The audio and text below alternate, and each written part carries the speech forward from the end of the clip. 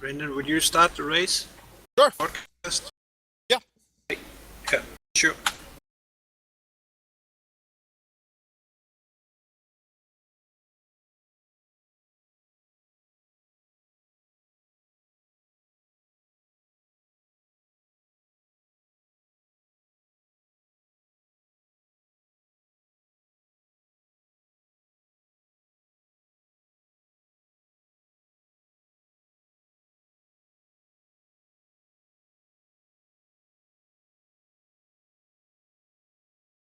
Attention grid, will all non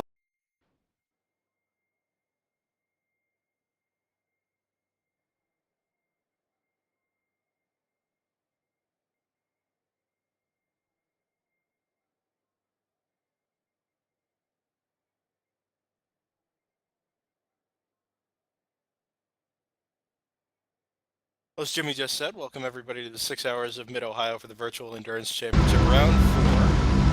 As it is, possibly better off referring to it as the 6 hours of pain. 40 cars in less than 2.5 miles. For the 4th round of the Virtual Endurance Championship Season 8, such as it is. Season 7. Don't listen to me. I am bad at what I do.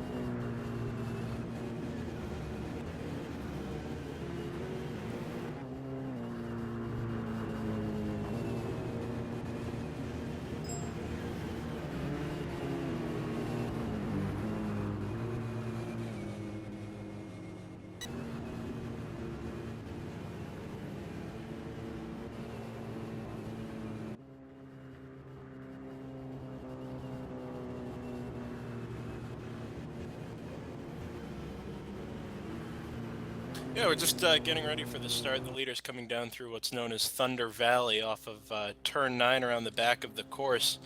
Now the start's going to be very interesting in the first few laps. Because we've got this 10-second gap between each classes, it's not going to take more than 1 or 2 laps for the LMP1 leaders to catch the back of the GTE-AM field. So they'll be into traffic almost immediately for Mikhail Kallenbach in the first of the Porsche 919, starting on Paul David Greco in the Toyota TS040, which make up the bulk of the LMP1 field. They come off the final corner under the green flag, and Mikhail Kallenbach leads the Virtual Endurance Championship field away for round 4. 6 hours at Mid-Ohio. The Porsche 919 Hybrid streaks away into the lead, over half a second advantage from David Greco into the keyhole turn for the first time.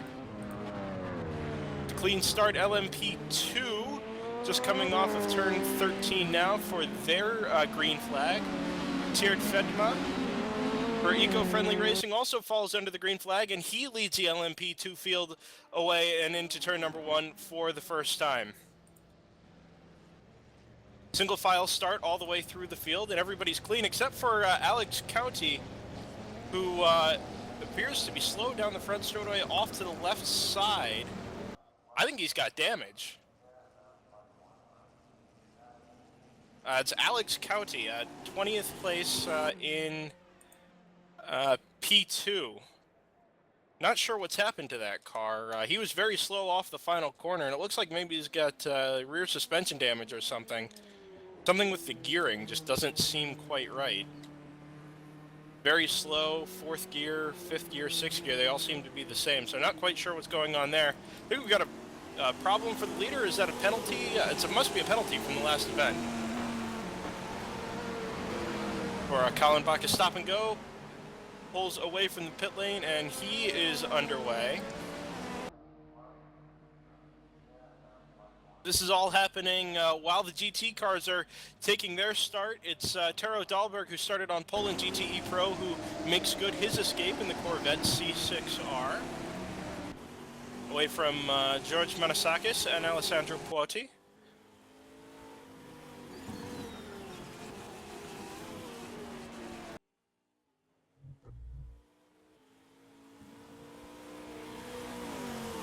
But David Greco, with that penalty from Mikael Kallenbach, has taken his Life for Racing Toyota TS040 up to the front, and already he's into the back of that GTE Am traffic. We had just mentioned how quickly that was all going to happen, where with the huge gaps and only a 1 and 5 second lap, it was only going to be a matter of 1 or 2 laps before the LMP1 hybrid field was into the back of the GTE Am traffic, and it's happened very much immediately, but that traffic is not allowing Greco to make any escape whatsoever from Carlos Gabriel Vasquez. And as they come down the pro straight between turns 1 and 2 and into the keyhole turn, it really is only a matter of 1 car length as they scoot up the inside of Merman in one of the Ferrari 458 Italias in GTE Am and streak down the back straightaway into turn 4.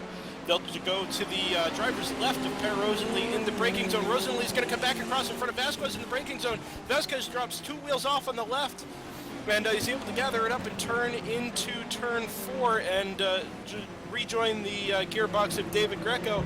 And I think he's just going to have to follow him through traffic through this section. Of course, when I say that, he looks to the right side through turns 7 and 8. Can't get anything done, and they'll fall in behind Thomas Beja. Back through Thunder Valley now for the second time under racing conditions. Beja drops to the right, Vasquez to the left. And it's going to be like this for the next 6 hours. I may run out of breath before the end of one. But actually, I was thinking about asking you that. Maybe take a breath.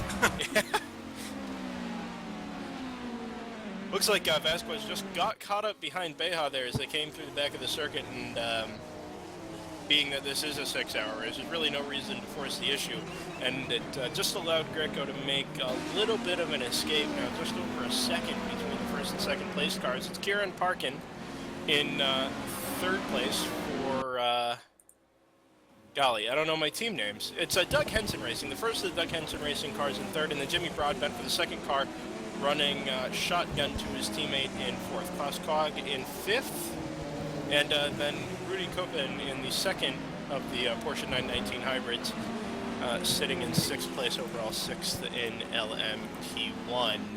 LMP2 still being led by eco-friendly racing Tiered Fedema, and with about a 2-second gap to Miguel Reyes. Daniel Martin in third.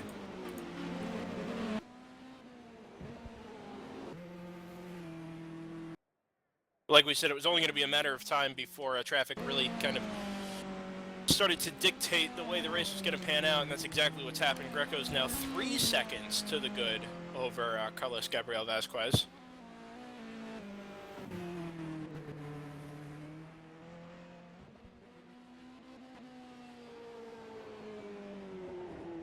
You know, I think that was the car that was slow to begin with. And yeah, now he's pulled off to driver's right, coming up through turn 4, and it's very odd. It can't seem to get lower than about 4th gear, and anytime they get up in 5th or 6th, the revs stay really quite high.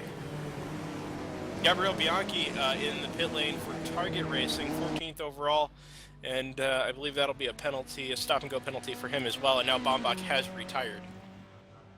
That number 29, Lola 1280 for SimHQ Motorsports is out right at the start of the race, and really not sure what's gone on with that car. It was a very strange start to the race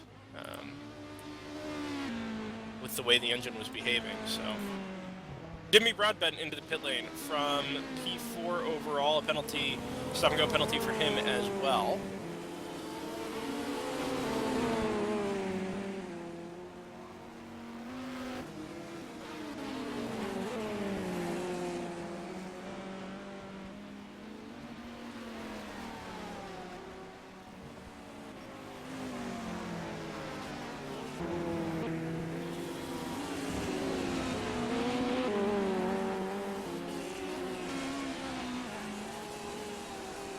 Just dash back to our GTE Pro leaders at the moment. It's still Taro Dahlberg in the number 333 Corvette C6R, and George Menesakis is going to go around the outside at turn 6 or turn 5, and there's contact. Menesakis decided he was going to go to the right of the Corvette as the Corvette was caught up behind a little bit of traffic, being passed by one of the LMP1 leaders. Menesakis took the opportunity around the outside. There was side-to-side contact as just a racing incident, but allowed Menesakis through in the Porsche.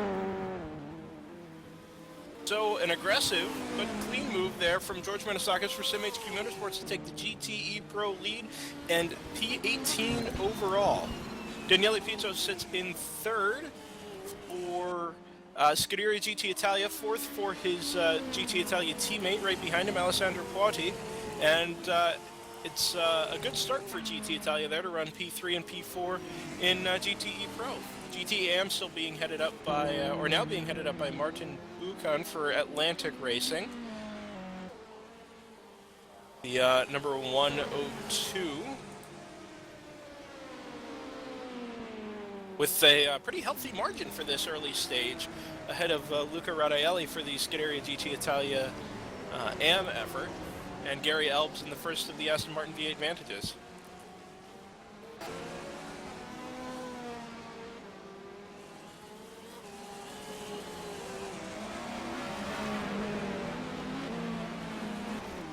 Now it's interesting, once the LMP1 cars get into the back of the LMP2 field, those LMP2 cars are really not slow. Their lap times, especially when they're in traffic, they don't differ by more than 1 or 2 seconds around here. And they're quite close on top speed at the end of the straights. About 170 miles an hour for the LMP2 cars, and David Greco right now just hitting about 176 before he jumps on the brakes into turn number 4 at the end of the back straight. So it's these cars make their speeds in different ways. The LMP1s are a little quicker in a straight line, but mostly quicker through the corners, and that's going to make working through the LMP2 traffic a lot harder than working through the GT traffic. The gap stabilized at the lead now at about 5 seconds between David Greco and Vasquez, or Vasquez, I suppose.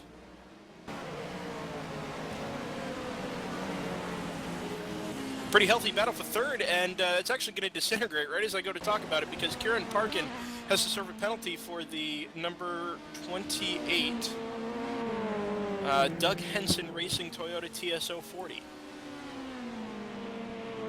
That allows Klaus Kog up into third, and Rudy Kupin in the only other non-Toyota in the LMP1 field. It's the Porsche 919 Hybrid.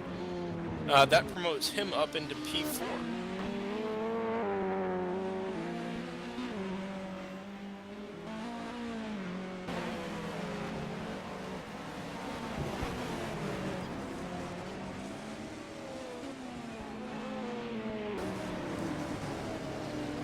Watching Klaus Kog here. He's got a lot of traffic to deal with. That's 4 GT cars packed very closely together, and there's absolutely nowhere for the Dane to go. Got to jump to the inside here, but Rudy Vandenhoff is going to try and do the same thing on some of his other GTE competitors, but Klaus is able to get the move done right as they come off of turn number 9, and he gets through 4 cars in the space of about 3 corners. And that'll allow him to just establish a small gap back to Rudy Kupin. What was a second is now up to a second and a half. just to provide a little bit more breathing space, and he's not letting Vasquez make an escape from him either. Just 2.5 seconds between second and third as the leaders start lap number 10. Greco's expanded his gap up to 6 seconds as he flies down the back straightaway, diving back and forth through traffic, but the interest is going to be on P2 and P3 overall and in LMP1 to see if Klaus Kog is able to close the gap up to second in class.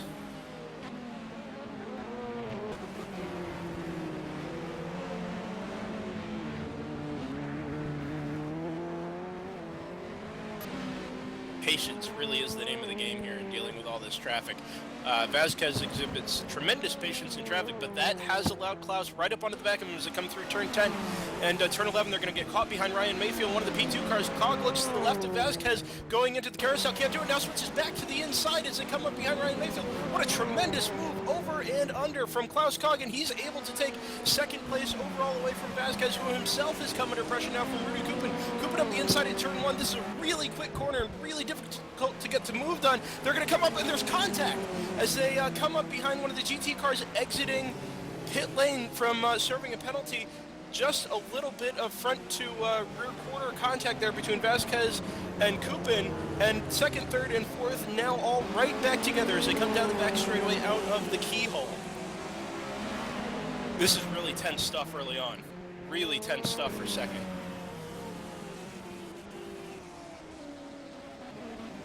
Kupin is really just going to have to sit and wait here, but I say that he goes up the outside at turn 5, and there's almost contact again between Vasquez and Kupin. That was similar to that incidental contact we had a little bit earlier on. We've got another retirement, Jimmy, I think, from Daniele Pizzo. Not to interrupt myself, but actually looks like it may have just been a disconnect. Slid off track there, maybe up at turn 9, and the car just kind of disappeared. That may just be my replay. But worth taking a look there. That's Scuderia GT Italia, and remember, he was, I believe, third in class, second or third in class.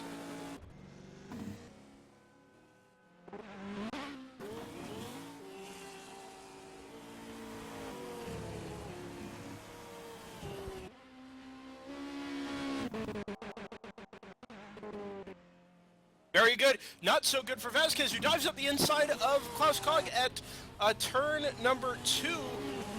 And he's able to get the move done. That pushed Kog a little bit wide with a little bit of side-to-side contact, and Kupin jumped up the inside as well, so we've completely changed second, third, and fourth in the space of one corner. Kog is going to get caught up behind traffic, and he's going to fall well back from the gearbox of Rudy Kupin's Porsche 919 Hybrid for Jer Racing Pro.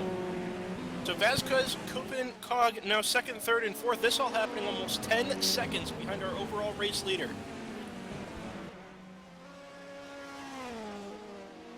GTE Pro is still Manasakis leading was moved to your channel. over Alessandro Poti for Scuderia GT Italia, so that's SimHQ Motorsports in the class lead. That's back in 16th overall, but I think it's worth still focusing on this battle for second and third now. Kog has dropped well off the back of Kupin like we thought he might in traffic, over 3 seconds in the matter of half a lap.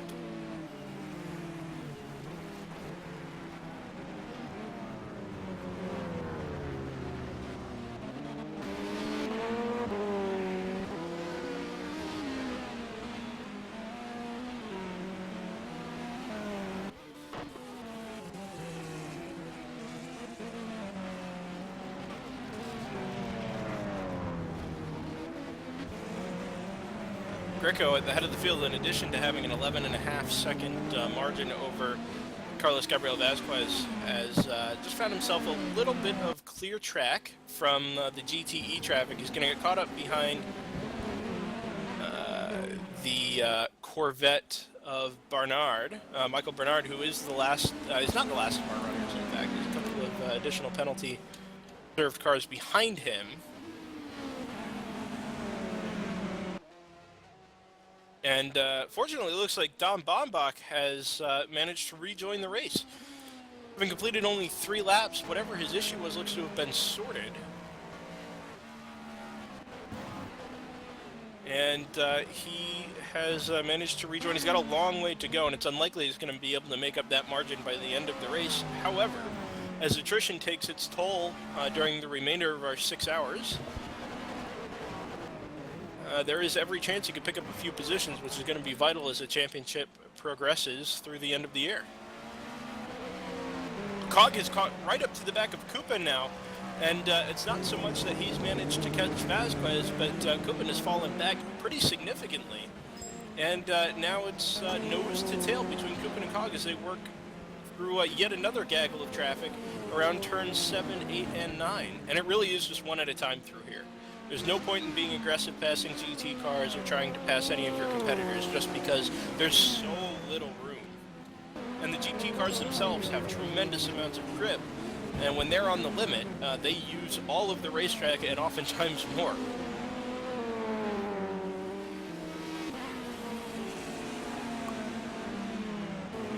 Fifth place, by the way, in LMP1 is Daniel Kepas for Racer Factor.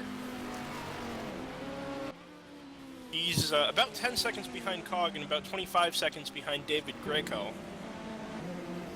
But he is the last of the cars on the lead lap and the last of the LMP1 cars before we get to our LMP2 leader. And that's not so much an impressive run for the P2 leader as it is penalties for pretty much everybody else in LMP1, who are now going to be working their way through the back of the field.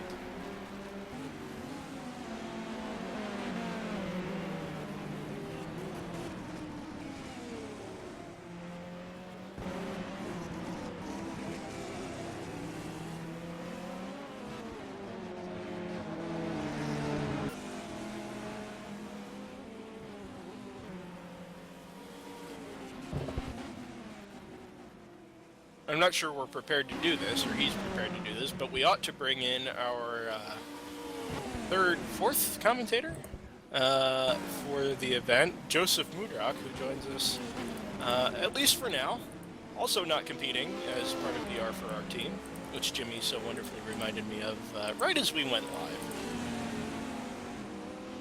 live. Here I am, rock you like a hurricane. Right. Now, Joseph has the advantage of being our weather expert from today, or for today. He's not terribly far from Mid-Ohio. But we're going to task him with that. I'm not sure there's a prediction of any rain during the race itself. There certainly are no clouds in the sky around the virtual Mid-Ohio sports car course. Brendan, I can assure you, near the, I am mere miles away from the Wilmington weather station here in western Ohio, and I can tell you there is no rain in our forecast. Woo! I think. I cannot imagine doing 6 hours at a track like Mid-Ohio with 40 other cars in the rain. I can. It sounds awesome. Is that awesome or awful? I think you misspoke. Awesome with an S. I don't know.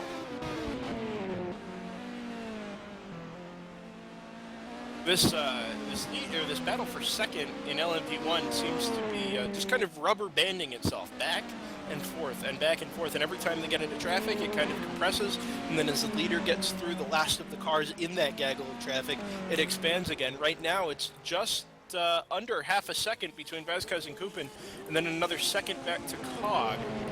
But as soon as Cog gets past the LMP2 leader, Tjeerd Vedema, who goes his first lap down, it's going to come right back together again.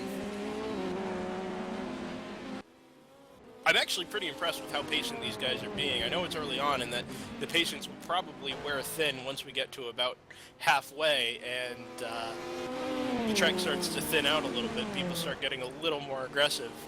But Vasquez almost runs into the back of Capella, Vincenzo Capella in the Scuderia GT Italia Porsche. Would have been a racing incident there as Capella tried to dive back to the inside in the carousel, but it was a very close moment, and we've got David Greco in the pit lane. That does not appear to be a penalty. So the question is, what has brought our overall leader to the pit lane? It's promoted Vasquez to the lead. Oh, there was an accident. And it looks to have been perhaps lag reduced. Greco went to the, was just coming up out of Thunder Valley through turn 10, and all of a sudden Dennis Hatlack appeared to driver's left, and the two made, well, side-to-side contact, however, whatever spawned it, and it put Greco into the tire wall hard. Driver's right coming up the hill in the Life for Racing Toyota TS040. That put Vincenzo Capella off to driver's left into the grass as well. What a bizarre incident.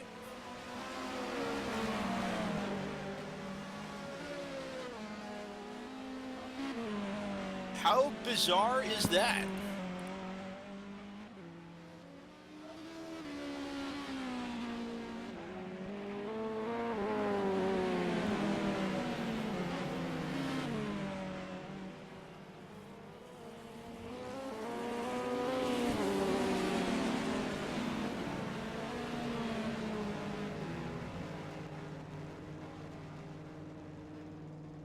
Oh, there's a big mess of cars going through the carousel, and it's caught Daniel Capus out just a little bit.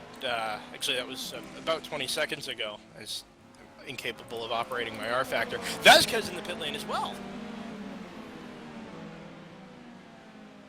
What on earth is going on with our LMP1 leaders? He's missing his front end. So Greco's had his splitter and front body work torn off. Vasquez, shortly after that happened, has had his torn off. I've got no idea what's caused that. So all of a sudden, we've lost P1, we've lost P2, Cog has gotten around Rudy Kupin and promoted himself to the overall lead. Kupin in second, Capos from fifth up into third, and Jimmy Broadbent, who was the first of our cars to have served a penalty earlier on in the race, is now going to jump up into fourth, ahead of Vasquez. And our LMP2 leader, well, he was going to be fifth overall. Kieran Parkins just taking care of that. But Fenema now runs sixth for eco-friendly racing. So everything was pretty clean there for the first 15, 20 laps. And now all of a sudden, it's just, it's fallen apart.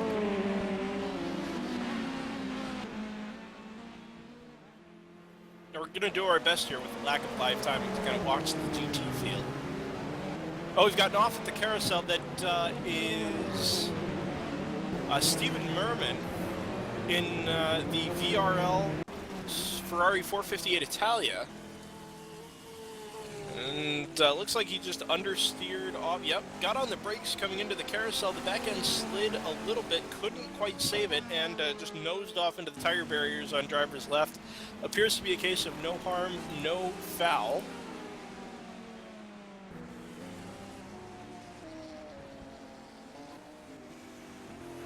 But that was all happening just up in front of a couple of our leaders around the completion of the lap.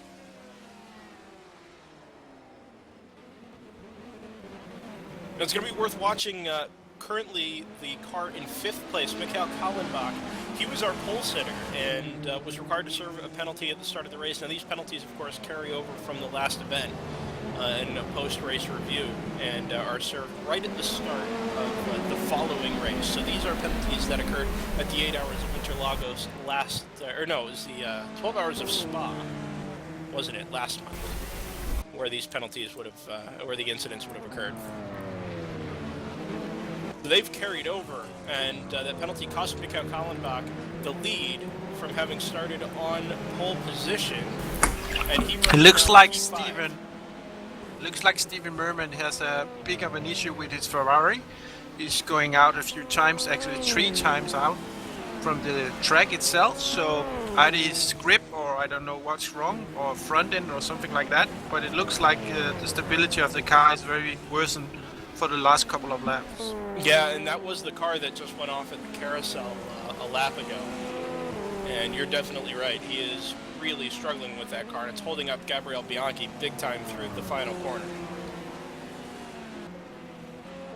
This is one of the GTE Pro competitors. He's 32nd overall.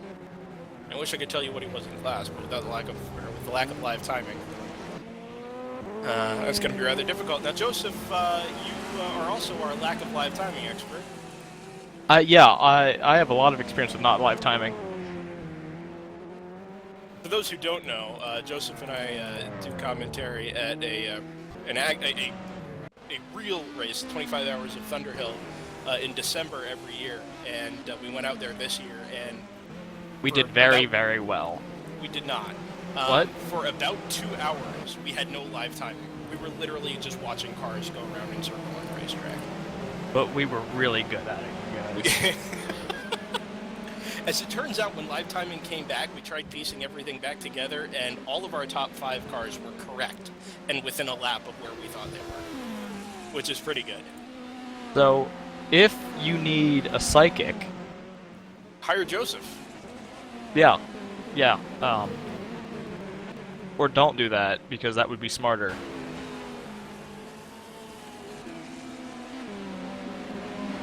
Kallenbach is right up on the back of Jimmy Broadbent now as they make their way up into the keyhole turn, and this is the battle for P4 overall. And the first of the cars that are 1 lap down.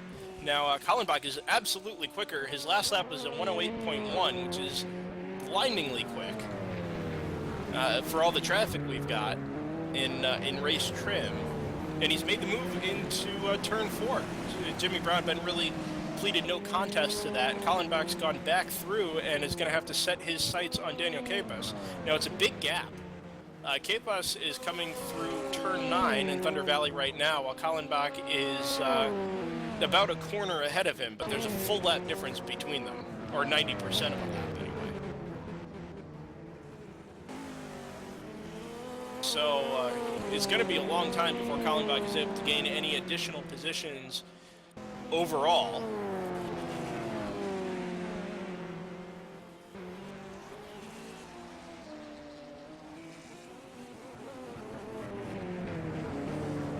As we check the not live timing, you can see that nobody is on track, obviously. Right, I assume the live lap... Oh, track not found. Huh.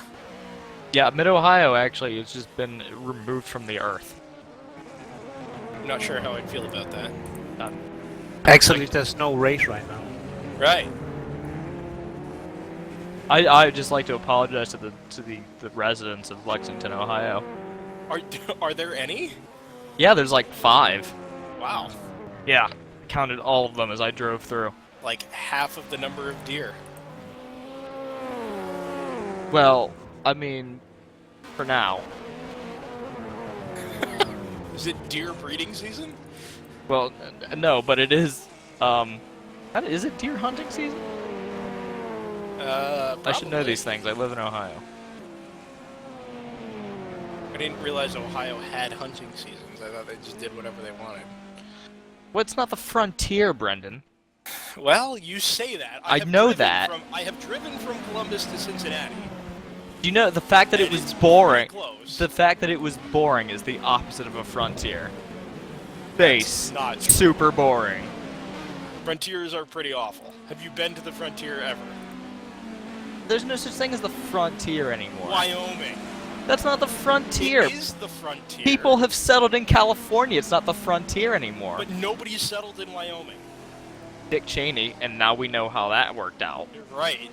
That explains So- a lot, actually. Not the frontier.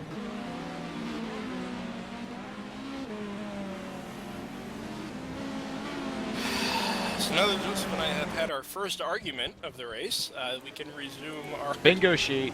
normal... I don't think we should do that. Yes, we should. Endurance Radio Commentary Bingo. If Is anybody it- wants to task themselves with that during the course of the race with things we do a lot of, like arguing, say the words keyhole turn, anything like that, and decide to make up a quick bingo sheet, As they make their way by all up into the means. keyhole turn. That is Joseph's favorite phrase of all time. It If must anyone be. has been to Mid-Ohio in person, you know exactly why I know that phrase, because you also know that phrase.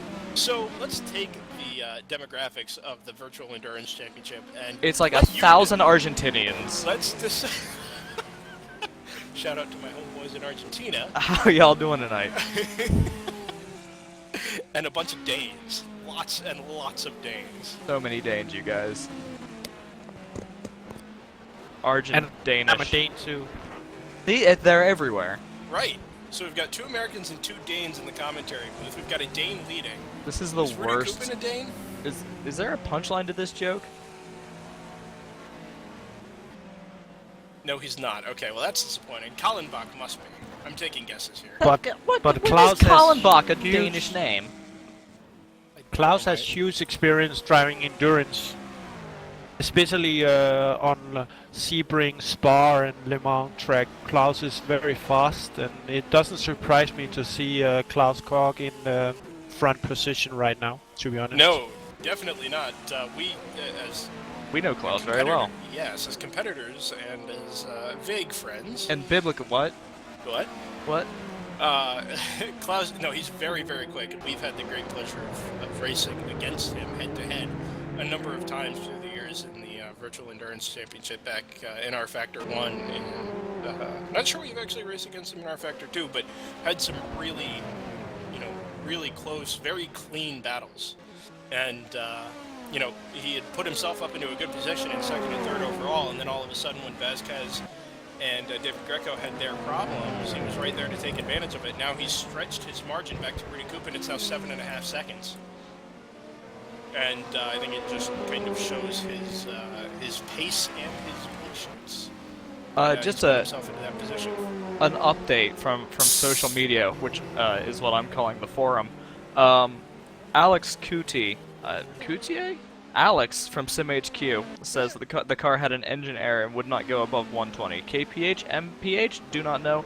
But 11 minutes later, 15 minutes ago, says we've rejoined with a different setup and are going again. Huh. So a gearbox issue, then we're going to call that. It sounds like they had the gearbox of an F3 car, is the issue that they had. What a great idea for a car. When? Now? I think it could be great if we could go through the G Pro field and the GTM as well. Oh yeah, you could put an F3 car easily through the G. I mean, the GT Pro cars and the GTM field cars have a lot of grip and a lot of pace, but F3 cars around here are very nimble and they carry a lot of momentum. So they'd actually probably be up near the back of the LMP2 field. It I looks say- like we have a incoming comeback between Nico and Thomas Beha, very close in And the field. Nico Barclay, who I did not know was racing here, another former competitor of mine. That you're right. It's just a couple of car lengths now coming out of the keyhole and down the back straightaway. Barclay actually made a mistake, looks like, in the keyhole and slid a little wide, and that's allowed Beha to make just a little bit of an escape. But lap times between them are both very close, right around the 1 minute 20-second bracket.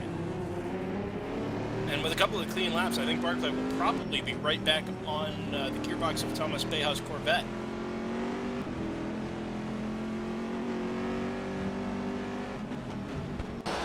That's 4th in GTE Pro.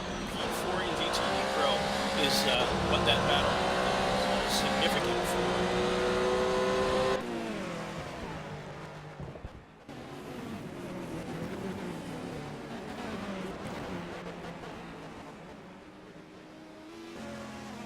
Kallenbach, incidentally, up in 4th overall, is trying to unlap himself from Rudy Koopman in 2nd.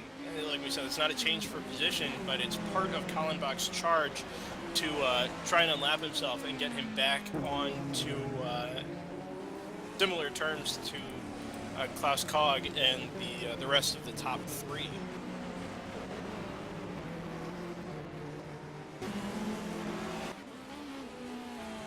You know, I was just about to mention that our only retirement was Daniele Pizzo in the Scuderia GT Italia Porsche.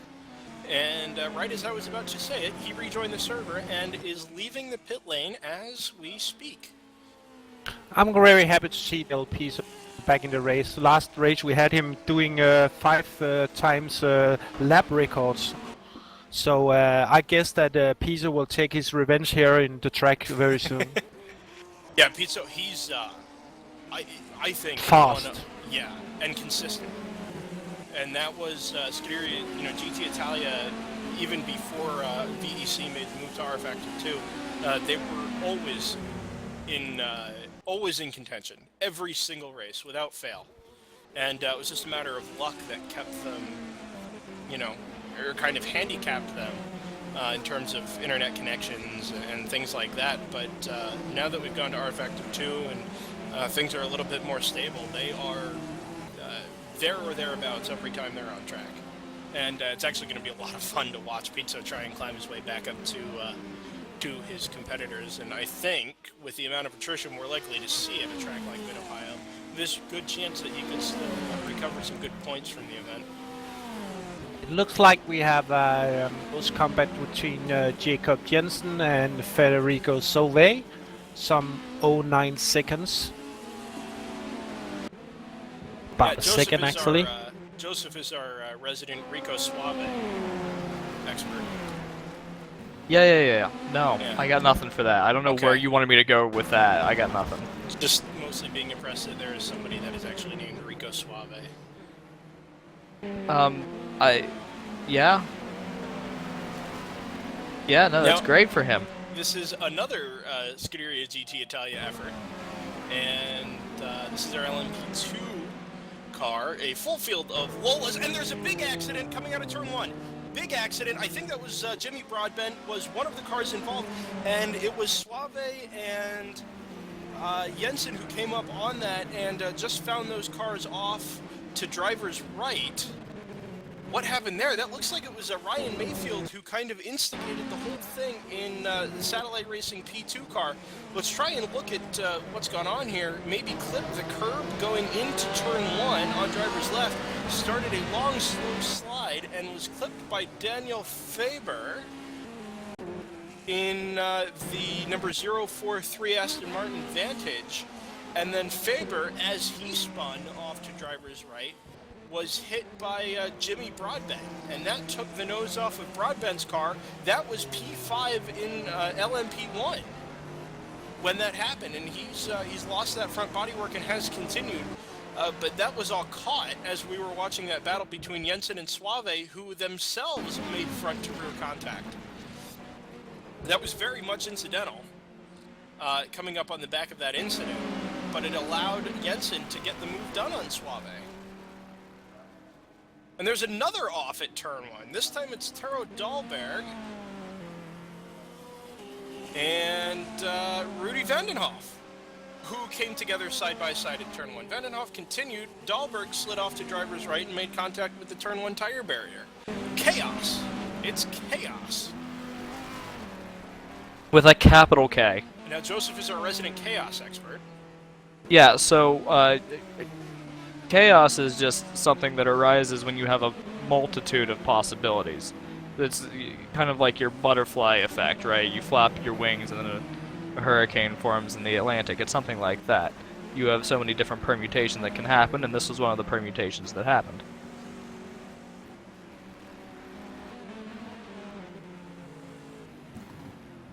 Aye, is really all I can say. It looks like we have a close combat between Daniel Martin and Fadema. Yep, About this a is the second LMP2 as well. The LMP2 lead. And so it is. This is why we have Danes here, because they pay attention. They pay what? Exactly. So LMP2 is Miguel Reyes, Tiered Fedema, and Daniel Martin, and it looks like the gap is about 2 seconds between each of them. And in fact, I think Fedema is actually closing on the back of Reyes, who just lost a little bit of time in traffic behind Christian Nalepa, one of the GT and Aston Martins. Jimmy Broadbent, incidentally, having had his incident at turn 1 that took the nose off of the Doug Henson Racing number 8 Toyota, is back on track, P14 overall. Oh, Kallenbach's gone off at turn 1. Mikko Kallenbach spins off at turn 1. That was in a move to try and unlap himself from Klaus Kog, and I think Kog went off as part of that. No, he, I should not speak too soon. Kog, Oh, the trouble in the S's. and who's this? It is whichever is the... Oh, it's cleared now, but it's the Piet Mondrian liveried car. That would have been Vasquez. The very Made a late move to the inside of one of the GT cars going into turn 4, and that car fired off into the gravel trap. Now, just to finish up the Kallenbach discussion, he spun off at turn 1 driver's right and somehow managed to keep it out of the tire wall. I've got no idea how. He punched the throttle as he came across a gravel trap, and I think it just arrested his motion enough that he was able to keep it off the tire wall and prevent damage to that Porsche 919.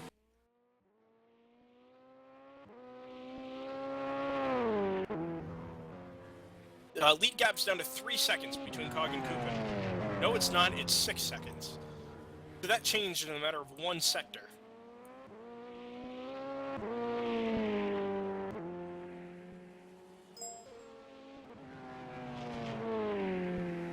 Martin's for that the battle for second position in LMP2. Daniel Martin's fallen off the back of Tiered Fedema a little bit, and at the same time, Fedema's actually caught Miguel Reyes. I have to say, I really like the paint scheme on that Daniel Martin car. Sennheiser sponsorship. no better sponsor. No, Joseph is our resident Sennheiser sponsorship expert. Yeah, I can confirm that I do run a lot of cars with Sennheiser because they make the best headphones, and anybody who disagrees is wrong. Now, there are other headphones available. No, there's not. Not good ones. You say that. Brought to you by Sennheiser. The king of speakers. GTE Pro leader in the pit lane. Now, this is at the end of his 32nd lap, and I've got no idea how the pit windows run for GTE cars, but there doesn't appear to have been any contact or any damage that would have precipitated that, so just a scheduled stop for the GTE leader, perhaps. Somebody have better knowledge than I may be able to. Is he? I don't believe he's still in the pits. Looks No, like he's he drove. continued. Looks like he drove through. No, he did come to a stop in the pit lane. He took tires on, and the car did go up on the jacks anyway, and then he continued shortly thereafter. But he gave up the GTE Pro lead before that, and it's handed that position over to Miguel Vasquez, who may or may not be related to Carlos Gabriel Vasquez. That's racist. That's not racist. That's fair. Okay. What are the chances? Never mind. Not doing I this. mean, I can look up the statistics. Now, Jan had mentioned Beha and Barclay a little bit earlier for P4 in GTE Pro, and that battle has finally compressed itself. And Barclay in the Atlantic Motorsport Porsche is right on the back of Thomas Beha. They make their way through the carousel and turn 13 onto the front straightaway. Rudy Kupin dives up the inside of both of them and puts them another lap down from his second place. But the Corvette and the Porsche going at it hammer and tong to sort out P4. Barclay just runs up a little bit wide onto the exit curb at turn number 1. The car gets tremendously sideways onto the straight and into the keyhole. And Barclay's going to try and get a jump on Thomas Beha off of turn number 2 and down the back straightaway, but it's not going to be quite enough. And I think Beha's just going to streak away. He had a down the back much straightaway better to turn line 4. through the keyhole turn. Yeah. Got a way better launch. Barclay is good on the brakes, though. Really, really good on the brakes for that Porsche. And picked up another car length or two on Beha as they came down into turn 4 at the end of the back straight. But you're right, Joseph. That exit off the keyhole in turn number 2 just makes such a difference. Especially, I mean, it's not a particularly long straight in the grand scheme of things, but for a track as tight and twisty as we have here, it really does make a big difference how you're able to apply the power coming off of turn 2. Yeah, it looks like they're pretty even in a clean track. Maybe Nico's just taking more opportunity out of when the prototypes come up behind them.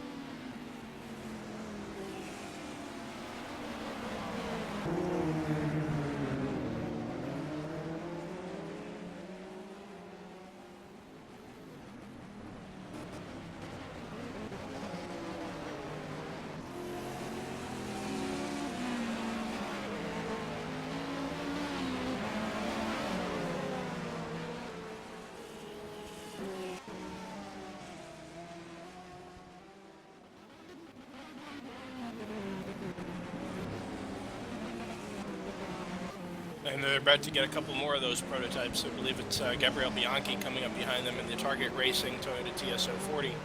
And this may, depending on how he's able to work through the traffic, just give Barclay the opportunity to catch the back of Beja again.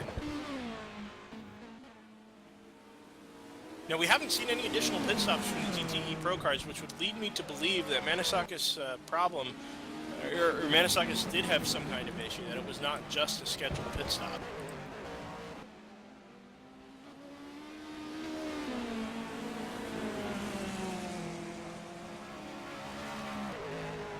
Yeah, so almost certainly a problem then from the SimHQ Motorsports Porsche 991.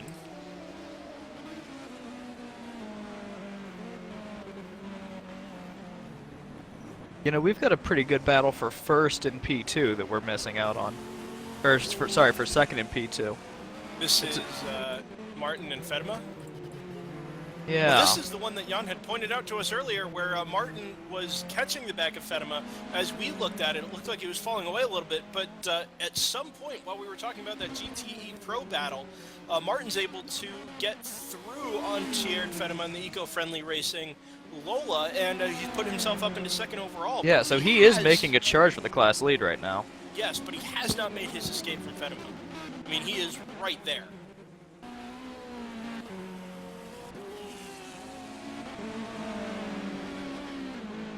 Now, Reyes does have a couple of seconds over these two, but it's no more than maybe, 6 or 8 seconds between the top three. Oh, that's close in traffic. Yeah, and Fedema's going to have to back off here because Capus comes up the inside into the keyhole. He slides wide. That's a gutsy move into the keyhole turn. Yeah, he looked like he was going to try and go around the outside of Rudy Vandenhoff. But because Capus came up and then slid wide, he took his line away. Rudy Vandenhoff slid wide as well, and all of a sudden Fedema had to back right out of it, and that's allowed Martin to pull out about a second as they work their way into the S's for their 39th time. Yeah, now if you're Martin, he can see Reyes in front of him now. He has a visual marker in front of him to really chase after. Yep, and Reyes is caught up behind Taro Dahlberg.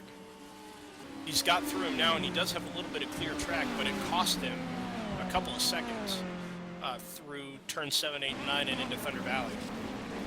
But Martin himself is going to catch traffic behind Miroslav Davidovich through the carousel in turn 13, and it's kept Fedema right there. They're going to... Now this ought to be a scheduled stop, correct? Yep, Gabriele Bianchi in behind him from 5th in class as well. Promotes Rudy Kupin to the lead, and Daniel Capos to 2nd for the Racer Factor number 79. It's a very pretty purple take on the real-world Toyota livery, which I'm a very big fan of. And Klaus is already back out. So no tires on Klaus? Well, he's got 4.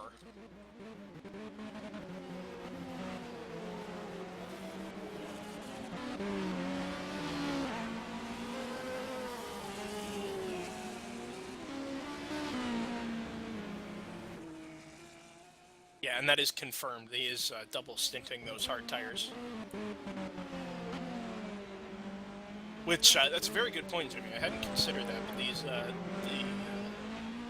the compounds are making quite a big difference. You can tell. I mean, Kupin and Klaus are both on the hards, as was Capos, but Kallenbach, who has been running the leaders down, hand over fist, trying to make up for his lost time during his penalty, he's actually on the mediums.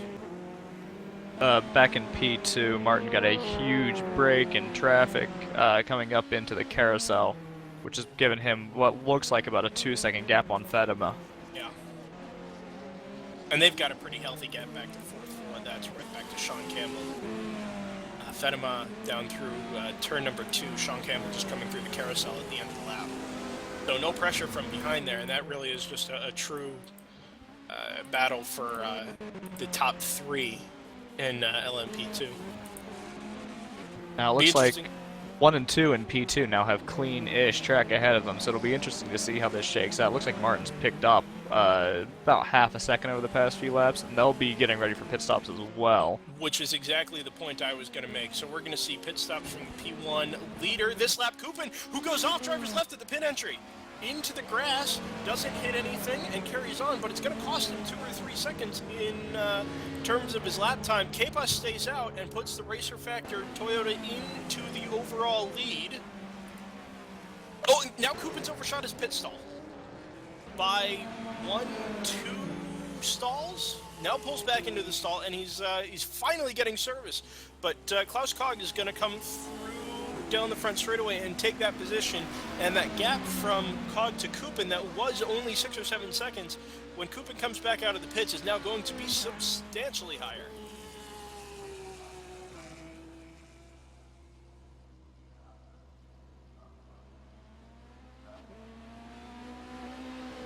Yes. Could that have just been a mistake? Could he have forgotten to turn that off before he pitted? It's a mistake that's going to cost him a lot of time. It's upwards of 25 seconds for tire changes, unless I am very much mistaken. Are you very much mistaken? I am very much mistaken. It's a Minardi. It's not a Minardi. It's a Toyota. It's a Toyota. Porsche. I Oh. am very much mistaken. You are very much mistaken. Kepa stays out another lap, by the way. So he's now working his 45th lap. Meanwhile, all of his class competitors have made their first stops. Koopman just now exiting the pit lane. So, a trio of mistakes, perhaps. He slid off at the pit entry into the grass. He blew through his pit stall, and then may have mistakenly taken tires. That's a rough Unless pit they stop. really- They really just can't get the life out of the hard tires that they were looking for.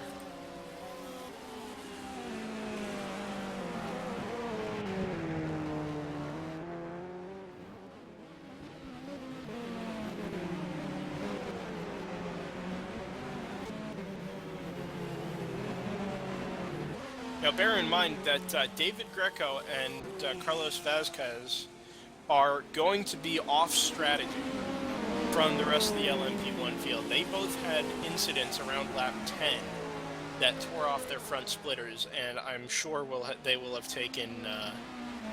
I'm sure they'll have taken tires in a full tank. Looks like there's a a splitter hanging down the middle of Thunder Valley. Fedema and Martin just. Oh! Contact for Vazquez. Into the side of Ryan Mayfield in the keyhole. I'm sorry, that was Fedema and Martin. Yeah, Fedema and Martin are nose to tail once again. Yeah, they've just had the leader come through, Daniel Kepas, who has stayed out yet another lap. But it's Klaus Kog, who's actually just about 5 seconds behind, and that is Ooh, with Kog almost side-to-side contact into the keyhole turn for Daniel Martin.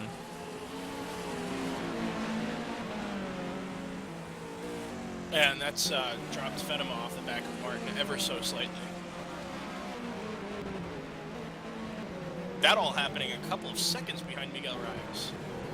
Yeah, Reyes is getting held up hard coming out of the S's now, and that's really closed up. Closed that temporarily back up to the 2 or 3 seconds to what it was earlier. Yeah, he was stuck behind Luca Radaelli from turn 5 all the way through to turn 9. Fedema really wants a piece coming into the carousel. Oh, He's gonna using the GT as a pick. Rosenlee slides wide. That was always going to happen. The GT car slid wide and actually has come into the pit lane. Yeah, that was really. He did a fantastic job of perfectly blocking both of the cars. Cog dives up the inside of Fedema and just balks him from turning into turn number 1, and that has also allowed Martin to escape ever so slightly. Oh, Martin's gonna get a better launch coming out of the keyhole, but doesn't really take advantage of it. No, So he's now not. Fedema's in the Fedema's- slipstream. Exactly. And this is going to be his opportunity. He's got nobody coming up immediately behind him. He's got Kieran parking just a couple of car lengths back, but I think he's going to be too far behind to make a move into turn 4. He is, but Fedema does not take advantage of the opportunity. Just falls in behind Daniel Martin. He's going to work his way through Martin through the S's. Martin must be laid out just a little more than Fedema. Fedema Yeah, also not which- really taking advantage of the draft. Yeah, if you were Fedema, with that being the case, if he's quicker in a straight line, you're quicker through the S's, he's probably holding you up. You might think about pitting a lap early. Just a if little it's early. not going to cost you a splash and go at the end of the race. Yeah, and looks like, is that Cog? Martin into the pits.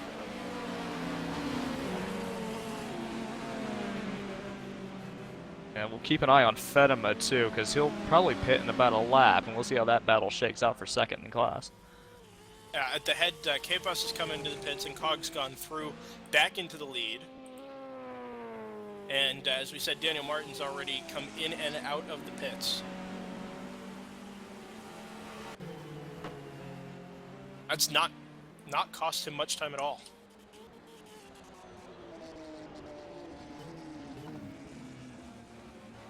Oh. Did he blow through his pit stall then? Well, even if he didn't, he went off the keyhole. Perhaps, or is that... No, he did go off the keyhole. I don't think he's hit anything, but he slid wide and into the gravel trap at turn 2. Did Daniel Martin. Yeah, Martin didn't even make an effort to stop in his stall. That's bizarre. Can't imagine there was a penalty assigned. There's nothing to have a penalty for. Plus, he's clipped somebody earlier in the race and we've missed it. But that would be assessed post-race, I assume. Fedema through on Reyes. Change for the LMP2 lead. Yeah, and that just happened recently. Obviously. Yeah, but no... Oh, there's somebody off at turn 1. That was... Was that Kupin? It was Kupin. Oh, and he's It slow. looks like George. Oh, contact between Manosaki is very close to Thomas Beha. Contact between Fedema and Reyes into the keyhole. Both went sideways. Both continued. Yeah, there's lots going on the track here, and apologize for jumping around, but Kupin's got problems. He's torn the splitter off the Porsche 919 Hybrid, and that happened at turn 1. We just saw him off to driver's right as we were watching the Reyes and Fedema battle, and just caught it out of the corner of our eye, and it looks like he just misjudged turn-in, or clipped the grass maybe on entry, and parked himself nose first in the tire barriers. Problem for Vasquez as well? Carlos Gabriel Vasquez also lost the splitter again. That's the second time. You're gonna run out of splitters, you guys. As we all know, R Factor only allows 4 splitters. There's a trio of prototypes coming into the pits now. It's 1 and 2 in P2. Also, as the broadcast briefly showed, Martin is in the pits. Having And finally Fedema made it to and the- Reyes. Yeah, 1 and 2 in P2. Yeah, Vasquez is just going along without a front nose, if you will, to quote Yeah. Scott Goodyear. This is not Oh, gonna end clips well. it, And he's- clips. Yeah. Oh! And Big. now he's been hit by Per Rosenly, and Pizzo slides his way through. There is a schmozzle in turn 1 or turn 2. This You know- is not. That's not a great way to rejoin. now he's parked on beached the it. curb. He's beached it. He's unbeached it. He's beached it! No, he's not. The racing was- gods are just toying with us. And that's poor decision making. That's very dumb. I don't know if he's just waiting for his next pit stop or what, but that's not clever. You can get away with something like that on a track like Daytona or Le Mans, where there's very minimal front downforce anyway. But on a track like this, where you're running, medium to high downforce, the loss of a splitter is going to cost Yeah, you. And it's not just a splitter. There are other, aerodynamic elements on the front Yeah, that just generate tremendous amounts of front downforce. Well, you can guarantee that he'll be coming into the pits because he's clearly not driving at 1010. So I assume that when he got hit, it actually did something to his suspension, and now he'll have to make a pit stop. Well, he was basically a pinball. He hit the first GT car, then Rosenly came through and hit him head on again.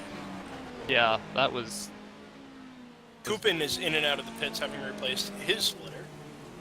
And so the car that had run second, all of a sudden, with his comedy of errors over the last couple of minutes, now slides back to 8th. Vasquez sensibly comes into the pits. Yeah. Oh, there's a car backwards in the pit lane, which is not supposed to happen. That is not the correct direction that you are supposed to be pitting in. No. And I do not mean to have shrugged off Jan earlier, but he did point out that Manasakis and Beha were having a ding-dong battle in GTE Pro, and that is absolutely the case. Beha leads the SimHQ Porsche by nothing at all through Thunder It's like Valley. 100 milliseconds. Yeah, there was Josh nothing is to choose behind between them, but then Thomas. Fenema comes through, and that's expanded the gap just ever so slightly, and Beha's managed to put about a second between them. We've got a car stopped coming down into turn 5, coming down into the S's. Stephen Mormon. That was a car that had been in some pretty significant trouble earlier. Now he's off track to driver's right. Parked there Kind for of. quite some time. So he actually pulled off. Yeah, it almost looks like he's waiting for a second driver to come in. That's not the place to do that. No, if it's you're having an not. issue. Yeah, not at the literally fastest part of the circuit. Vasquez has, Carlos Gabriel Vasquez, the LMP1 Vasquez, has handed over to Ferran Grau for what that is worth. So he's replaced his splitter and they've put a new driver into the number 122 car. Kieran Parkin in the pit lane from 3rd overall, Doug Henson Racing.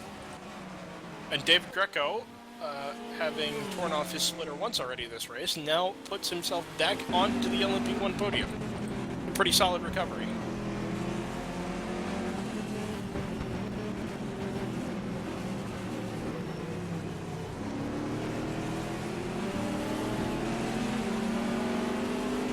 Beha and Manasakis are split temporarily by Daniel Martin in the LMP2 Stenheiser Lola.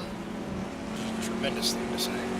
And Manasakis got a tremendous run through turn 1. He's going to have an opportunity to get past Beha here up at the keyhole turn. And he's going to do it. He's going to do it later on the brakes. Slides a little wide, cuts it back to the apex. What a great pass from George Manasakis. It doesn't look like Beha has anything for him. No, and that is the GTE Pro lead. Yeah, it looks like our stragglers evacuated the area, so I'm not positive where that went. Evacuated, huh? Yeah. That was Stephen Merman we were talking about. He is now into the pit lane. So Okay. you actually may have been correct. Well, I mean, you have to weigh the pros and cons of that, though, because, yeah, you're waiting for a driver change, but you might as well take that pit stop, lose the minute or so that it's going to take you, instead of losing how many laps just standing stationary waiting for someone to show up. Take the extra pit stop. No, that is very true. That is very true. Beha very slow into the pits, just I guess just trying to keep it under the limiter.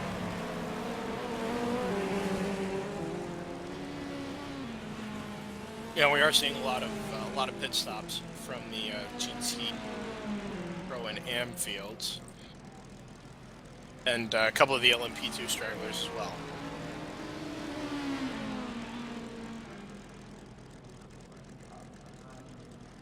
For what it's worth, Reyes has, after that sequence of pit stops, has pulled out a significant gap over his nearest challenger in P2. Yeah, that's mind-boggling. It looks like Terry Dahlberg is very closing in on Nico Barclay. Oh, Beha into the pits, or we did talk about that, but that's Barclay who's through and now pulled out a substantial gap over Beha, so they were nose to tail, and all of a sudden now Barclay's got, it's going to end up being over a third of a lap by the time Beha finally gets moving, and that is third in GTE. Yeah, but Looks like Terry Dahlberg is very close to Nico Barclay. yeah, yeah, nose to tail coming into the S's. Dahlberg's really good on the brakes. Did fall back a little bit down the straight, but then Dahlberg really closed in right onto, right underneath the rear wing of Nico Barclay's Atlantic Motorsports Porsche. up over the top of Thunder Valley. The car gets light there, and if you could see the onboard from Taro Dahlberg, you would have seen him straighten out the wheel as he came up over the rise before he applied the power back on the other side.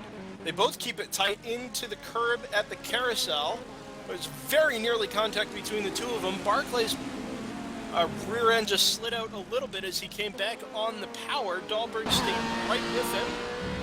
They dive into turn 1. Chrisman goes by. Rodriguez is going to come through in one of the LMP2s behind them. Dives to driver's right. He's going to get both of them into the keyhole. Ooh, Dahlberg gets, very loose. Not a great exit either, so that's going to be an advantage to... Watch how much he closes up on the brakes going up in the turn 4. You can see him close up a little bit and see this has been. He was so good on the brakes last lap going into turn 4. He picks up a solid car length. Yeah, but the thing that works to Barkley's advantage right now is that he's been very consistent, very good at staying on the apex. So if all Dahlberg can do is outbrake him, and he can't really make up that space coming into the S's, Barkley has a good chance of retaining the position, at least for a while. Yeah, they're going to get split here. Yeah, they Fedema are. and Merman are going to get caught in between both of them, and Dahlberg's going to lose oodles of time. So if he does this right, he'll follow Fedema through up the inside of that VRL. Ooh, pitting. Oh! It was kind of tough to tell whether that was intentional or not, because he started to slide wide and made front-to-rear contact with Stephen Merman. And Yeah, that just wasn't smart. Yeah, What did you pick up? 0.2 seconds for that, and you got contact out of it. exactly. I'm gonna spend the entire race just crapping on everybody in the field, so get ready for that, guys. Yeah, this from the team that didn't qualify for the race. In my defense, I didn't turn a lap. So, Right. And I didn't qualify, so, we can make fun of Ennis too. Right. Classic Ennis. But you know, my team is on track right now. Right, so not being regular competitors in the Virtual Endurance Championship, who do you, or where do you have to look forward to getting into the race? What position? I think Jacob Jensen has a possibility to be like 4 or 5. Right, so that's For LMP2. 5th place. It'll be Reyes, Yeah. then Fedema, then Martin, then Campbell, then de Meulemeister, and then Jensen. Yeah.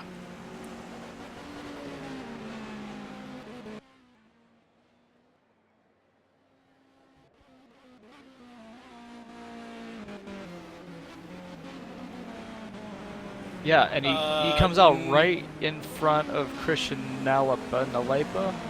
That looks like a Danish name. Help me. That's the same thing. No, they are not. They end with ish. It's not the same thing. How dare you?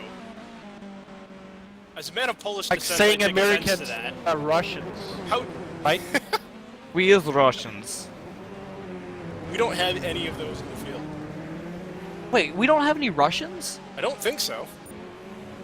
What They're still- decade That's is actually this? They're still all unfortunate. racing in our 2003. Oh. Yeah, shout out to Team Ring Race. I don't think there's anybody who will understand that. No, probably not. Redline GTP, Like at all. anybody?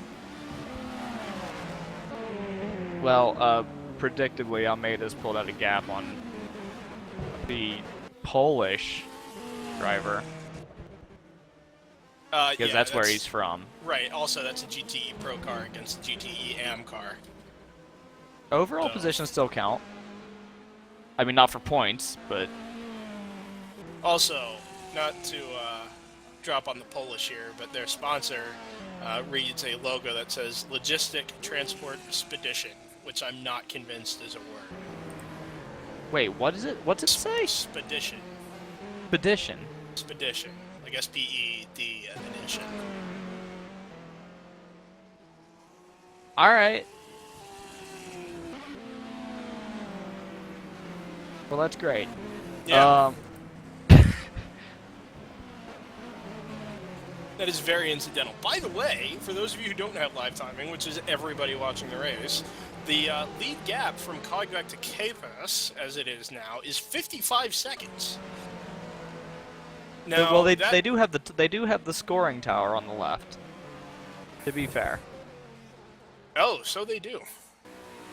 Guess who hasn't looked at the live stream video at all? Is it you? It's me. Oh, how did I guess? You know me too well.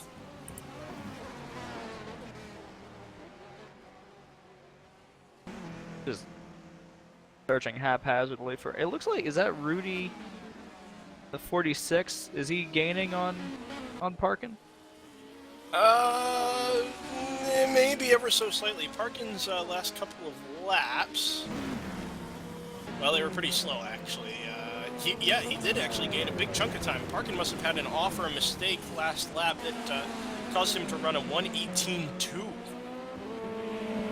That is Can't imagine that was just traffic. Ooh, car off at turn 1. Big off. You have any idea who that is? No, it's a GT. So, Who's rejoined. it's Stephen Merman. Yes. They've had a fantastic race so far. It's really just him. Oh, he's got big damage. Big suspension damage to the VRL Belgian Ferrari. Channel switched.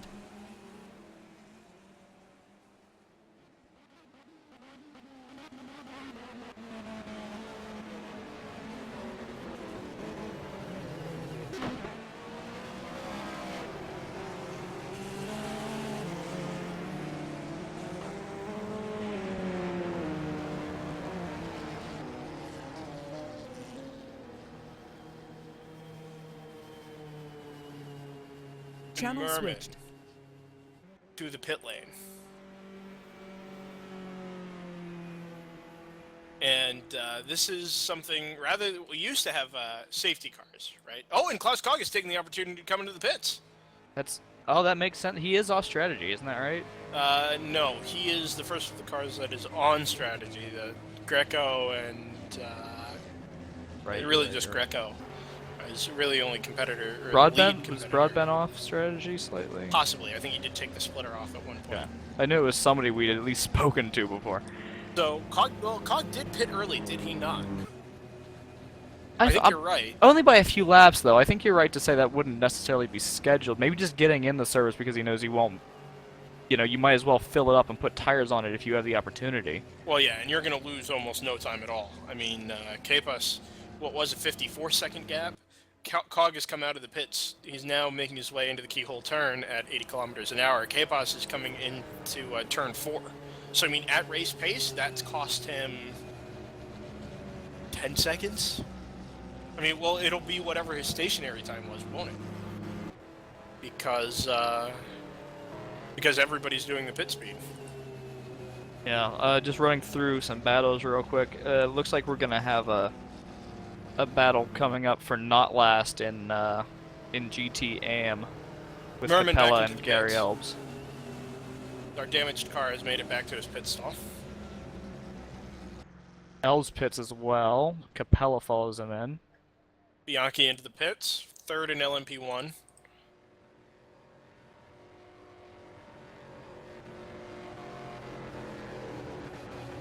Yeah, this is going to shake up a lot of things strategically.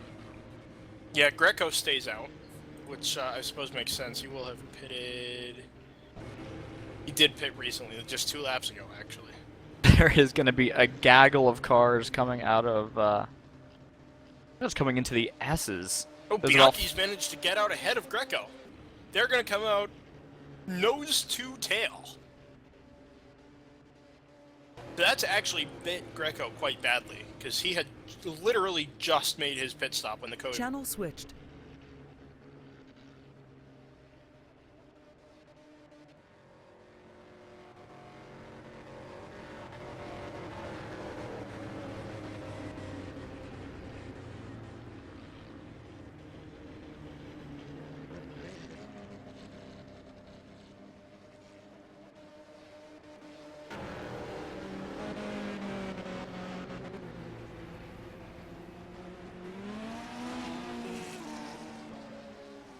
Channel of the switch. 6 hours of Mid-Ohio. I like how you say Oh, first. Cog's caught up behind Pizzo.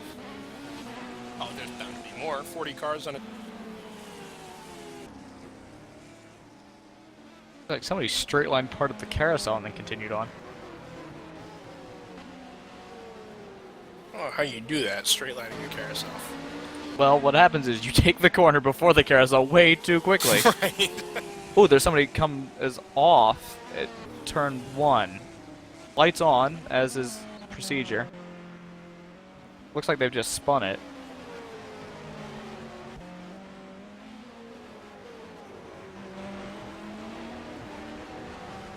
Whoever it is has continued on. Yeah.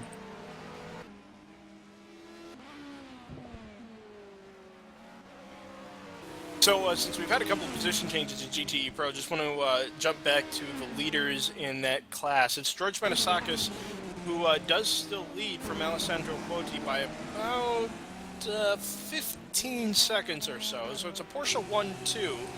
3, in fact, because Nico Barclay is in third. Now, it was a Barclay-Beja battle a little early on. Beja has since slipped back, and it's Miguel Vasquez in fourth in an eyesore of a Ferrari. Jumping back up to P1 because P1 needs more attention. Looks like Greco's gonna be coming up on Gabby Bianchi really quickly here. He already is. And that Yeah. was what we had just talked about under the Code 80, where Bianchi was able to make a pit stop under the Code 80 right after Greco had made his under green, and it vaulted Bianchi on an even keel. Basically, it vaulted him ahead of Greco. So they are even on pit stops, and that is a straight fight for P4. Now recall that Greco had taken his splitter off earlier in the race, right about lap 10, in an incident with a couple of other GT cars, and that set him back. Otherwise, he ought to be competing for the lead with Klaus Kog. But otherwise, that is a straight fight for P4 overall.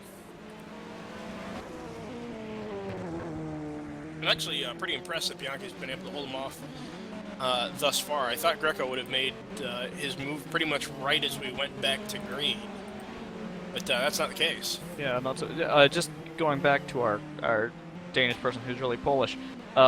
Somebody in the YouTube comments very helpful. I've never been able to say that phrase before. Helpfully said Spedition means logistic company in German. Right. Which I did not know. You should have known. Because of what? Because you took German. I took German in high school for 3 years. That sounds like plenty. That's not enough.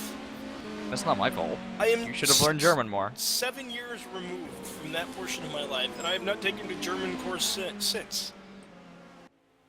I used Duolingo for about 2 weeks to brush back up on it, and that's it. So I take no responsibility for not knowing that. So everyone, Brendan is fluent in German. Don't say things like that's not true.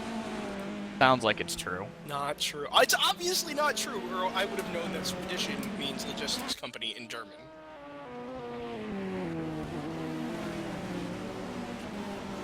You guys have terrible languages. Polish, Danish, it's all the same. That's definitely not true.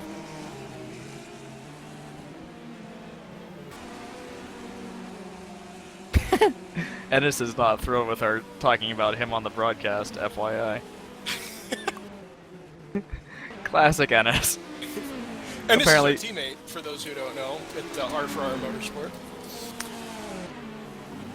apparently he's going drinking, and to that I say, go Mazel for tov. it. Yeah, no, I don't say Molly. He's not Jewish. I mean, he could be. Maybe R4R will get the habit disconnect at Sebring. I mean, that's probably true. We had one at pretty much every other race we've been in, ever. So... But that was for harassing the Danish people, you know. Right. Actually, so I've been banned from Germany once. I'll probably get banned from No, all you were Danish banned from services. Berlin. From Berlin, right. So next step is now I'm going to be banned from Copenhagen. The backstory to that is there was a race that we could not get into activity-wise. Brendan's I could computer not would connect not. to the server. Brendan, I'm not even sure you can see this because it was an IP thing. It was an IP direct address, and Brendan could not see it. And I thought, out of curiosity, well, this is wild because you can get to Google and all these other things. What else can't you get to? Can you get to, this IP address in Berlin? Nope. Brendan got temporarily kicked off of the Berlin internet. I could do everything else on the internet except for things that were based in Berlin.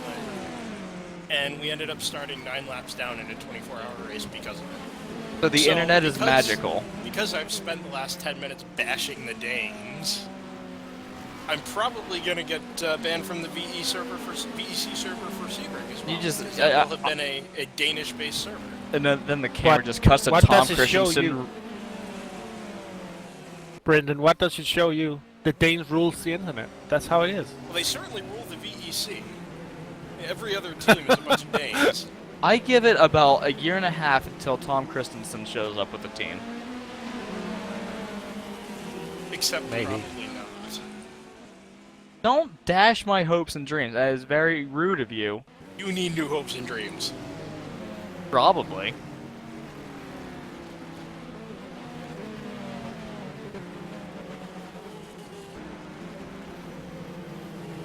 I'm not Bianchi's too actually, updated managed with to stretch information. away. Go ahead. I'm not too updated with the Le Mans statistic right now for this this year's Le Mans, the real race. Is Audi going to be back on the track or without Tom? Yes, 3 Yeah. cars. 3 cars. 3 cars. No Tom Christensen. No Danes.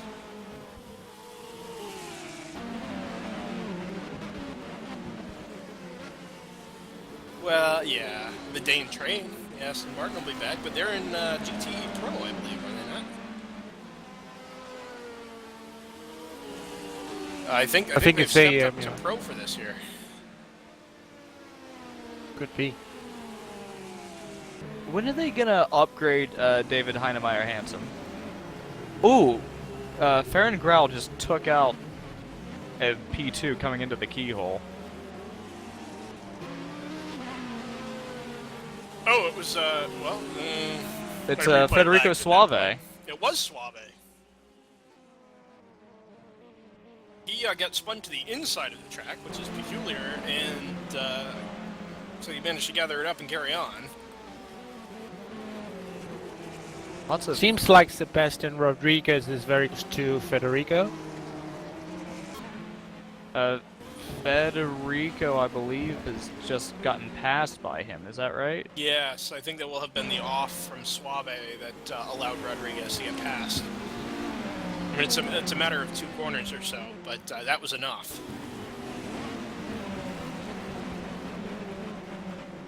Yeah, lots of low probability moves going into the keyhole specifically, which is interesting.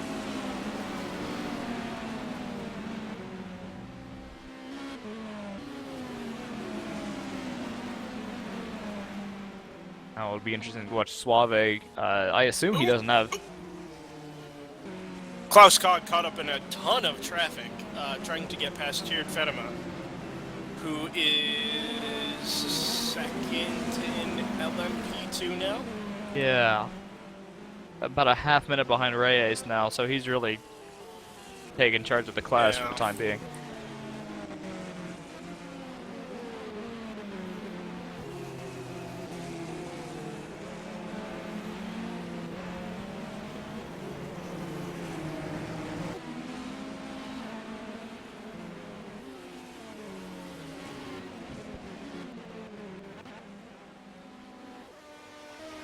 Kupen and Parkin having a tremendous battle for 7th around the back of the circuit. They're all caught up behind Federico Suave. And Kupen's number 46 Porsche 919 Hybrid is desperately looking for a way past Kieran Parkin in the Doug Henson Racing Toyota TS040. And there's just nowhere for him to get it done. Tries to set it up coming off turn 13, but the launch of that Toyota Ooh, they're gonna be better. bulked into turn 1. Yep, Kupen, well, if he could have set the exit up right, I think he could have managed a move down into the keyhole, but he backed off and let Parkin navigate his own way through traffic. Yeah, just not tremendously aggressive through turn 1. No. Would have And set that's that up really well for the keyhole. Exactly, and that's a matter of foresight. You've got to think 2 or 3 corners ahead when there's this much traffic. If you're going to try and set up a pass, the ideal move there would have been to back off at the entry, power through the corner, so that by the time you get to the exit of the corner, you're at normal racing speed. So you give up rather than slowing down for the GT cars. You back off, get your run through the corner where you can make up all your time, and then just launch the heck out of it down the straightaway. And that probably would have been enough to allow him to make a move on Kieran This Parkin is going to be down into the hairy. keyhole. Tons of traffic. There's 5 Yeah. or 6 cars ahead of him, and they're all 2 and 3 wide. And there's nothing you can do here. You just got to sit and wait for the opportunity contact. to present itself. Martin and Rodriguez make contact ahead of them. Parkin to the outside of Rodriguez. Now Kupin to the inside of Parkin. Oh my gosh, this is like a molasses flow of traffic. And he's done Kupin's it. through. He's done it. What a move. Tremendous patience by Rudy Kupin through the keyhole. It's like watching chess in slow motion. He passed 4 cars at once, and one of them happened to be the car he was battling for P7 overall. You're absolutely right. That's what it was. Chess in slower motion, I guess. Yeah. Now his launch has been held up by the P2 in front of him. Yeah, but that, so was Parkin's by Nico Barclay, and that was just enough. Greco's no. Well, I got my cars mixed up. Never mind. Yeah, he is in front of Broadbent.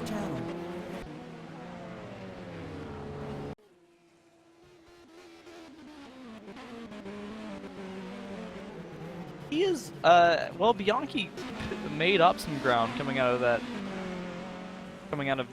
code 80, but it looks like Greco's pulled that back in.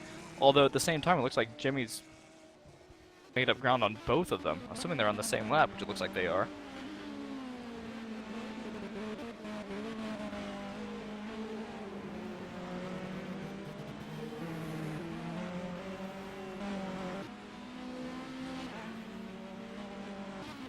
Somebody somewhere is missing a blue piece of bodywork coming into turn 1, so I'm curious as to what that is.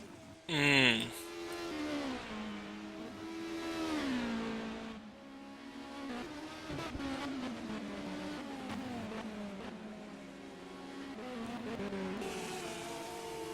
did see someone... Parkin's really, Kupin's really stretched that gap out now.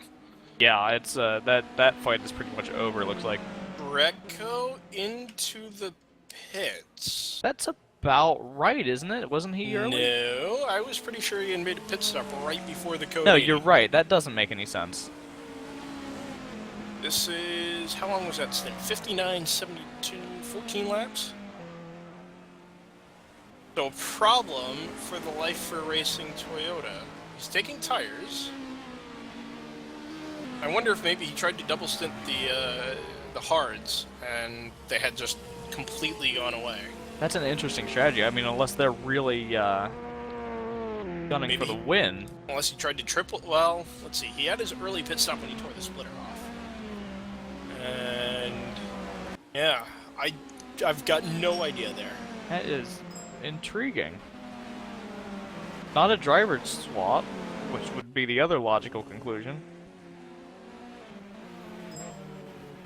And now he's gonna be gaining gobs of time on Kieran Parkin. So that'll be a battle to watch develop.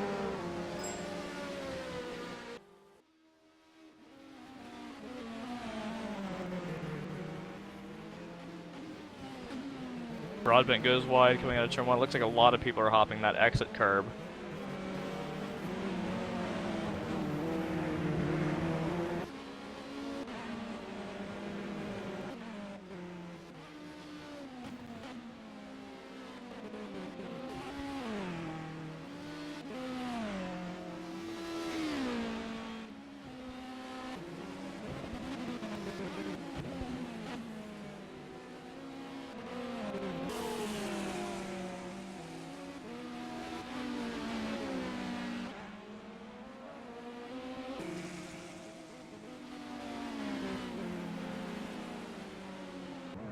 What's fascinating watching the back half of the P1 field is how cautious they are through traffic. Which is sensible, don't get me wrong, but it really allows drivers like Greco to make up a lot of time really quickly.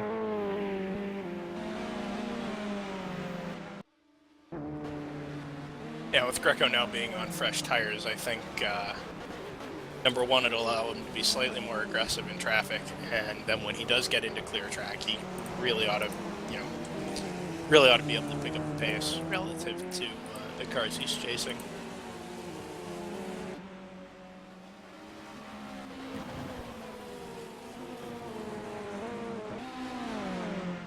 There's a car slow coming out of turn 9.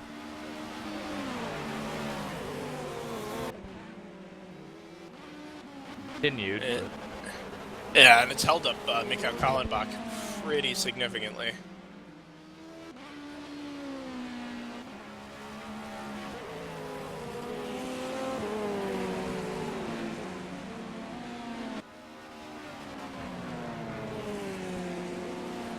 All change in the LMP2 class, by the way. Tjeerd Venema is now ahead of Daniel Martin, who leads Miguel Reyes. I have no idea if that owes to pit stops, he says, looking at lap time history. Reyes has definitely pitted. And that cost him the LMP2 lead. Venema, I assume, has not pitted recently. Looks like lap 49. So we should be coming up to pit stops, actually, for P2 class here fairly soon. I think a lot of them made it at least really close to a full hour on this last stint. Perhaps you are correct.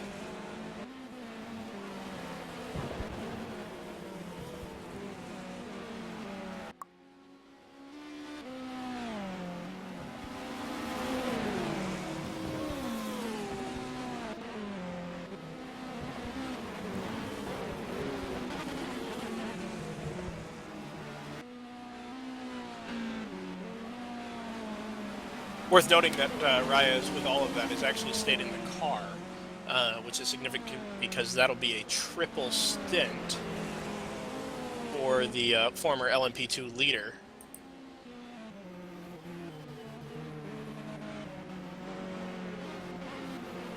I think that Sean Campbell is about to make a run on Reyes. Yeah, I don't think Campbell's going to have the pace to stay with Reyes, however.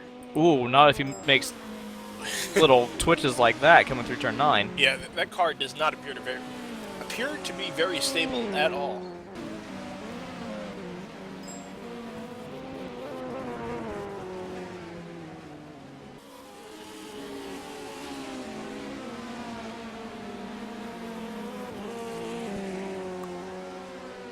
Broadbent and Bianchi, incidentally, for P4.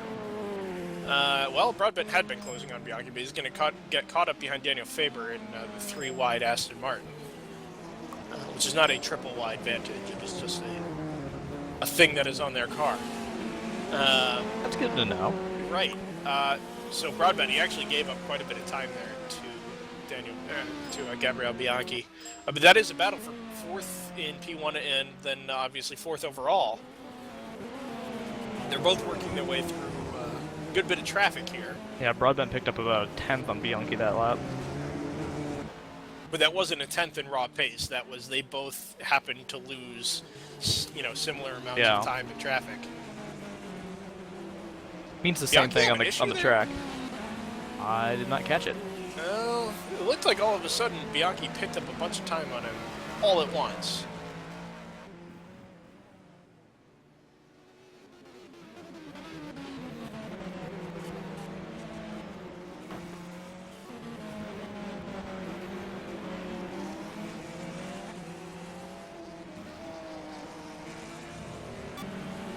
Ooh, someone... Oh, yeah, big spin there. I think that was for Rodriguez, Sebastian Rodriguez.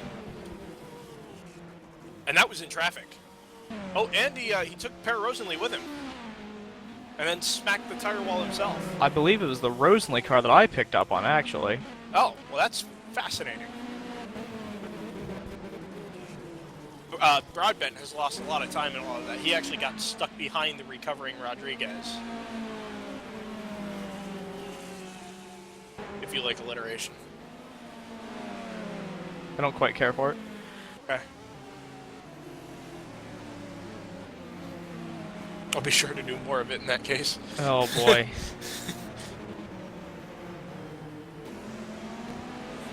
Ooh. someone's... Oh, it must be a splitter. There's a piece of bodywork sitting in turn 9, it looks like. Hmm. The other car involved, we did mention that was Per Rosenly. He doesn't, based on where he is relative to the cars that are ahead of him, I don't think it cost him any positions getting tangled up there with Sebastian Rodriguez. But it definitely cost him some time relative to Luca Radaelli, with whom he, actually, it's not even a class position, because Radaelli is a GTE AM Porsche. Yeah, traffic giveth, taketh away in the Broadbent Bianchi battle. Bianchi held up pretty badly up from the S's up till turn 9, and then Broadbent's been held up basically the back half of the circuit. Pretty wide down the front straightaway between Merman, Martin, and Broadbent. Because obviously.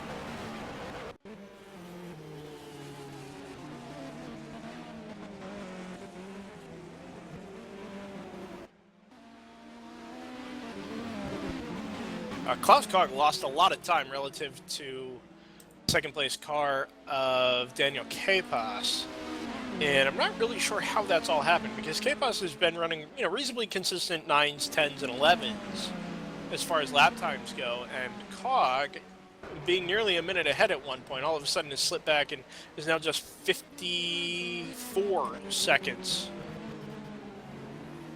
in the lead over the number 79 Racer Factor, or Race R Factor. You decide, Toyota. And it doesn't look like it was just one bad lap or one big mistake from Cog, but rather a series of slow laps where he got stuck in the 14s and the 12s and the 11s. Meanwhile, Capos has just, been consistently right around the 109, 110 bracket. Yeah, and they both got the same tires on, so it's not a compound issue. Yeah. Maybe just being sensible and conservative. We're not yet a third into the race.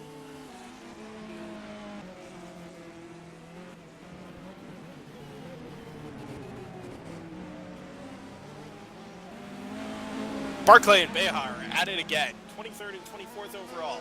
Beja, tries to move up the inside of Barclay at turn 9. He got on the wrong side of the inside curve, and it launched the right side tires of the Northern Light Racing Corvette into the air, and just cost him a little bit of pace as he tried to run down Nico Barclay, and just opened up the gap a little bit. That having been said, Beja is not letting Barclay get away. Yeah, so this is an older version of Mid-Ohio, obviously, so the curbs, if you watch a race in real life, a lot of them have been flattened out. Not so much here. Crispin, trying to get past Beja, gets caught up in traffic, slides around the outside of Beja, and he's going to have to dive up the inside of Barclay, but getting stuck behind that extra prototype has cost Beja another couple of car lengths relative to Nico Barclay's Porsche. And he'll kind of have to reset and gain all that time back. He's driving very aggressively, though, as that curb hop about a lap ago showed. Really good on the brakes in turn 4. Right back up him, though, in about the space of 2 corners. Yeah, I wonder if Barclay's tires have just started to go away. If he's trying to double stint hards, if he's really sliding that car around, it's going to wear those tires very, very quickly. Again, same tire compound on all both these cars, not by rule, but by coincidence. Hard tires for both Barclay and Thomas Beja.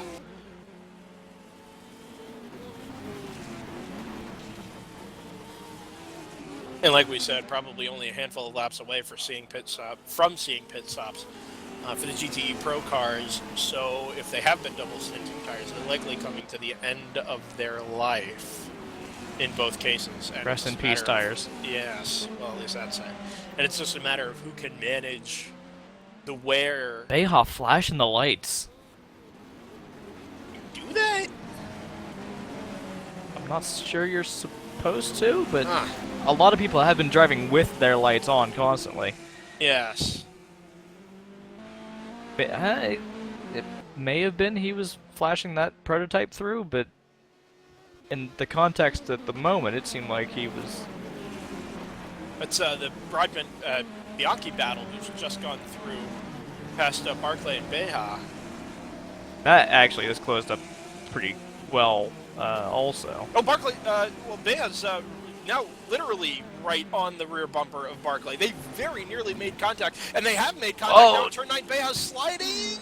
He's recovered it nicely. I'm not sure they touched. It looked clean on my side. It was very, very close. I mean, Yeah, we were I talking think literally millimeters between them. Yeah, I think the reason he half spun was because he was trying to pull it up and not hit him. Now this this Viper behind them, Miroslav Davidovich, he is not a battle for position. I mean, he's 36th. He's in the same class, but well down the ranking.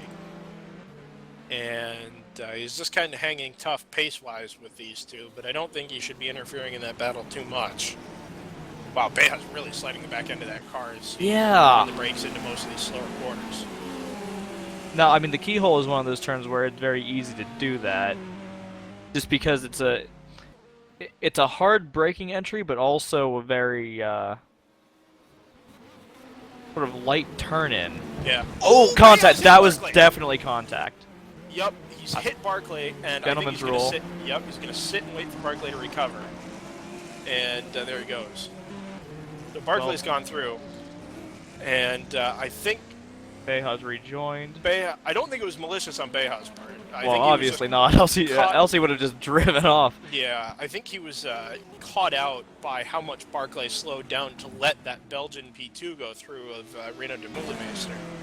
And as Barclay slowed down and turned in, Beja was just committed to going much more quickly through the corner, and that was why the front-to-rear contact was made. Broadbent Bianchi, by the way, going at it hammer and tong. And he's made slight contact. He's okay. I'm a little behind as a result of what all had happened there. K-Pos is out of second. Yeah, Sapos is in the garage. It looks like. I'm not sure what's happened with that.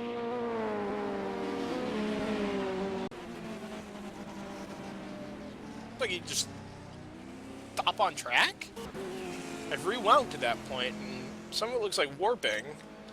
Then all of a sudden, he looks like he was stopped at turn 2.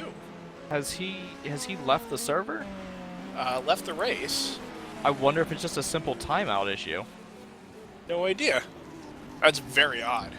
Meanwhile, back on track, Bianchi just dive bombed the 3 wide Aston, who was clearly unhappy with that and flashed his lights a few times. That was coming into the carousel. Waited his turn. Yeah, and just lost about a second and a half for it. Yeah, exactly.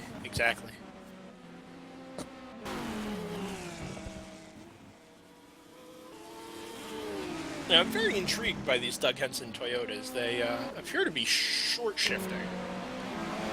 Whether they've just decided that that is either more fuel efficient or they've got the torque that low in the rev range. I mean, then that would make sense, being diesel engines also. Toyotas are diesels? No, they totally are, because every P1 is a diesel now, because diesel's the best. Right.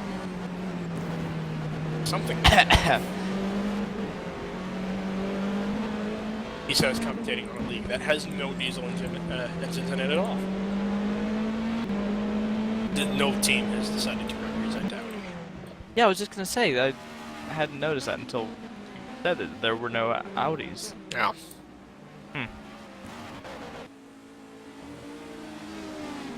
Broadbent's in the pits now. Okay. Just decided maybe he's getting held up. I mean, he's coming up at his pit stop anyway, but if he can, if he, moves his pit stop up a couple of laps and he gets lucky in traffic, might just be able to overhaul the Target Racing Toyota of Gabriele Bianchi. That, as a reminder, is now third in class, that battle, with the demise of Daniel Campos. We missed it at some point, but Greco has gotten by Kieran Parkin. Yes, he has. And he's I also noticed get scrolling through the running order. Yeah. Well, obviously, we'll stationary in the pits. Yeah, obviously they'll all pass Sapos, who hasn't rejoined yet. I mean, sometimes those things can be... Okay, but has rejoined the server now. Okay. It probably was just a simple disconnection. Yeah.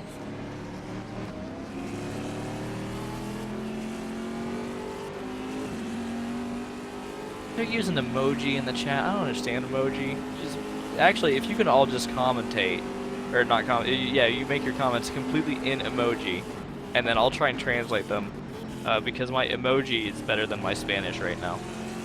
Oh, that's a lot of Spanish. It's a lot of Spanish. It's mucho español.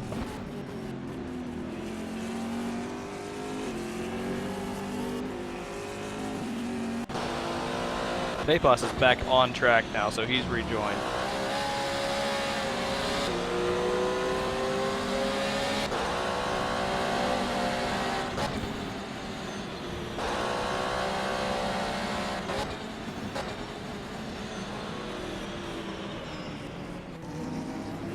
Barclay and Beha are still nose to tail even after their little incident earlier on. Yeah, it's obvious that Beha's got the pace. He just needs to find a way to get around him. I'm not sure how long that pace is going to last, though. Although, now that I think about it, Beha did take tires, didn't he, on his last stop. So that may be why he's very clearly got the pace and the grip over Barclay. Just Here not come the quite emoji. He's just not quite able to get the run off of the keyhole up under the back of Barclay and make them run down into turn 4. Although this time, nope, not close enough. It's interesting the strategies that people have in the slipstream, because a lot of them will go follow the faster car, a lot of them will follow the bigger car. Kind of fun to see how that plays out. That was my Dorsey Schrader moment of the day. Just I don't that think out there. that's one. I don't think that's something you want to have too often. I mean, if someone wants to give me a ride in a Daytona prototype, that would be great. That you promptly launch into the catch fence. I Oh, did Farron that- Grouse spun at the keyhole in front of about 10 cars.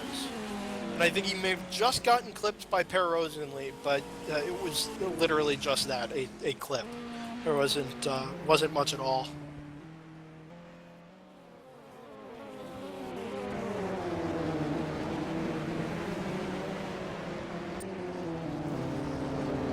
Kupin and Greco are going to come together here for 4th in LMP1 pretty quickly. Oh, contact with Greco and Rosenlee. Or that's not Rosenlee anymore. It is still Rosenlee. Oh boy! yeah, that- and it's caused chaos behind. Yeah, it has. A lot of cars got caught up in that unnecessarily. That was, I think, just a little too aggressive by Greco. He tried diving up the inside. Well, no, not even. He went up the inside at turn 6, and that was a pretty safe move to make, but I think Rosenlee just turned in anyway. And that's what caused the contact. I can't say I place any blame on Greco there. Well, yeah, it's, those incidents are really difficult because the GT wants to stand its ground, right? And the prototype always wants to get through as quickly as possible. So you're Right. weighing predictability versus being, you know, just kind of shoved around, both of which can happen in equal measures. Right. Ideally, the LMP would be able to get moved on under braking by the time you get to the apex. Yeah. And at that point, the GT car can make its normal turn in, make a beeline for the apex, and then, you know, accelerate away from the corner with the LMP already gone through. But that doesn't always happen. As much as you would like it to, especially on a track like this where the braking zones are so short around that portion of the circuit, you know, you get an LMP1 that makes a totally legitimate move up the inside, but the GT just either doesn't expect it or just doesn't know he's there, and he makes the turn in anyway. You know, so just in a move like that, just because the contact is made, the blame doesn't necessarily fall onto the LMP1 driver. And I think in that case, Greco made a perfectly legitimate move that Rosenlee just wasn't aware of. Going back to the battle for, what is that? I don't even know where they are. I guess it's 4th in Yeah. GT Pro. Yep. Beha and Barkley are both putting it sideways coming into the keyhole, so if there's any question that they're not trying. Yeah, Barclay the car got really, really light coming up over turn 7 underneath the Honda bridge. And Beha, I think, is just waiting until Barclay really just oversteps whatever grip is left in the hard compound tires that he's got. Yeah, so they're gonna be. And, how he'll far fire away right up are the they from their inside. pit window? Because this is gonna be kind of fascinating. Is Well, it? we are coming up to the conclusion of the second hour of racing. So Yeah.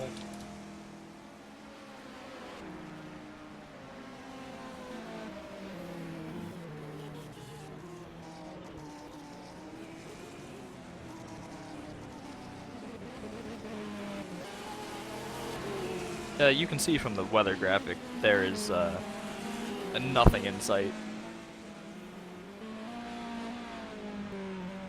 Really? Yeah, this should pan out to be a dry race. Although I am slightly concerned about the temperatures we're seeing on track, because the chances of it being 14 degrees Celsius in central Ohio right now have got to be slim to none. It's 45 Fahrenheit. I don't remember what that is in centigrade. It's 45 Fahrenheit in central Ohio. I don't shoot the messenger. 28 here. Well, that's your problem for living in Rochester.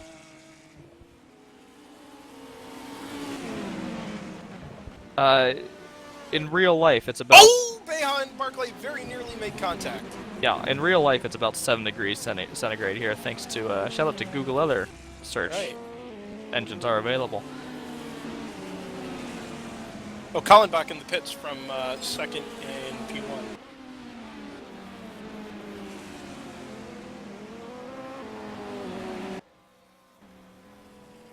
Yeah, if I'm Beha, honestly... Contact with Kallenbach, and that's one of the LMP2 cars. I have no idea who that was. It's Sean Campbell. Yeah, Campbell out of second in class, I believe. Fourth in class? Third in class, at the time, I think. Vedema, Martin Reyes fourth. Yep. So that was peculiar. Kallenbach came out of the pits, and I'm not sure Campbell ever even knew he was there. Gotta rejoin carefully. Oh, that was close. Yeah, I mean, it was he joined parallel to the track, but just the timing of it was unfortunate.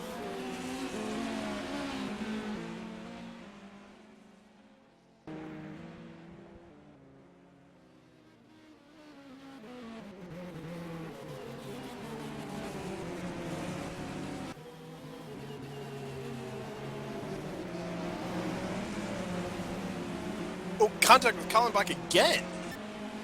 This time side by side in the Oh, the, Vincenzo Capella. yeah, we're starting to see GT pits. I believe most of these are in the pro class. Well, there's a couple of AM pit stops. Yeah, I guess. Just including. Yeah, and maybe it's the AMs that are pitting first. They've got the. I may be wrong, but I believe they have a slightly smaller fuel tank. Yeah, I was gonna say I believe they've got a little more weight on them too, don't they? No, okay. Just power? Well, Yeah. All right. Well, then that's interesting that they'd be running out of fuel earlier. Rudy Koopman into the pits. So another round of LMP1 pit stops here. Yeah, and it'll be fascinating to see what people do. Yeah, because we are getting to the point right at the end of 2 hours where you would start considering driver changes. Yeah, and so I'm just gonna park my camera on the pit lane and just see what people are doing. See who takes tires, who doesn't.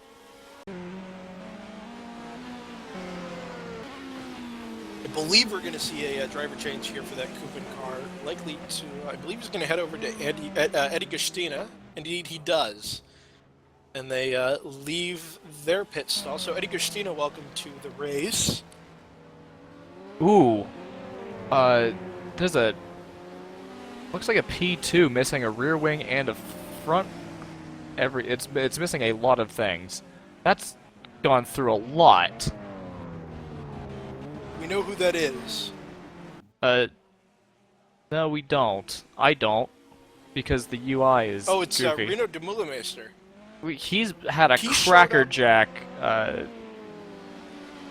Just lap Well, or the last so. couple of laps. Oh, that was not his fault. This was coming out of turn 11. Stephen Merman. Oh God, tell me those are teammates. Are they both VRL? They are both VRL.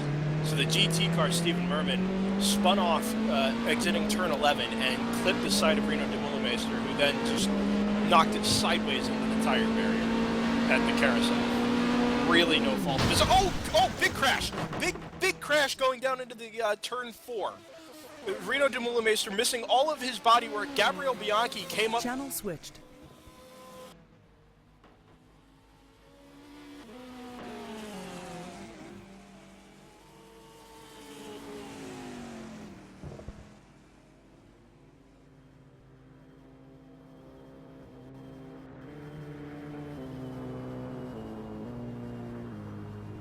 Channel switched. And we are code 80, as you will have heard race director Jimmy Allison say. But that you're right, that Bianchi car is out. Yeah, that's gone, and that was what, 4th overall? Third. That's a podium that's just gone. That was really incredible. Yeah, that is through no fault of anybody other than Bianchi. I mean, that was just a really, really poor decision to come across. Now, that having been said, he will have expected that P2 car to be slightly slower. I mean, that P2 car missing all of his bodywork will have had less drag on the car and gone quicker in a straight line than I think he will have expected a normal P2 to go. However... All right, now, we've got quite a few people in the pits, though. Right, so Farron Grau has pitted from 9th in LMP1. Sean Campbell has pitted the Champion Racing Lola in LMP2. Same with Jakob Jensen. Now this may mess with things here, because if you've planned a driver change and somebody wasn't expecting this, this opportunity to come around, do you put off the driver change in favor of making the pit stop, or do you put off the pit stop in favor of making the driver change? I think if you can get any quick service done, you do it. Right now, I think this is the perfect time to do it. You won't lose anything by driving through the pits. If your driver is capable of doing that extra stint, then I absolutely agree. Cog in the pits. It's the leader. Because the race pace now is about half of what it would be normally. So if you're going to lose 20 seconds on the actual stop itself, you're only going to lose 10. You're going to lose nothing by driving through the pit lane.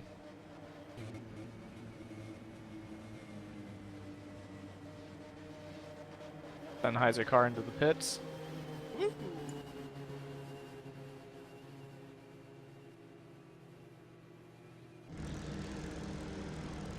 Here's an R-Factor question for you. I would love to get rid of the user interface bar right now. That little banner that hangs out in the replay window. Throwing that out there, guys.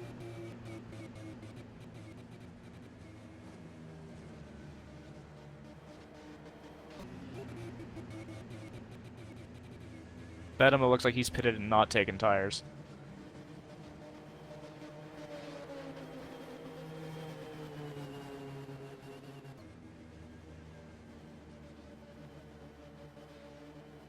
Beha in the pits. Not sure if Barkley pitted during this Code 80, actually. The Mullemeister is still driving around, apparently without a drivetrain. That's fascinating. He's got no nose. Why would you not come into the pits now? Well, I think what happened was he had the accident. It Okay. Back to the pit lane, he rejoined, but he still got all the damage from the accident. I see. Well, it's a very sleek-looking design. Low drag Le Mans aero kit. Very stripped down. I like it. It looks like a different take on the Delta Wing.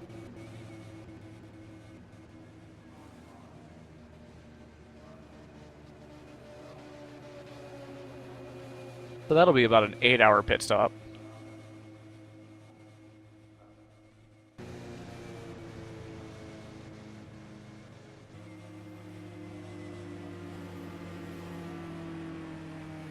Channel switched.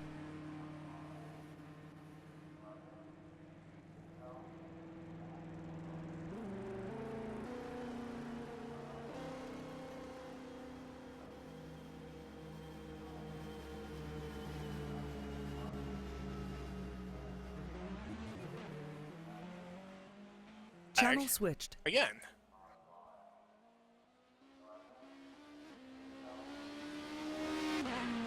So at the front of the field now that we've lost Bianchi, it's Cog, Collenbach, Greco, Broadbent, Parkin, and then Eddie Gustina having taken over from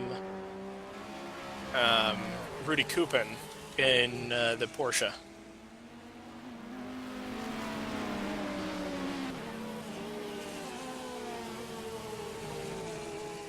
Right, That, so a that's little bit of- definitely advantage Beha. Yeah, and we think he had the pace advantage anyway. But Barclay's only just getting rear tires now, and Bea's going to run away with that position while Barclay's just sat stationary.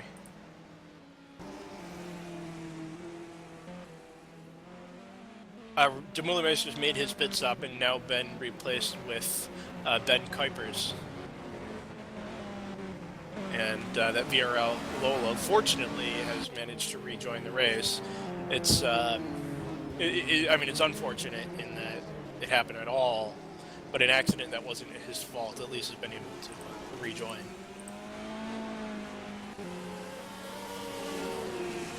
Oh, I disagree with that.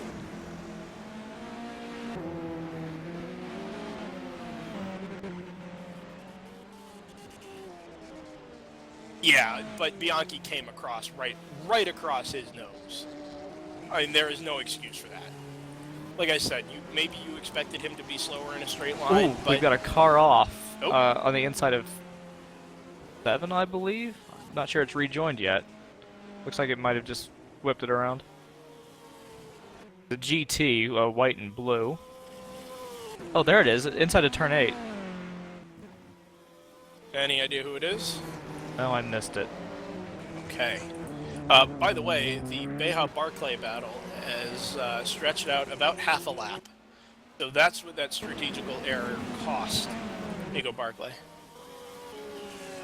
That's the difference between making your pit stop under green and making it under the code 80.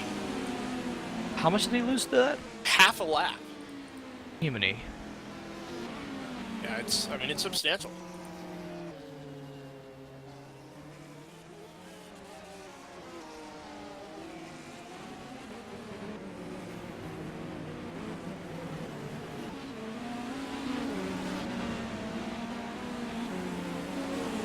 A spin for Merlin Cooper, and the number 831. Oh, and another spin for, is that Peter? No. That was the VRL Ferrari that took out its teammate just a couple laps ago. Now he's had another spin at turn 4. Merlin Cooper spun in front of him at turn 4. So a couple of GT cars beating a little bit of grief at the end of the back straightaway.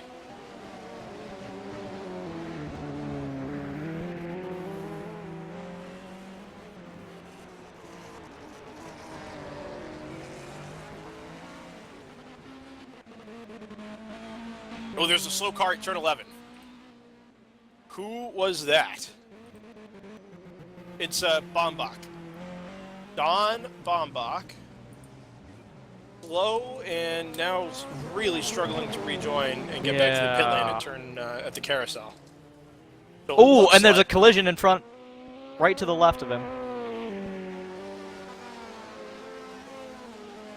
Oh, now he's got to find a way to get across track. He's got clear track. Yeah, and, he's he's made managed it to do over. it.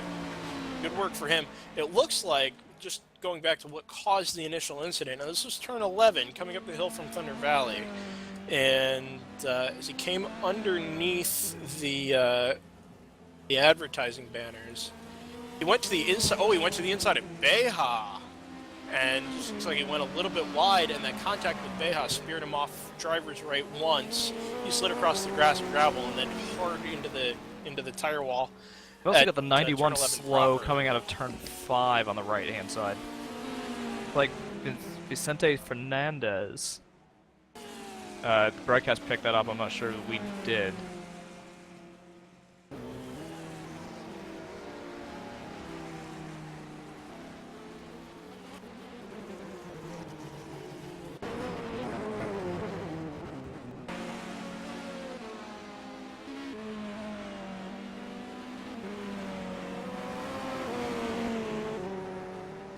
Either way, it looks like everybody's going as planned. Yeah, Almeida and Merlin Cooper there having a little bit of an issue at turn 1. Looks like Almeida tried to go up the inside of Cooper. Cooper wasn't having any of it. They made quick side-to-side contact and cost them both a couple of tenths. A quick note for all of you that are interested in what is actually going on in the racing world this weekend. The 12 hours, or the Bathurst 12 hours taking place shortly. The race start About is 35 minutes time, is that right? correct, and that is to the green flag. There is live streaming available. Bathurst12hour.com.au, I believe. Also, obviously, you should mute them and listen to us because we're very important. I'm not even sure I would be them. I mean, I certainly would. Yeah. But that's starting in 35 minutes, and we won't be offended if you decide to go do that instead. I will be I very might go do offended. that instead. Don't review the show while you're on it, Brendan. Well, Ooh, is that? is that contact between Cog and Beja? If it wasn't, it was very close, going down into the keyhole.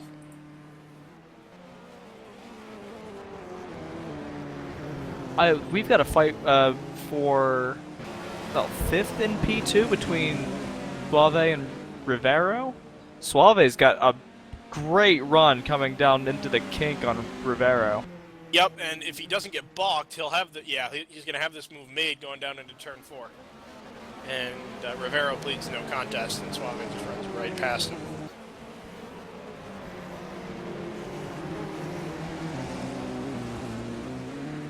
That is Menesakis and Poiti. Good catch. So it's Menesakis who leads Poiti at the moment, and I've had a couple of prototypes go past him. They're going to catch one additional GT car, and it's going to be tough for Poiti to get this move made. And he's actually slid off the back a little bit. Oh, Suave off. Rejoins and gives up the lead, or not the lead, but the position to Rivero again. So as quickly as he got past, Rivero went through again as a result of Suave's off at turn 11. Justina up the inside of Poiti splits him from Menesakis.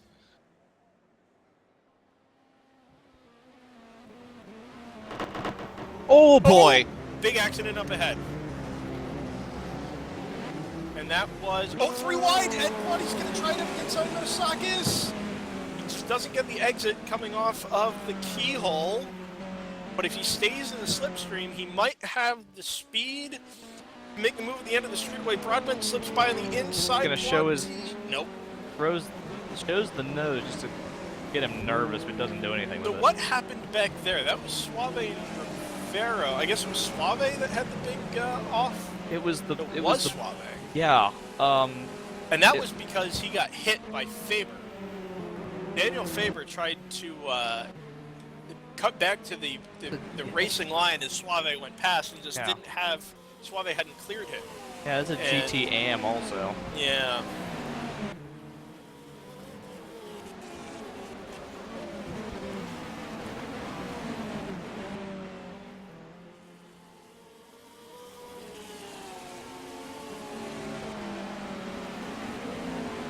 For those of you who are curious, it is currently snowing in Rochester, New York.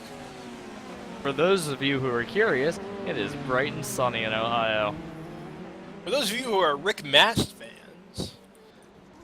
Why are you Rick Mast fans? Right. I am not Bob Jenkins. Sadly. You know what Al Unser's favorite movie is? It's the Ten Commandments.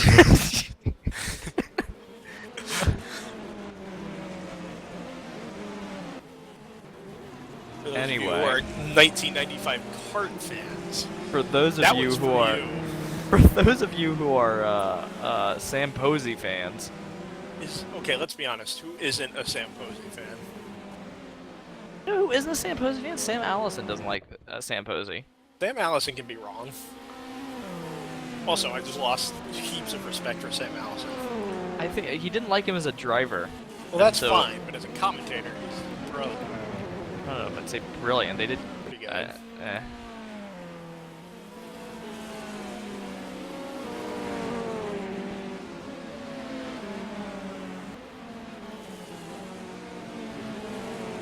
You know, I'm kind of thinking about it. We've seen kind of a lot of off and on carnage here over the last little while, and while carnage is never really excused when it comes to racing, It's fun. it's worth pointing out that we've got 40 cars on this quarter-mile track. Slowly dwindling though. We've only got one DNF registered, and that's the Yeah. Bianchi machine. The Yankee machine, Yeah. like a gumball machine or a pinball machine. Well, it's certainly a pinball machine. You guys, Joseph just made a joke. I'm so funny. You're not. So funny. Anyway, Suave, having been, is he the one we decided was punted? Yes, going into the keyhole. Yeah, he's getting ready to make a run on Ryan Mayfield, who's only about what looks like 3 or 4 seconds in front of him. Go, go, Suave, go. Sure. Ryan Mayfield, as In the it turns pits. out, So that is is Mayfield. Ryan That Mayfield is Mayfield. can't be scheduled. He was just so terrified by Suave behind him that he elected to pit instead of have to fight him off. Yeah, as it turns out, Ryan Mayfield actually just did a 24-hour race last weekend in a go-kart. Endurance Karting held their annual 24 Hours of America down in Daytona Beach. And do you know what his favorite movie is? It's the Ten Commandments! It's probably not the Ten Commandments. I highly doubt it. But David Greco and Greco Pitts. is in the. Oh wow, mind meld.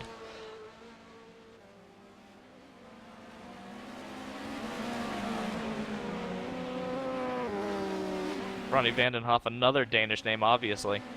Not at all Dutch. Well, they're basically the same. The Not Danish at all the Dutch. most Dutch name possible. Well, it doesn't have any double vowels, so... Maybe the O is a double. As But it you didn't turns wanna out, write Vandenhoef. Klaus Kog is... Ooh, we've got somebody off at the keyhole turn. making an error as he made his way up into the keyhole turn. Looks like Cooper. No idea who that is. It was Cooper in the green Aston Martin. That's that Merlin Cooper. Yes, the Arthur Merlin Cooper. Yeah.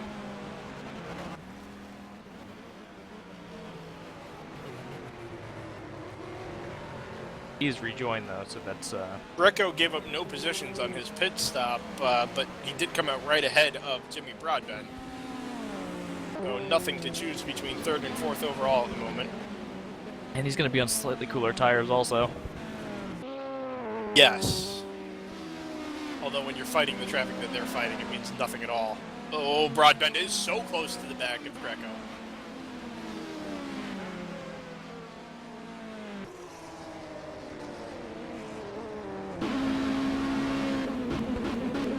This is gonna be fascinating because Yeah, they're still going to be on Reyes coming through the keyhole, and Broadbent clipped the curb on the inside of the corner and totally ruined his exit. yeah. Now, how much does that car pick up in the slipstream? Not an awful lot, it looks like, coming down into the S's. No. Certainly not enough to have been able to make a move.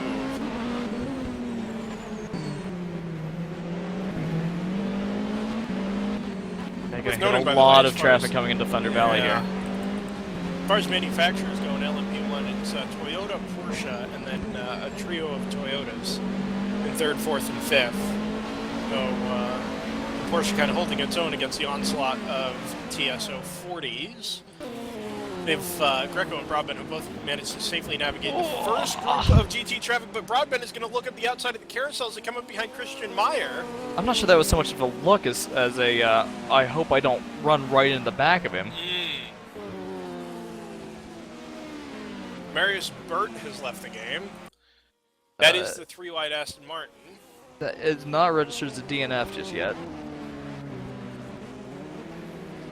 Oh, Broadbent slides. He's got a good launch off the keyhole, though. Well, they both slid in equal measures. Maybe Greco a little more. Nothing though. Greco just gets that launch coming out of. Well, and there's that slipstream. But it's just the straight's not quite long enough. No. The entrance to the straight is too slow. That it takes so long for you to build up any slipstream effect. This is gonna be fascinating. There's really no way through here, though. There isn't. I mean, being held up by Barclay. Greco taps the back of Barclay. I don't think they made contact, but they were awfully close. You know, Jimmy could set up his exit here for Greco, and he has done, but the straight is just going to be too short up run up to turn 11 to take any real advantage.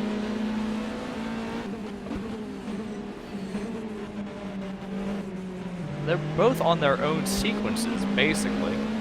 Yeah, they're not. I mean, this isn't direct competition in terms of pit stops, as far as I know. Oh, Burt is listed as a DNF for the moment. Yeah, not sure what caused all of that, but he would have been a recent addition to the race, having taken over from his teammate, so... Decent gap in between Broadbent and Greco. By decent, I mean short. He goes his nose into the S's, but it doesn't look like he has any intention of actually making the move. Greco takes a really early turn-in point just to try and pinch that off early for Broadbent. And they're going to come up on another couple of P2 and GT cars here in a second. And P1, in fact, because Eddie Gustin is up there with him.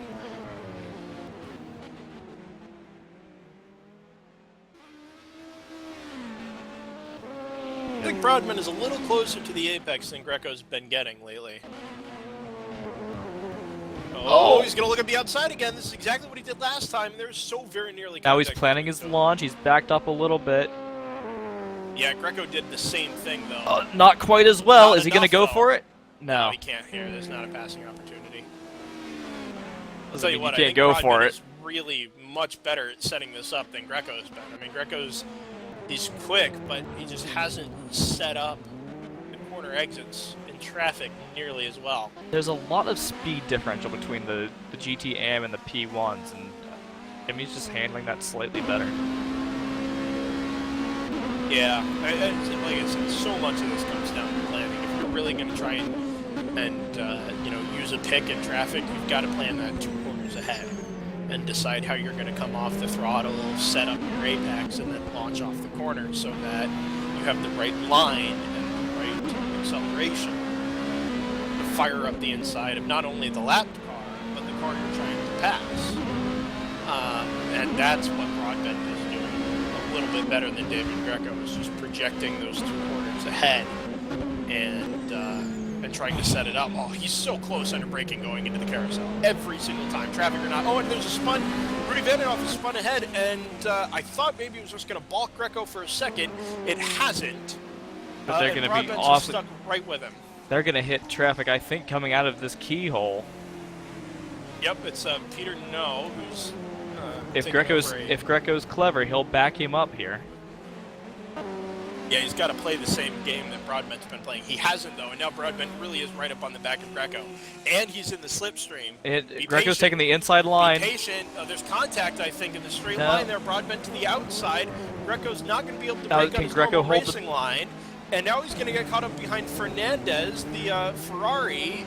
And if he doesn't do this right, Broadbent, nope, okay. Oh, okay. Broadbent's going to follow him through. That's good. Nose to tail still, and another gaggle of cars as they're going to come up on here in And Thunder the Valley. carousel's going to be hairy again. That's a lot of cars. There's Yeah, it 6 is. or 7 cars ahead of him. And Broadbent's getting impatient, too. Ooh, someone's come across the track. They've recovered. It was a Schornstein, and if he's not careful, oh! Wow. I'm really impressed with Broadbent. So he's going to do Inside it. line. He's got it. He's going to use that GT car as a pick.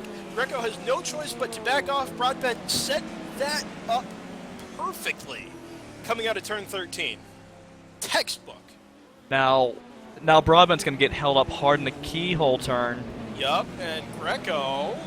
A little cleverer this time. Back. Yep, he was too far back, and Broadbent just, I think, planned his exit a little bit better than Greco had been, and managed to not get held up at the exit, even though he was held up at the apex. The GT cars are so good at leaving just exactly a car width on the inside of the kink, and it terrifies me every time. Broadbent up the inside of Campbell, going into turn 6. Makes room for And both now of them. they've got some clear track. Eddie Christina, who's up ahead of him, but he's in a P1, so he won't quite, they won't catch him quite so rapidly. They will catch Beha in the carousel, though.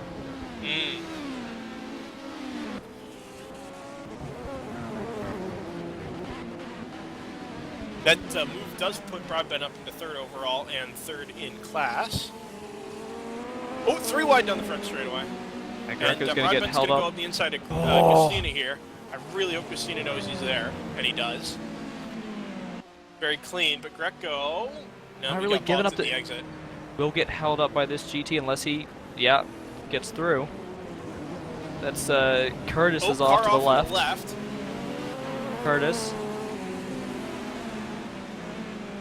Greco lost a lot of time there behind Delgado. Traffic in the S's again because this is Mid-Ohio and that's what happens. Blue flag being shown to the GT cars.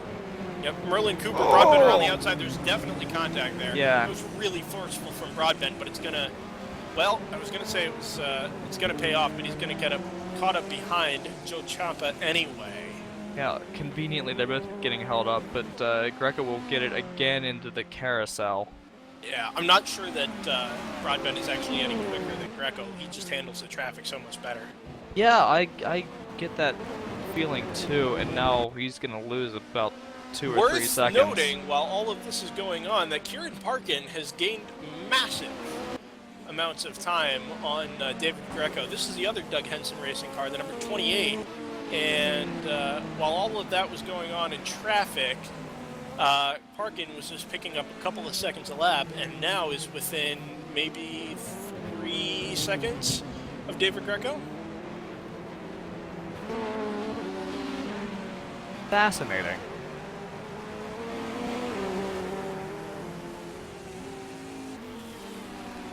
Skog's still running away at the head of the field, by the way, about a lap and a half.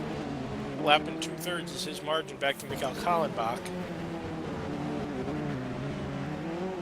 Oh, Parkin's now really being held up in traffic. He's got 2 LMP1s in front of him that are going to be really hard to pass.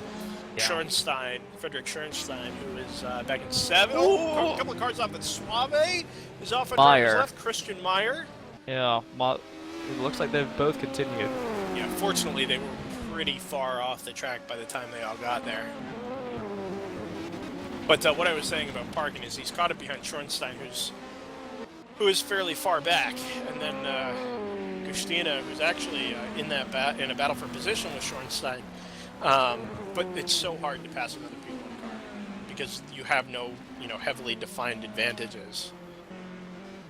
Schoenstein lets him go down the pro straight.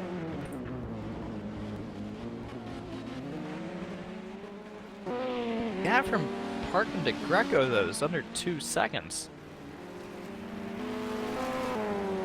That must have been the last timing loop. It seems like it's a little bigger now.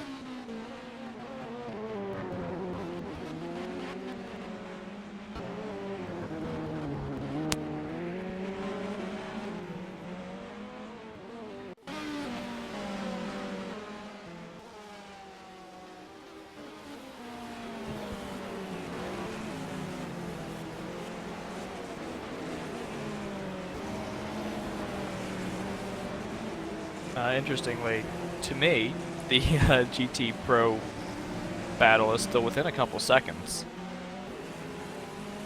I mean, actually, that's become a 3-way fight. A 4-way fight? That's a 4-way fight for the lead, if I'm not mistaken.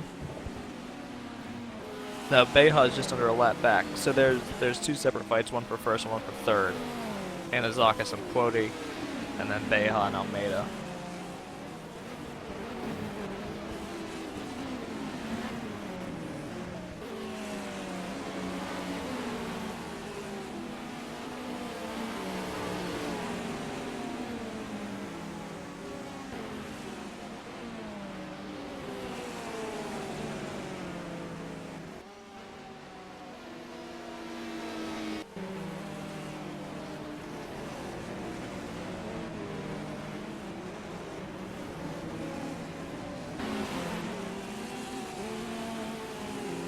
car off to the left side. That's Cooper again.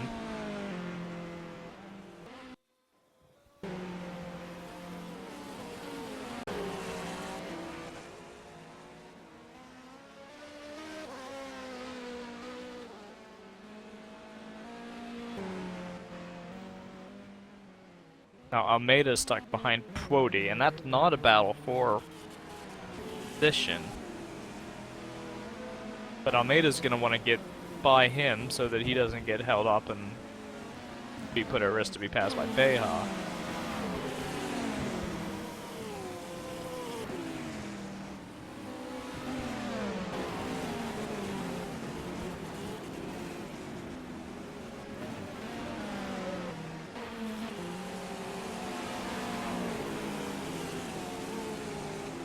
And Azakas flashes his lights at the Corvette.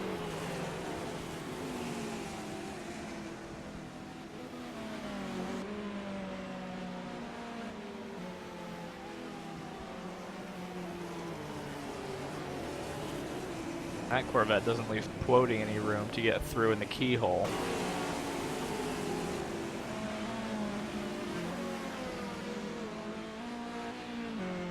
Gap from Almeida to Beja is kind of opened up a little bit, so that's not quite as interesting as it was. Man, Azakas really aggressive into the S's to get through that lap traffic, and now he's put a 2-car gap in between him and Quody.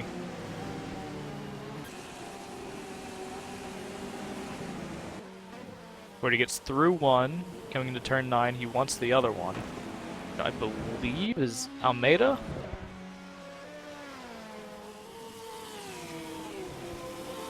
No, excuse me, it's Red Alley.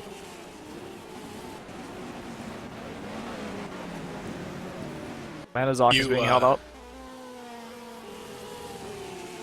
Yeah, this is, I assume we're discussing the three-way battle here for the GT Pro Lead. It is not a 3-way battle, there's a lap in between Almeida and Quody. So there is. But we do have 2 separate battles. The Beja-Almeida battle is kind of opened up a little bit, so it's not quite as interesting as it was, but Quody and Manazakis is still kind of a thing. As I assume it has been for the past, what, hour or so? I think it's been most of the race. GT battles tend to be that way.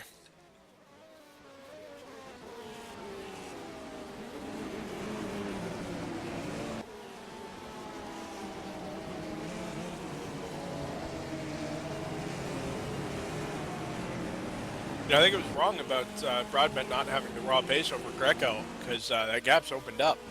Yeah, not to take anything away from Jimmy Broadbent or Kieran Parkin, but I kind of wonder if Greco's got a little bit of an ailment with his car. Well, he did have that accident early on. It Yeah, took the splitter off, so. I wonder if that's affected him any, if there's any lingering damage.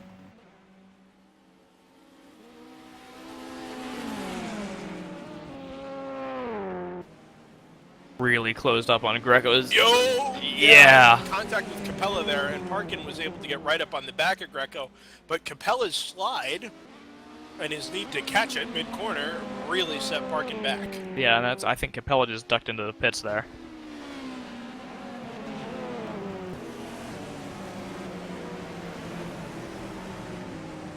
Now, Eddie Gastina's catching up on all this, but for 4th overall, but he's about a lap behind. So what he's trying to do is get back on the same lap with these guys. He's not going for position. Right. He had just finished having his own battle with Frederick Schoenstein. I'm actually not convinced that those two aren't on different laps also. They are now. You're right.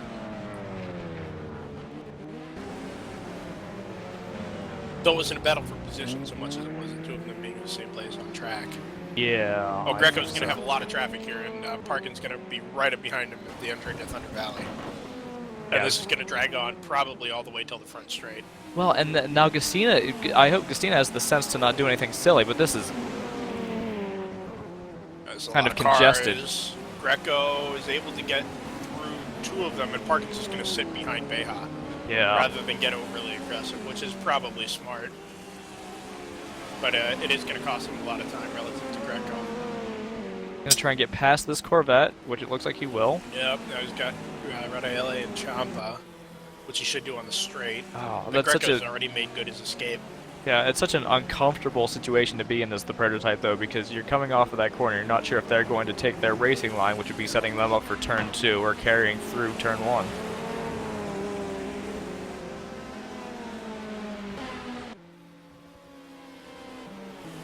Well, the key really is the prototype driver, just to commit to something. Right? If you're gonna make your move, and let the the GT driver work around it. Yeah, but it gets more complicated when you've got 2 separate GT cars. No, that I agree with you. Unexcusable. Okay.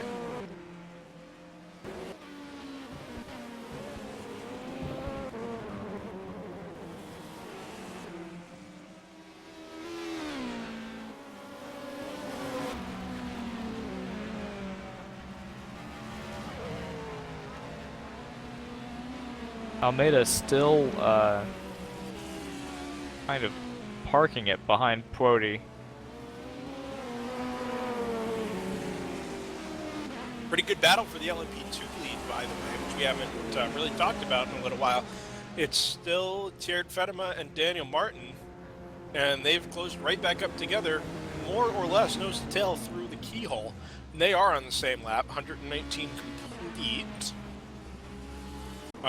They've run away from Miguel Reyes, who's back in third, but the two of them look to be having a pretty good battle for their class lead. Yeah, Reyes is just coming to the pits, actually. From the lead, I believe.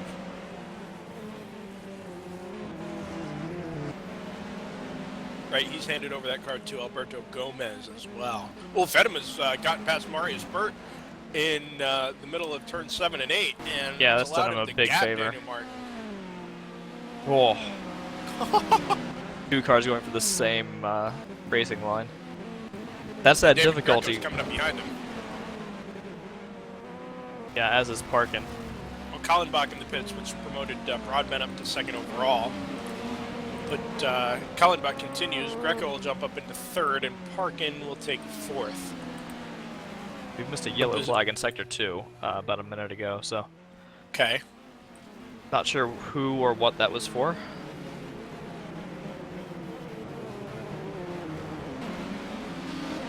Daniel Martin briefly splits up the LMP1 battle.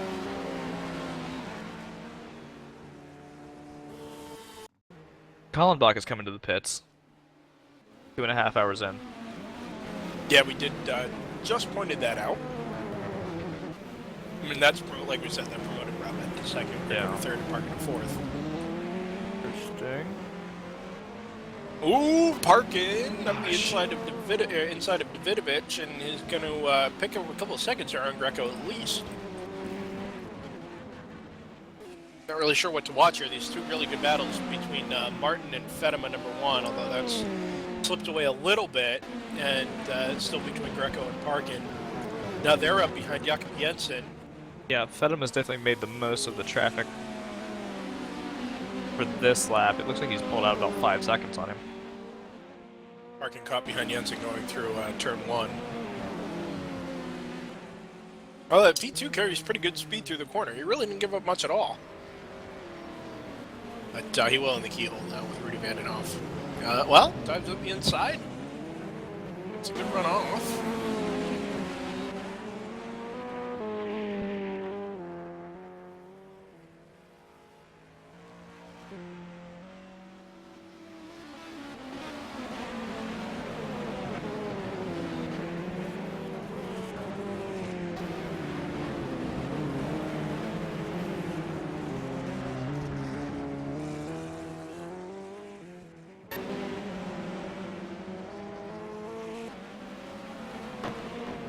Ooh!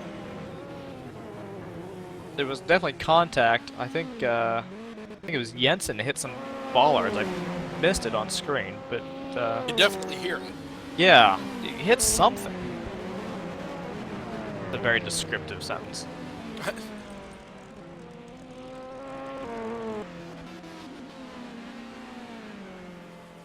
Worth noting, by the way, that Kallenbach did stay in the car for a I guess this will be a 4th stint.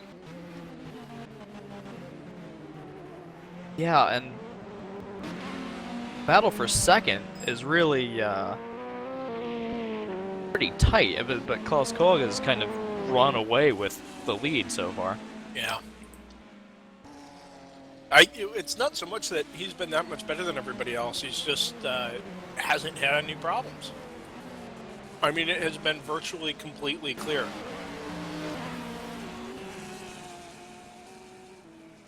I mean, you could make the argument, though, that that's kind of the mark of somebody who's good at endurance racing. No. I don't. What I mean by that is he's not 2 laps worth quicker on pace than everybody else. Right. Probably. Those 2 laps were not gained through raw pace. It was gained because, yes, he was probably quicker lap on lap, but then you had things like Greco taking off the splitter. Kallenbach having his issues, things like that, where they've all compounded for everybody behind him, but he's just literally driven laps.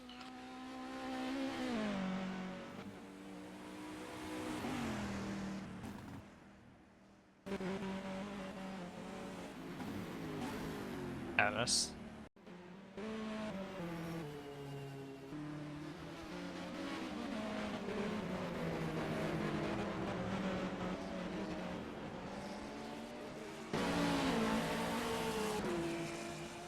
Yeah, it looks like Daniel Martin's definitely got the pace on Fedema, in that he's closed up a lot in the last 2 or 3 laps. Yeah, he's stuck behind a little bit of traffic now.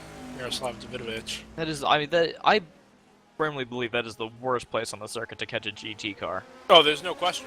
Because from the exit of turn 6, the exit of turn 9, there is nowhere to pass a car. I mean, you could try the outside going through 7 and 8, but it requires so much cooperation. Parkin's staying right with Greco. I mean, no more than a second.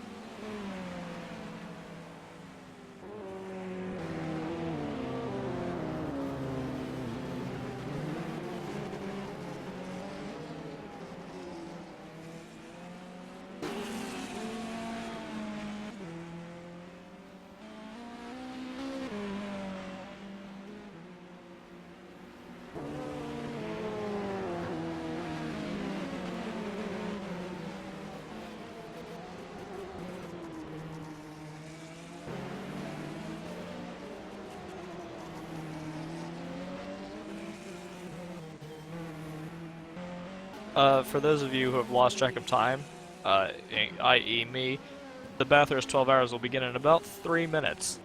Yeah, so that combined with lunch is why I've been quiet for a little while.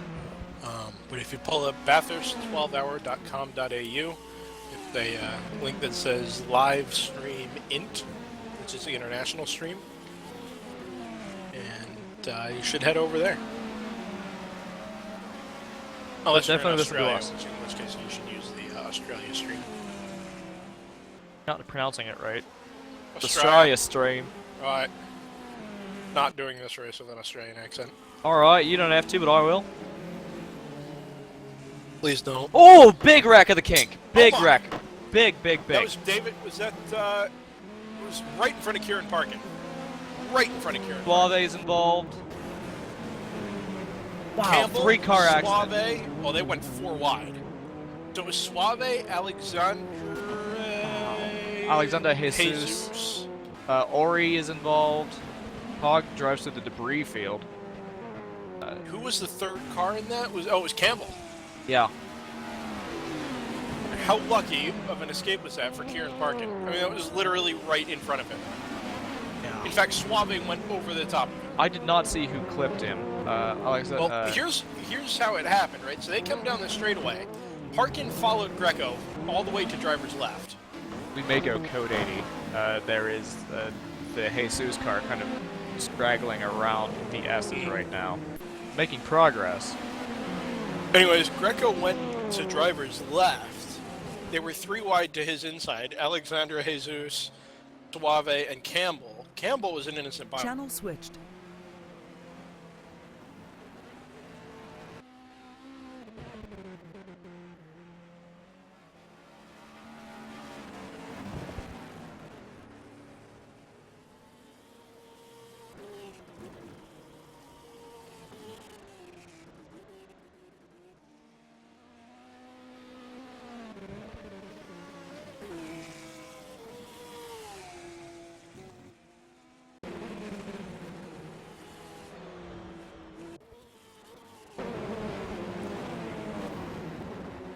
experiencing Channel a switched. splitter, for what it's worth, it looks like. Oh! No, you're absolutely correct. So where did that happen? Okay, so he was not involved in that incident at the kink on the back straight.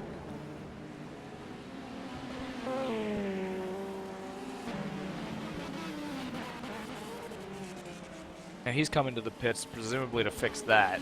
Yeah, he's been out for at least 2 laps. Oh, it was related to that accident on the back straightaway.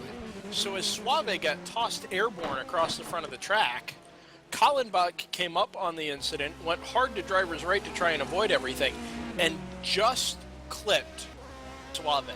I mean, just clipped Suave. So that makes that a 4-car incident now, at least.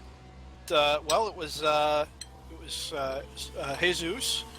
It was Suave. Campbell, I'm not sure ever actually made contact with anybody, and even if he did, he carried on without ever losing any momentum. And then it collected Kallenbach now, so I think we're at 3 if you don't count Campbell. That's about as violent as a crash as you can have here.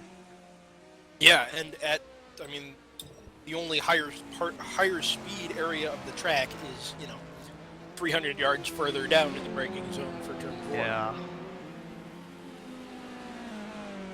I think by that point on the track, you will already be at a higher speed than you are anywhere else, apart from that braking zone.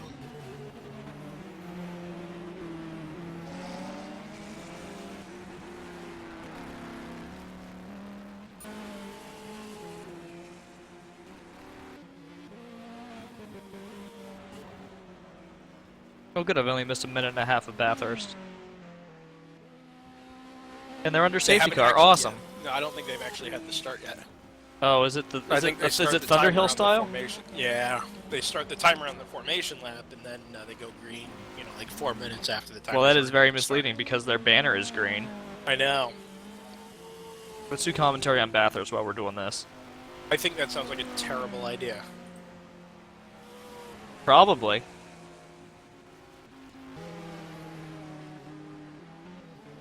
We're approaching half hour. Halfway at Mid-Ohio. Incidentally. Tiered Fedema is in the pits. Yeah, and Ryan Mayfield in the chat says that he's had an accident. Well, so the question is, who would have taken over that car? How do you mean? Well, if Ryan Mayfield says in the chat he's had an accident, Ryan Mayfield is not in that car. It's Chad Simpson. Yeah. The question is, did Mayfield have the accident, or did Simpson have the accident? Simpson's been in the car for a while. So not him. Oh, Fedema, I see what you're saying. I thought you were discussing Mayfield No. himself. No.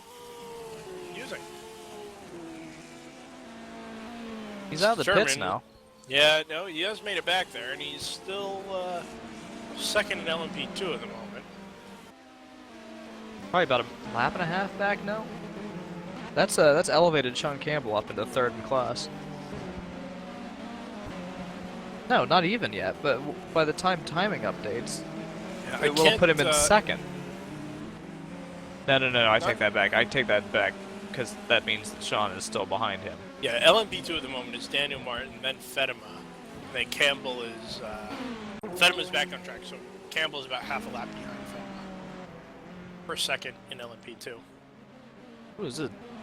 Double file start at Bathurst? Sure is. Terrifying. I didn't realize it started in the... This is, I mean, it's basically like midnight, right? Local time? I'm sorry? Is it midnight local time in Straya? 6 a.m. It's coming up on 6 a.m. Obviously. What better time to start a race? Well, I mean, I can think of several. For example, 7 a.m., Right. 8 a.m.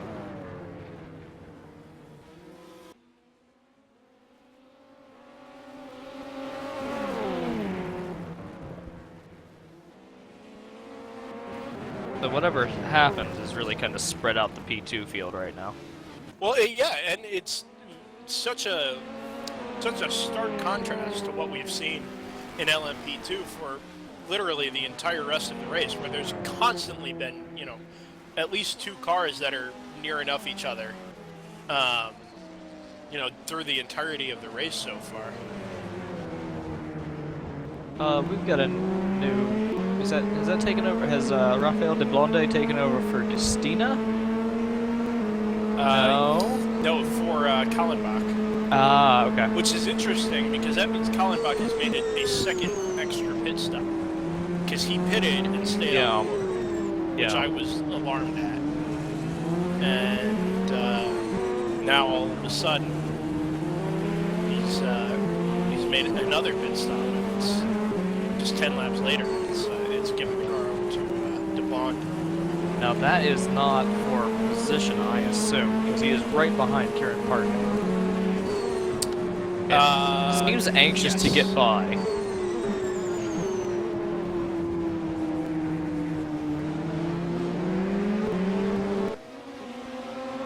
No, that is not for position. The reason he is anxious is because the battle with Justina behind him is for position. Yes, although he's going to slide wide here at turn 1, and Justina's going to get a run down Not into as turn. not as good as you would have thought, though. No, not at all.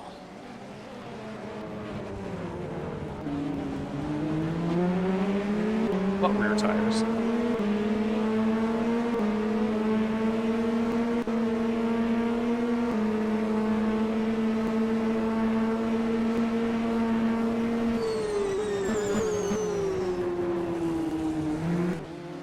So Parkin, unwittingly, playing a pretty significant role in the battle for 5th overall.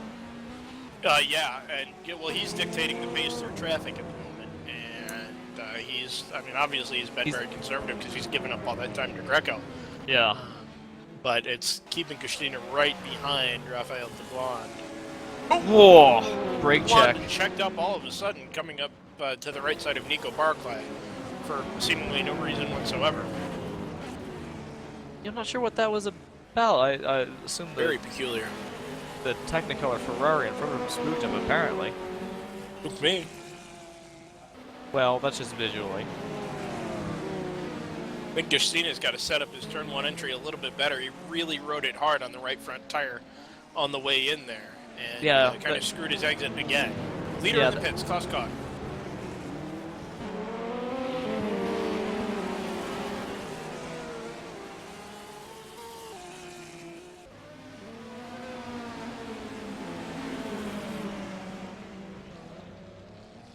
I don't think we've... Sepas at least was in the pits. There's no chance of Cog giving up the lead here. Jimmy Broadbent's has come through and remains... Well, now he's just under 2 laps down. Cog exits the pits. He stayed in the car.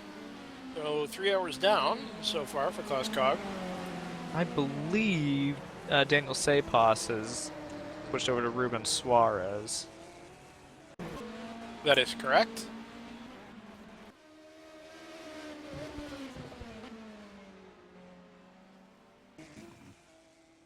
Oh, gosh. Turn 1. Yeah, there's a lot going on here, and Parkin is really, at this point, holding up De Blonde. And like you said, it's not so much that it's the battle for position between the two of them. Blonde way up over the curb, and it's allowed Shortstein to get around to driver's left as they exit the keyhole. And again, this is hurting DeBlonde more than anybody else. He's just been held up so badly by Parkin all the way through traffic. Justina only fell back a little bit. Yeah, Justina with a mover on the outside of a P2 car up in turn 6.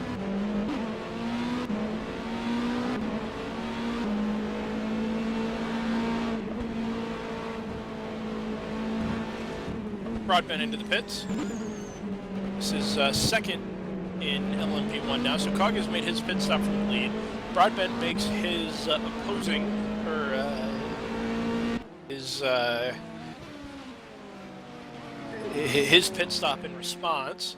And the question is whether or not he's going to hand over to, let's see. Stephen Bailey. Yeah, I think it's going to be Stephen Bailey. He is on the server and should be in position to take over that car. Now, Jimmy Broadbent also. I think I just said Broadbent in the pits. Agostina also in the pits. So that breaks up that battle. That pit stop cost Broadbent second in class because Parkin and Greco have been so close behind. Remember, Broadbent did get past Greco a little earlier on, so that was a pass that was made on track. And that put Broadbent up in second. He made a little bit of a gap, but that pit stop relinquished the position right back to Greco. And now it is Stephen Bailey who's on board the Jimmy Broadbent car, the number 8, Doug Henson. Doug Henson Racing Toyota.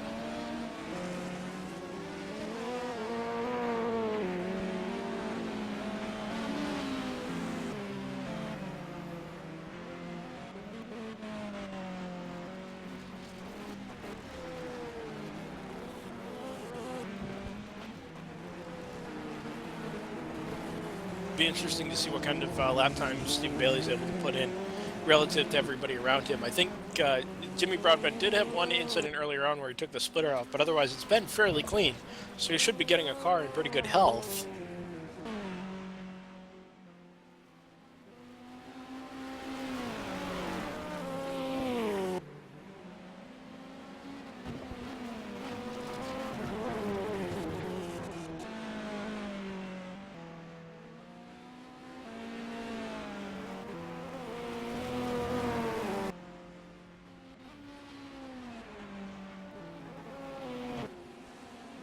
Now, Greco was off strategy relative to Broadbent, so we don't expect a pit stop from Greco for, well, how long has it been?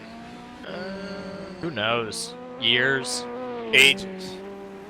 It's like maybe 90, lap 95? That sounds about right. So maybe we will see him in here fairly shortly. No, it was 108 was his last pit stop. Lap 108. So probably another 15 laps here at least for David Greco.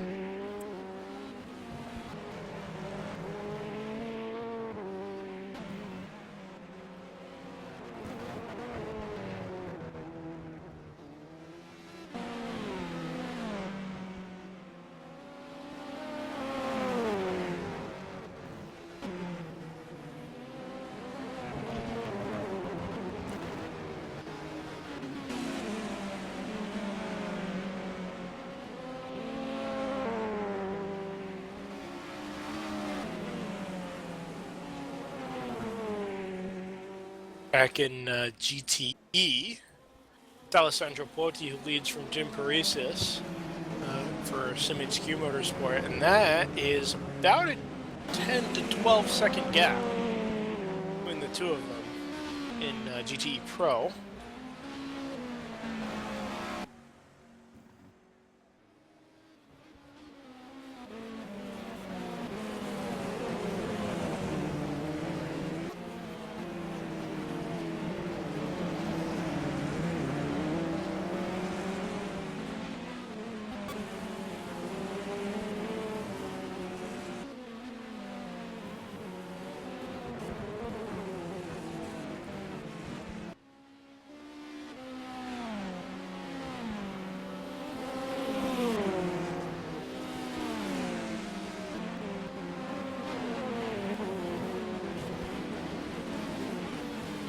Daniel Almeida runs back in third overall in GTE. Third in Decent. GTE Pro, excuse me. A reasonable battle. Looks like it's heating up for a first in GTAM. Which would be... Who is that? Oh god, it's Tiziano Urbanati User was moved to your channel. and Luca Radaelli. And you're absolutely correct. They're about a second apart coming through Thunder Valley and up into turn 11.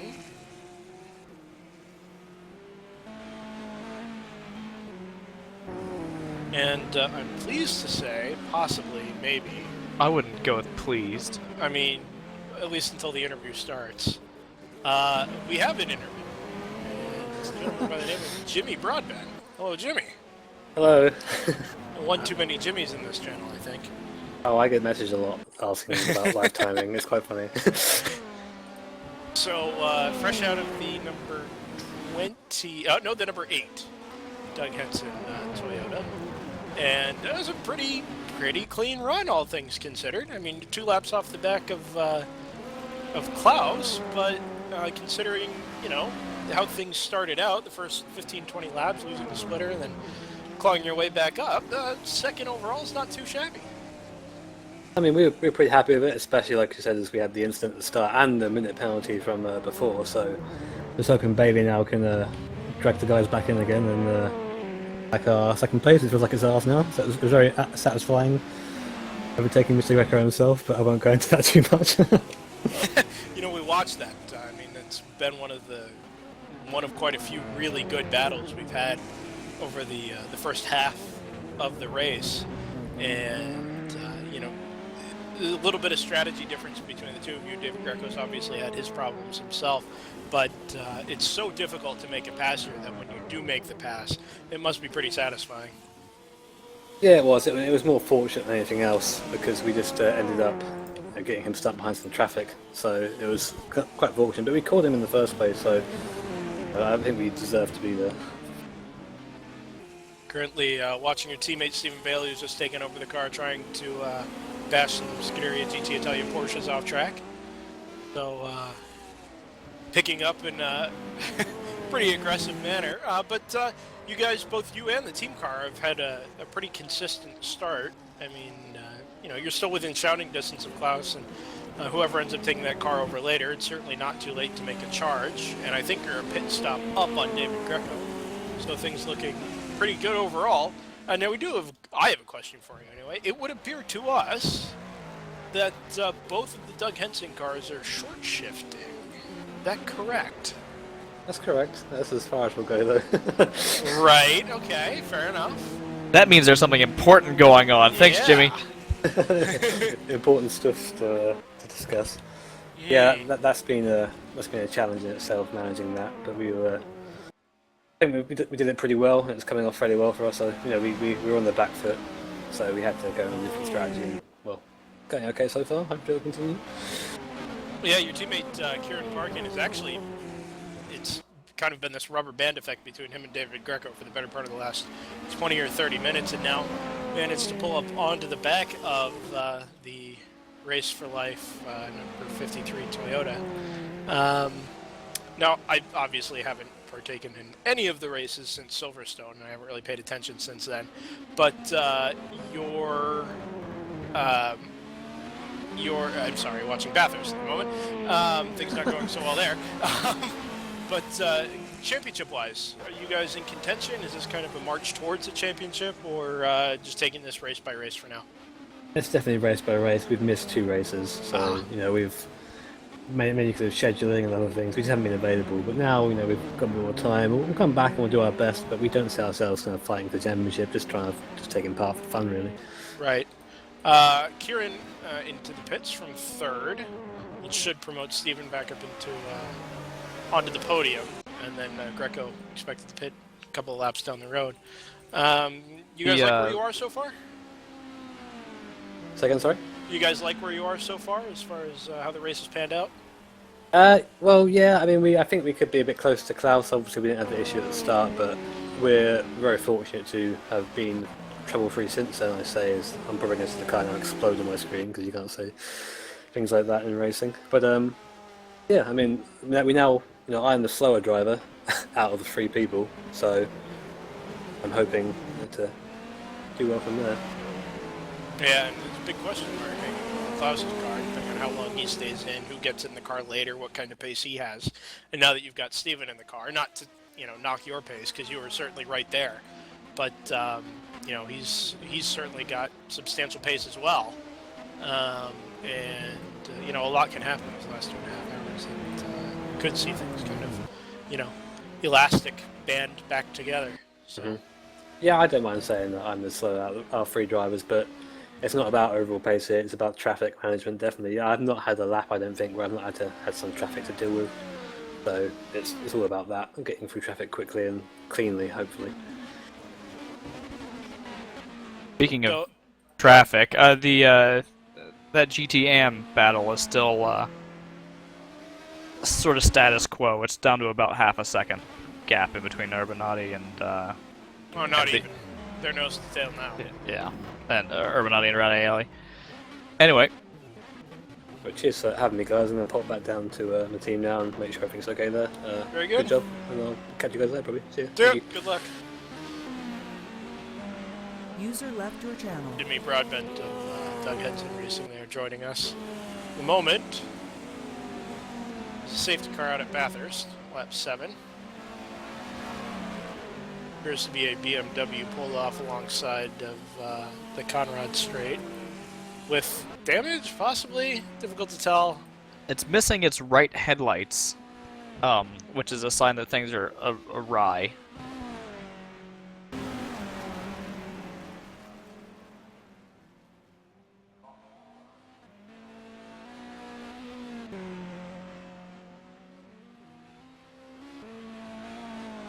Yeah, very peculiar.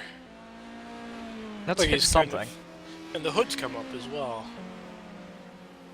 Doesn't look like the driver's extracted himself.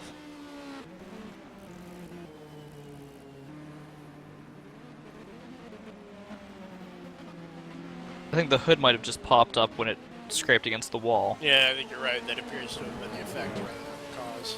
Greco into the pits. And he hands over to Enrico Di Loreto. Kieran has also made a pit stop from 4th, and he's handed over to Adam Hodgkinson. So changes for 2nd, 3rd, and 4th in the last couple of laps. It's the same positions as far as the cars go, but the drivers have changed. So it's now Bailey, Enrico Di Loreto, and then Adam Hodgkinson back behind him. Additionally, Rafael DeBlond is now on the same lap as Hodgkinson, and that is a nose-to-tail battle for 4th in class.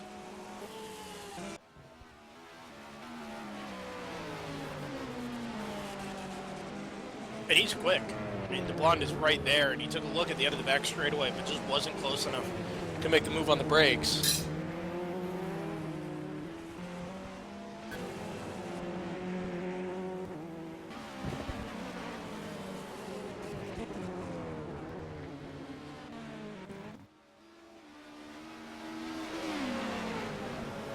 We're caught up in traffic here up at the top of Thunder Valley into turn 11. DeBlond up the inside of Hodgkinson to driver's left. A classic under-over move on the brakes as they were caught up behind the GTEM leader of Urbanati, and DeBlond took massive advantage through there. And on top of that, he's pulled out about 1.5 seconds because Hodgkinson got caught up behind Urbanati. A great opportunistic move there from Rafael DeBlond to put that Porsche up into 4th overall.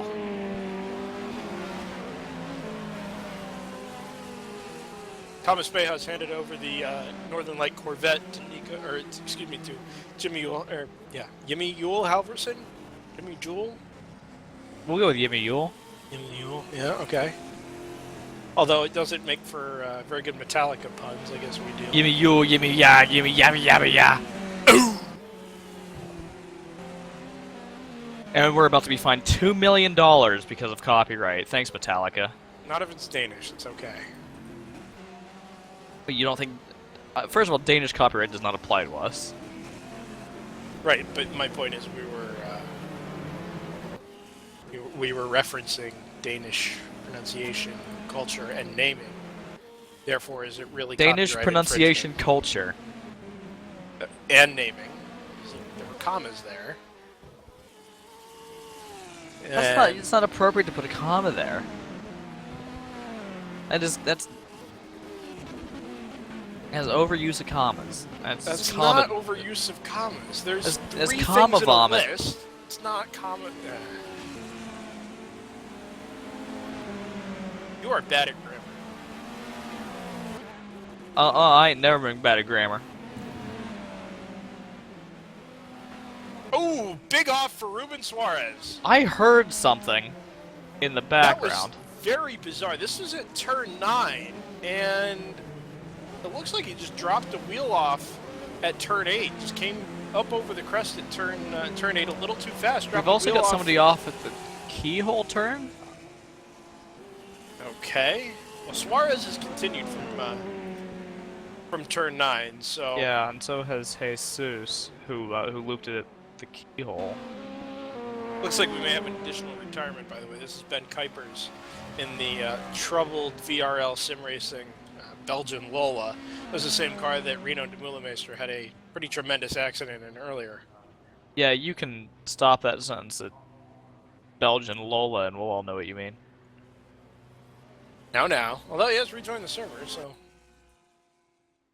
Ruben Suarez has managed to get his troubled Toyota back to the pit lane.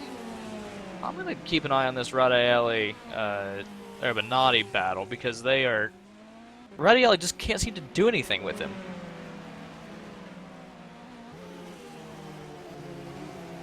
I believe this is Ferrari on Ferrari violence? It's Ferrari on Porsche. Oh, you're right. Radaeli in the Porsche. That's what I get for staying on the onboards.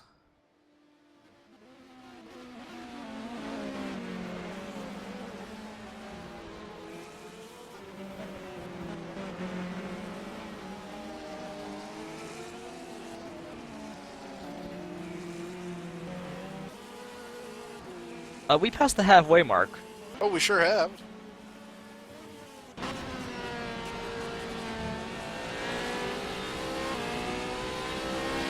Have a couple of driver changes. Daniel Martin is handed over to Jose de las Heras in the lead LMP2 car. Tiered Fedema has stayed on board the second place car, but Alberto Gomez is taking over the third place car, the number 77. So changes for 2 of the 3 podium cars in LMP2. JT Tammy is taken over from Sean Campbell. We expect that will be the only swap of the day for them, because that's the first swap and it's at halfway. Yeah, and that is the case for most of these teams. Radaeli gets a good run through the keyhole, and he's side by side with Urbanati. It looks like Urbanati just has the legs in a straight line. Yep, and Radaeli ducks back into the slipstream. Will he be close enough to make a move on the brake? He's gonna try it. He's gonna slides wide, crosses over. He's got it. Nice. Good pass. That was really aggressive, but credit Urbanati as well, because he gave him plenty of room as they turned into the corner there. I mean, Urbanati could have turned in and made his way to the apex, but knowing full well that Radaeli was going to be there because he was so late on the brakes, he gave plenty of racing room, and now it'll be interesting to see how much time Radaeli can pull away and establish a margin in TTEM.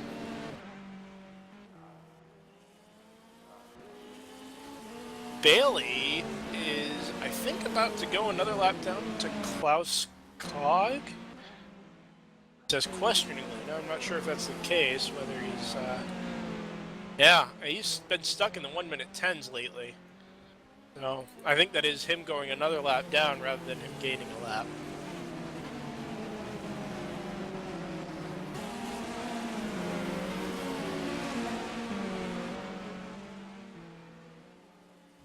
They're pretty even on lap times. Klaus occasionally gets a clear lap while he dips into the 1:07s, but for the most part in traffic, they're roughly about the same. De Lorenzo and DeBlond are still going at a hammer and tong. DeBlond's caught in the back of him and isn't going to give that battle up until he's through.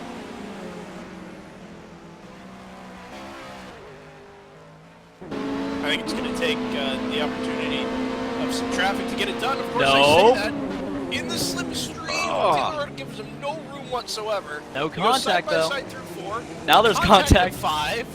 DeBlond slides wide. Like I said, De La Rota just gave him no racing room there whatsoever, and it pushed DeBlond a little bit wide, and he's going to have to fall back in single file.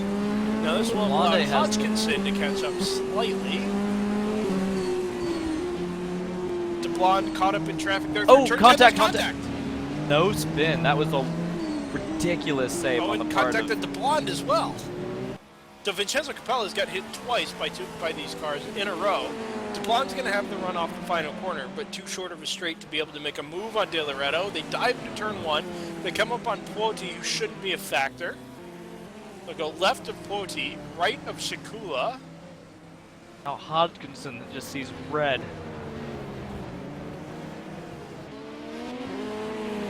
Yeah, he's close, but not quite close enough. He's going to need another couple of fortunate traffic encounters, I guess, to be able to make a move. DeBlon looks up the inside again, but this time he really is too far back. That just isn't going to happen. Bold move.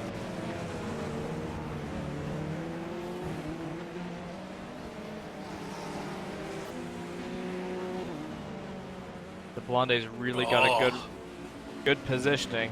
If he can time this run out of 9. He's trying to, but I think up over the top of that crest is not the best way. Hodgkinson is right behind both of them. This is all 4 position, mind you. There are no gaps or laps between them. This is it.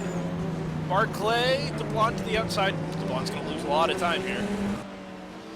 Yep.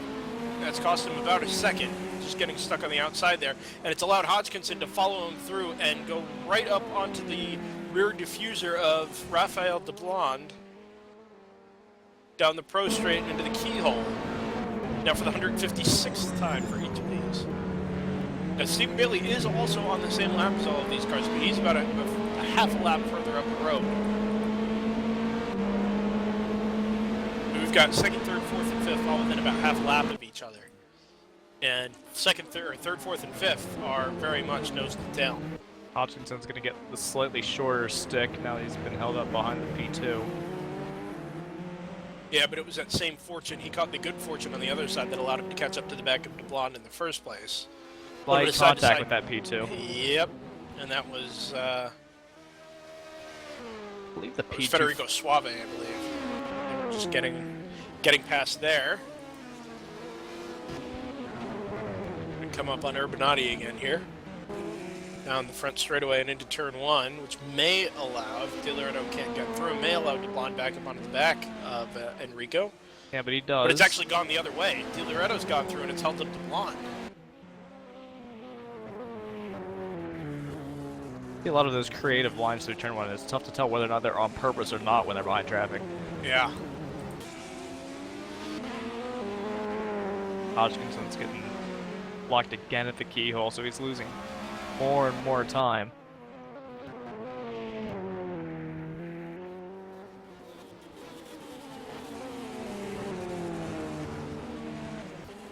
DeBlond can get, well, he's got to get past Radaeli here. And De Loretto, I think, well, they're both going to get caught up behind these cars all the way through to turn 9. And there just is no way Hodgkinson, though. Oh! Almost contact with Hodgkinson into the back of DeBlond. He managed to jump on the brakes and avoid punting the rear diffuser of the Porsche. DeBlond up over the curb at turn 11, which will unsettle the car slightly. Hodgkinson to driver's left as DeBlond gets caught up behind Michele Campini. De Loretto makes his escape up ahead. DeBlond gets a horrible run off turn 13. Hodgkinson can't do anything with it, though. Yeah, you could hear Hodgkinson lift off as they went through onto the main straight. Really good run out of turn 1 for Hodgkinson. And again, just not enough straightaway to do anything with it. What a great setup coming down into the S's. And De Loretto's got a lot of clear space in front of him. Yeah, and behind him. Won't hit anybody until probably about turn 9, it looks like.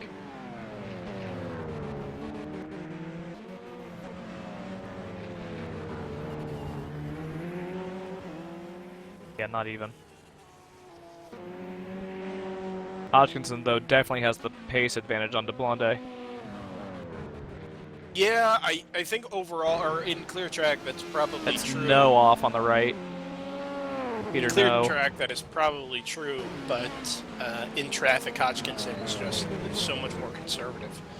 And he loses so much time, which makes up the majority of the running here, so... De Loretto 3 wide down the front straight to get past Chad Simpson and one of the GT cars. I think it was Christian Meyer. DeBlond gets a good run through turn 1 and should be able to pick up a solid second here on De Loretto.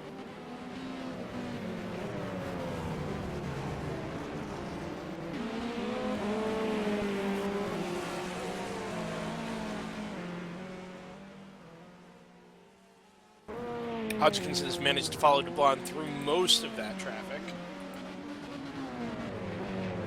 And now they are 3 sort of line astern. Yeah, and DeBlond is catching De Laredo. There's no question. When they're in clear traffic, he's already picked up a solid second and a half this lap. He's visually much closer. I've got the champion car of Tammy in front of them, who's going to hold them up slightly into the carousel. De Laredo's going to try and go around the outside, but that Tammy car should be quick enough at the apex that he won't be able to get the move done, and indeed that's the case. De Laredo gets held up coming out of turn 13. DeBlond gets a tremendous run.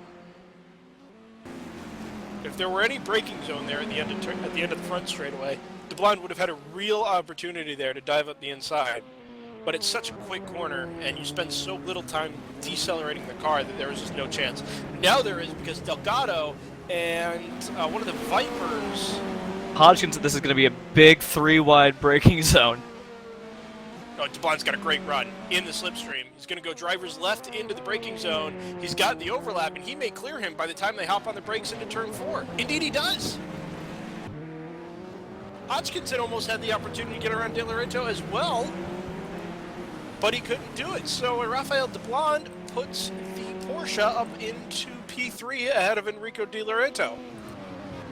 Now Hodgkinson is going to want to try and stay on DeBlond's tail, and he's going to try and get around De Laredo as soon as he can.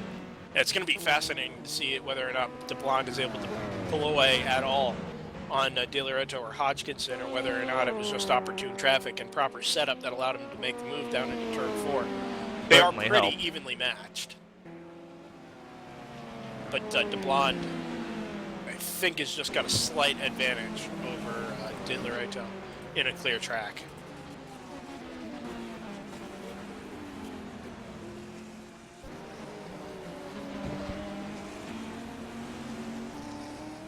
Well, he's certainly got less wing on it. He's certainly got a higher top end than De Laredo, which is going to make it tough for that car to catch back to him. They're going to have Eddie Cristina off to driver's left, up at turn 4, and can't get the car stopped and takes a splitter off. Oh, you can hear it rattling around. Yep. That was weird because he really didn't decelerate once he got to the gravel trap at all. And it just carried right all the way on through to the guardrail and knocked the splitter off. Hodgkinson really aggressive through traffic, cleared somebody in turn 7, which we haven't seen a whole lot of. De Laredo got held up behind Jim Paresis, which really cost him a lot of time relative to DeBlond.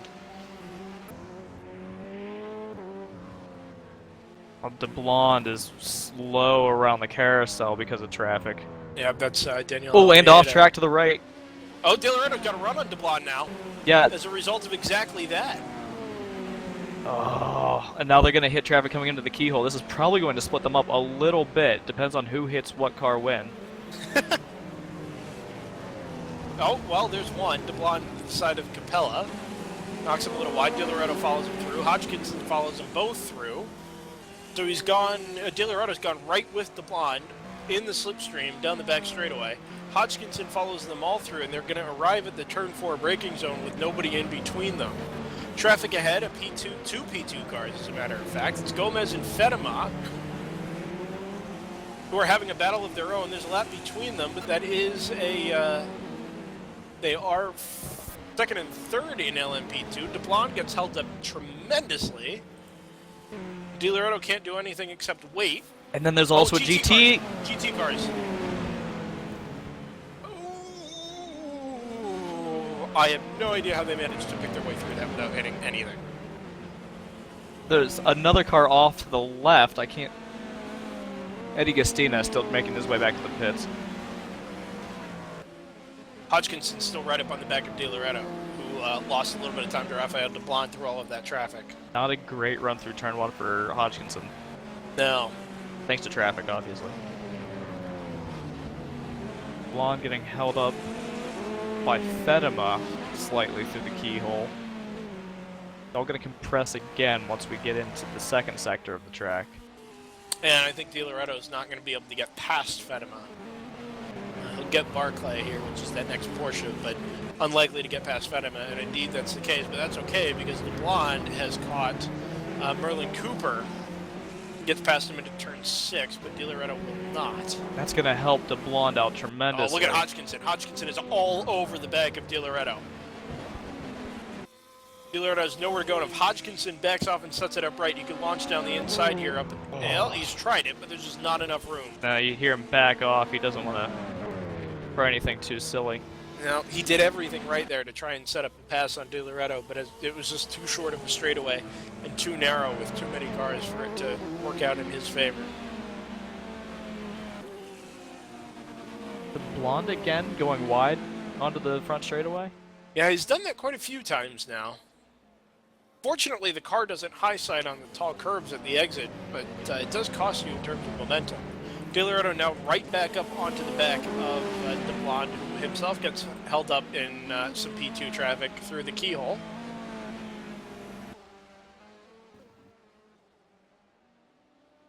Hodgkinson is going to lose out a little bit on this one.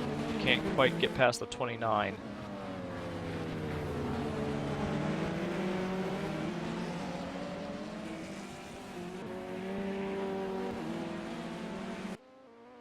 I'm sure all of this is benefiting Stephen Bailey pretty significantly, by the way. He's managed to extend his gap back to Rafael DeBlond pretty significantly. Bailey, however, has not managed to pull away from Voskhod at all, and there's only a second or so between them before Cog puts Bailey 3 laps down.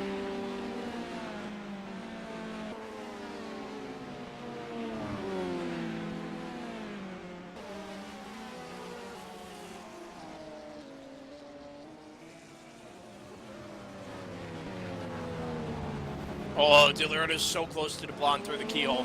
DeBlond held up by Urbanati, gets on the power, the car gets a little swirly, and Di Loretto splits between him and Urbanati down the back straightaway, but DeBlond has some serious legs down the straight, and it's just not enough.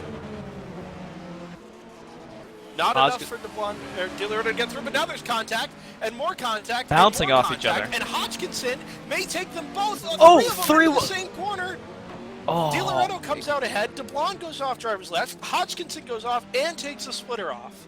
That was poor decision making by Hodgkinson. Yeah, a little too aggressive there. Although, that having been said, I think Di Loretto's dive up the inside, he was the third of those cars going into turn 6, and he dove up the inside to try and take all 3. Peter No is off at the entry to the carousel.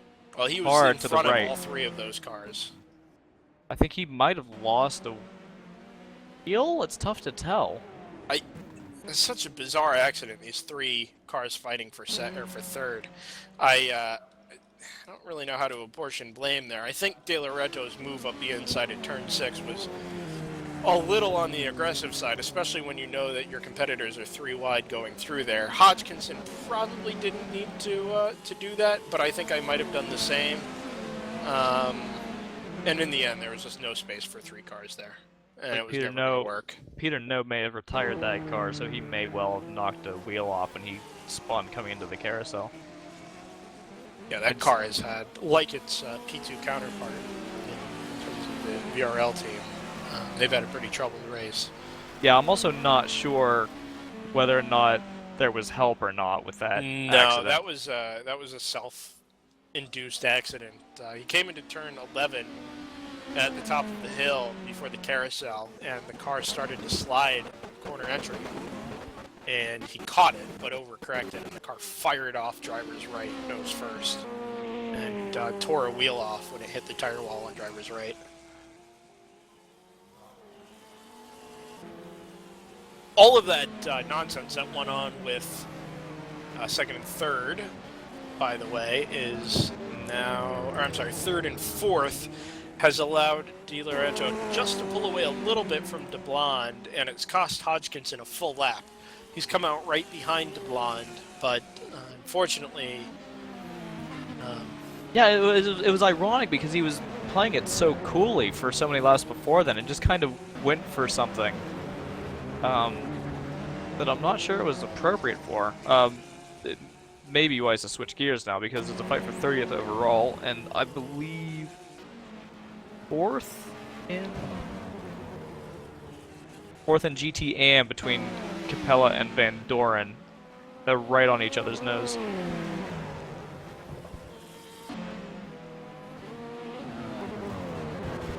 Now Hodgkinson here is going to have better tires as a result of having made the pit stop, so he will probably have a pace advantage over both of. Well, he also will DiLoreto. he will have also sustained the heaviest damage. No, that is true, but it depends on how much deeper that damage ran. I mean, if it was just a matter of turning the splitter off, you replace the splitter and the car's back, more or less completely healthy, then he's looking pretty good, and he's certainly keeping pace with the blonde. He's just stuck that lap farther back.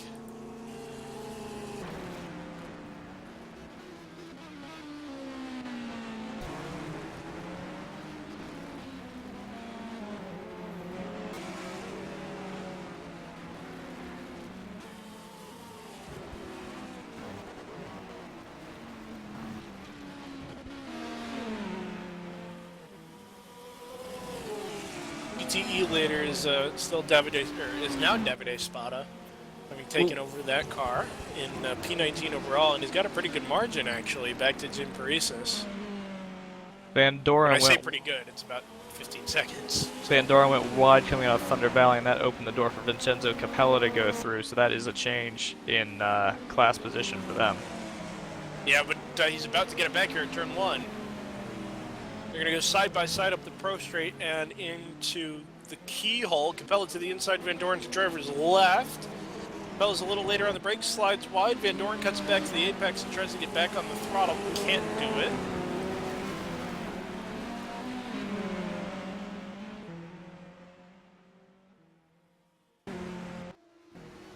Such great attendance for this race today. Right? Packed house. Oh, punted! Just a little bit. I thought it was going to be a way higher speed differential than it ended up being.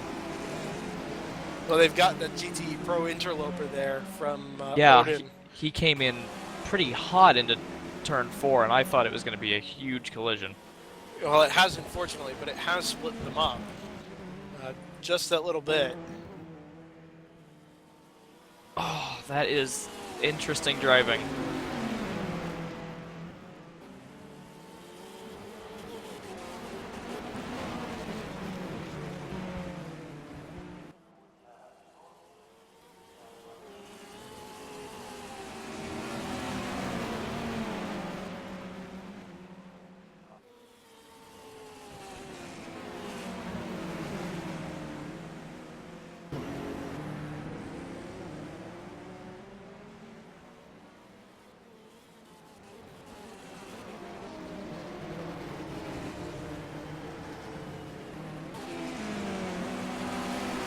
The Blondie DiLoreto battle is closing up just a little bit.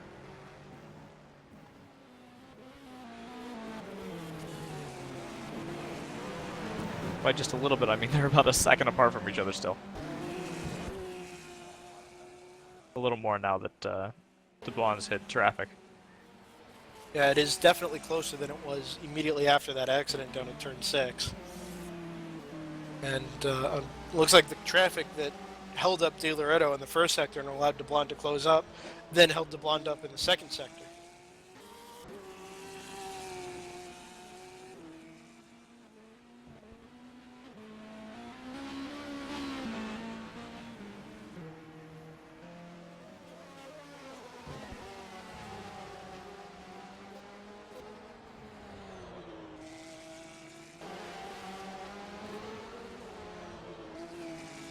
I assume that's Hodgkinson down about exactly a lap, right?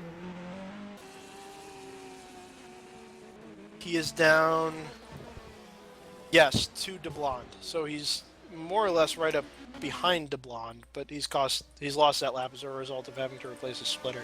Right.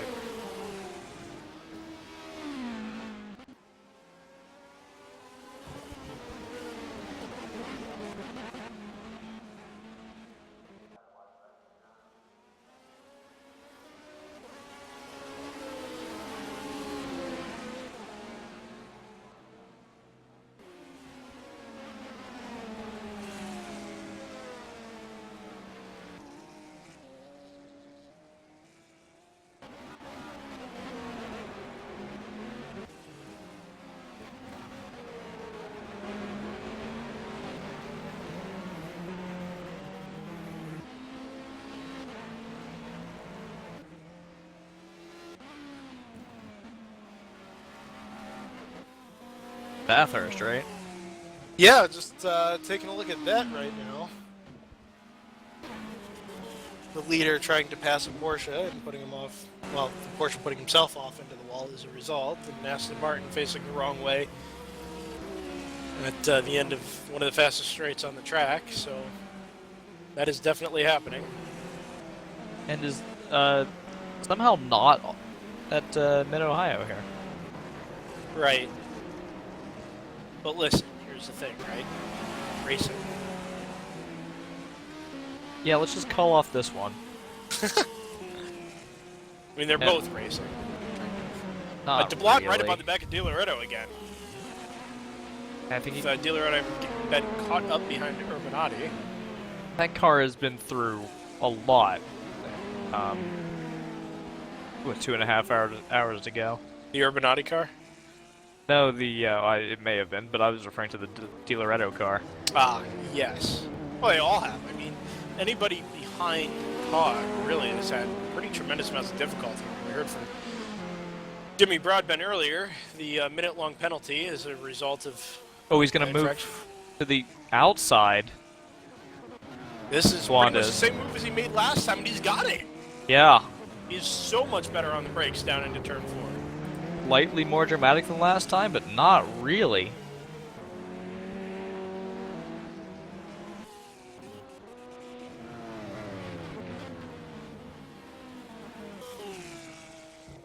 And we'll have to see how traffic turns out in the carousel. But no, whoa! Aggressive move. Wow.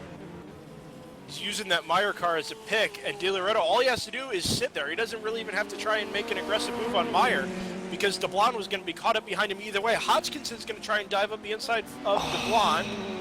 Now, it's not a pass for position, mind you. We already talked that was, Hodgkinson is a lap behind DeBlanc and Di Loretto. But it's obviously a passive value, because if you can get past both of them, you can start to make up ground before they have their scheduled pit stops.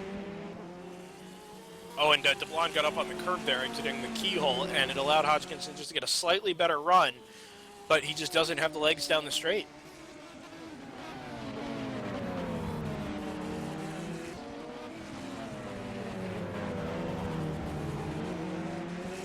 Hodgkinson definitely has the tires, obviously. He's a little heavier car because he's got the fuel on board. Right. He's going to want to make the most of these tires while he has them. Not put too much temperature in them.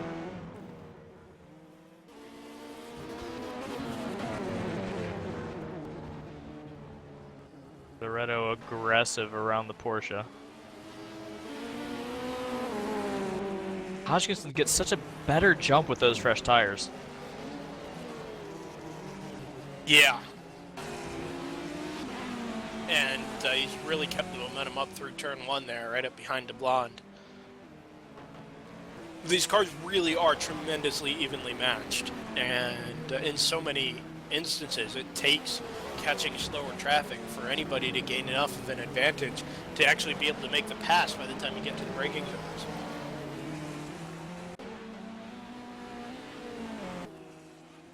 Hodgkinson will lose a little bit to this Aston.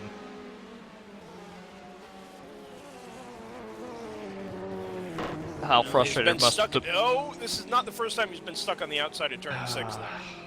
Yeah, that move didn't work the first time. Yeah. You can see the buildup off track and how much the grip is going to drop off as soon as you get offline. Yeah. I mean, we're 3.5 hours into the race. That buildup, I mean, it definitely has an effect. Van Doren very conveniently ducks into the pits in front of DeBlonde.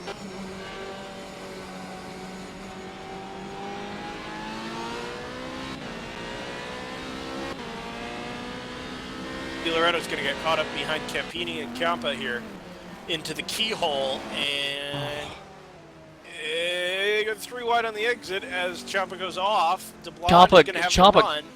Ciampa came across the track right in front of Hodgkinson. Oh! DeBlanc hits the back of Cooper ever so slightly. Ever so slightly. And I think Di Loretto, it was a bit cheeky, but it was not a bad move.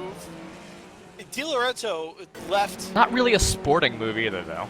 No, he closed the gap between him and Cooper side by side, just enough to where DeBlond wasn't going to be able to get through. Well, the risk when you pull a move like that, watch out! The risk when you pull a move like that is when DeBlond has an opportunity now, how aggressively... Oh! Hodgkinson gets the butt end of a deal again. And that time it was, he had gotten past DeBlond, then got held up behind the Viper. DeBlond dove up the inside of the Viper and he just hip-checked him, which sent the Viper into Hodgkinson. I really don't blame Hodgkinson for that one. No, that was... He's made a couple aggressive moves that haven't panned out, but that one was just a really poor move by DeBlond, hip-checking the Viper into Hodgkinson. Yeah, there's been some interesting moves in the P1 battle. DeBlond has such a straight line advantage over Di Lorenzo. Yeah, but he's not got the downforce at the end of the straight to be able to use it when he jumps on the brakes. Ooh, that was a weird motion. I thought he'd been hit by somebody. I wasn't sure who. Klaus Kog in the pits, overall race leader. Question is, Car will he off get to the... out of the car this time?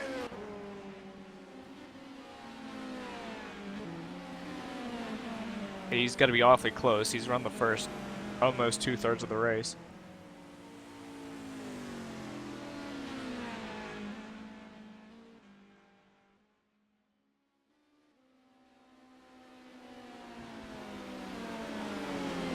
And so we've got a retirement from 7th place overall, Farron Grau.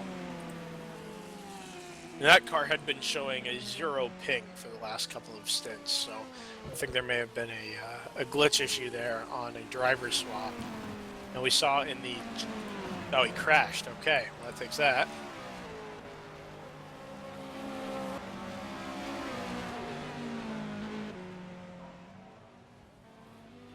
So he did, yep. Like he down at turn 9. Of course, I'm not going to have the actual replay, but went off down at turn 9 at the end of Thunder Valley. Looks like it tore the splitter off. Oliver Zirach gets in the lead car.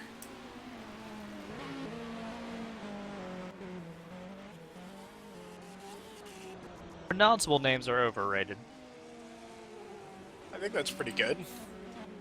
Oliver Zirach. Right, and I can tell you what it means. DeBlonde makes kind of what looks like a last-second decision to jump into the pits. Maybe he decided he was tired of being held up in traffic. He was within a couple laps of his pit window anyway. Just decided that now was going to be the opportunity to try and jump Di Lorenzo. Question for him is also going to be, does he pit or not? Or not pit, does he swat? Someday I'll get it. Will he switch over to another driver?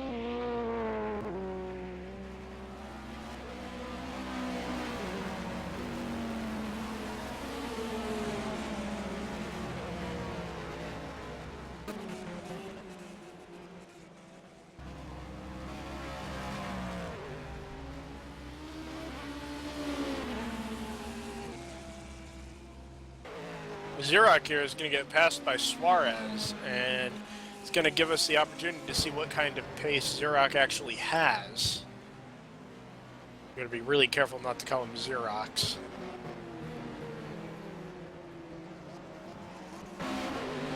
Whoa! Someone's just cut the keyhole turn, which I didn't know you could do.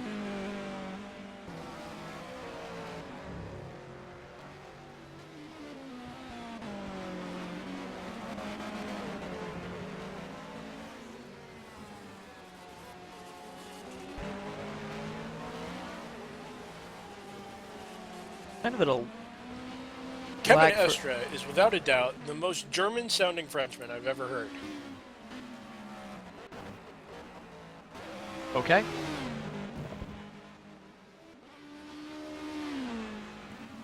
Not really any tight battles on track right now.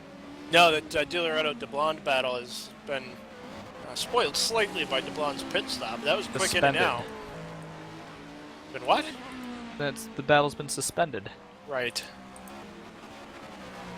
I think it's going to be fascinating to watch Xerox pace. There we go. His pace relative to what Klaus was able to do earlier on, and to see just how much Bailey is going to be able to pick up, because he was evenly matched with Klaus the entire time they were on track together. And presumably Bailey will take it to the end. I would assume so.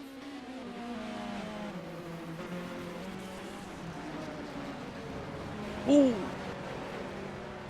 Okay. Capella off at turn 9. Rubs up against the tire wall, or the hay bales, and continues. Nico Barclay in the pits, into garage, actually. Then in the carousel now, and that's Delgado. And now resumes.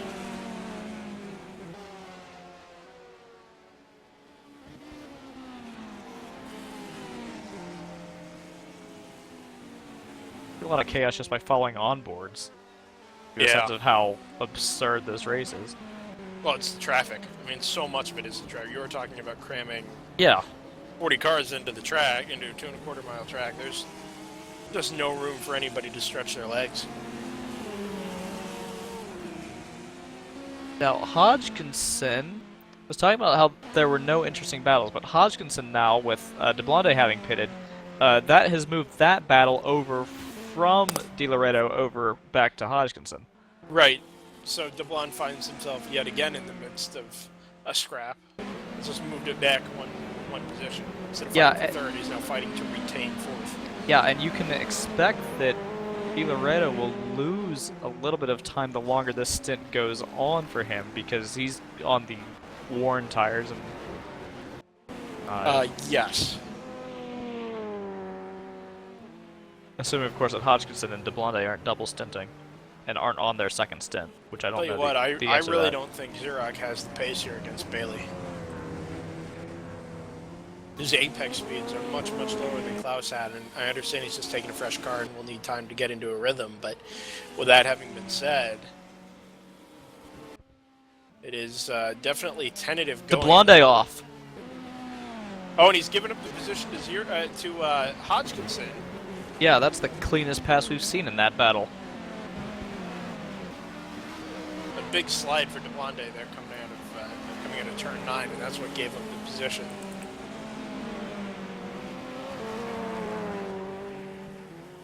Yeah, and so now the question is going to be, after De Loreto pits, where is Adam Hodgkinson going to... Well, I mean, Gonna pit sort stops in. have taken almost exactly a lap. Right, so Hodgkinson, they're all going to come out fairly close to each other and all on the same lap. Now the question is how much longer it's going to be before De Loreto has to pit. Right? If De Loreto pits before the top of the hour, then it's pretty safe to assume that he's going to be a pit stop ahead of everybody in terms of being able to make it to the end of the race. Yeah. Well, he's off sequence, right? Ish? At this point, I've lost track. But Yeah, there I have get been what- so many short stints as a result of people tearing splitters off and other minor things that I guess it's there's really no such thing as a difficult to sequence tell. anymore. Yeah. Hodgkinson's Oh, really... I mean, he needs to be, but he's really aggressive through traffic. Well, but he needs to be smart through traffic, and he needs Oh! contact with the blonde, and this time he's done it to himself. Well, DeBlonde kind of came in screaming on that one. I don't know who to give that to. Yeah, I think he had to have known he was coming, though. The blonde got through him, then made side-to-side contact with Suave at turn 13 and slid it again. And that got Hodgkinson right back up onto his gearbox. All in all, I think in general, all three of these guys have been just a little too far on the aggressive side of taking risks. I just think so much of this has been, unnecessary. They've been close, but it only takes, one lap where one car catches traffic to be right back up on the gearbox of whoever you've just fallen away from, and there's just no need for it. Well, I'm doubly confused by the fact that DeBlonde fell so far back, caught up so quickly, and now has been reeled back in by Well, that was because DeBlonde hit the side of Suave coming onto the front straightaway, and it loosened his car up under acceleration, and you know, it was enough for Hodgkinson to catch back up by the time they got to turn 1. Di Loreto in the pits.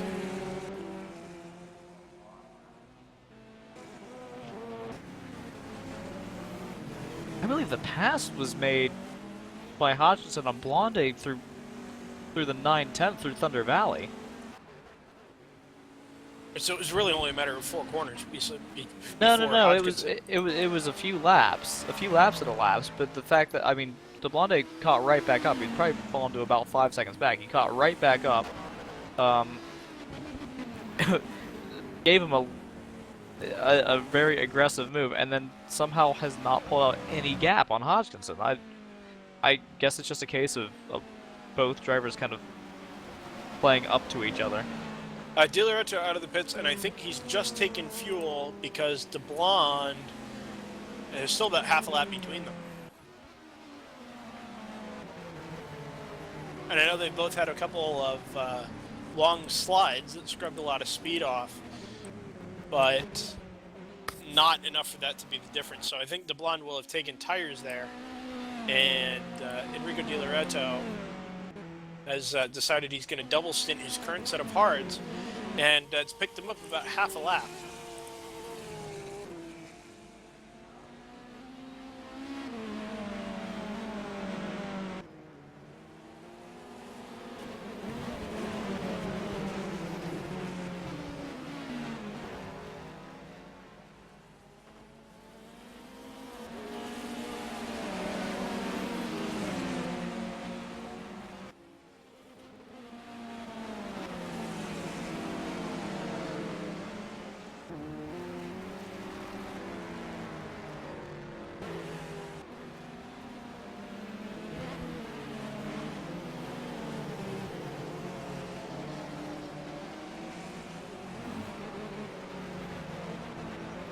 Hodgkinson's really, I mean, he must be really tempted to just punt DeBlonde out of off the road right now, but he's looking for an opportunity to get through on him.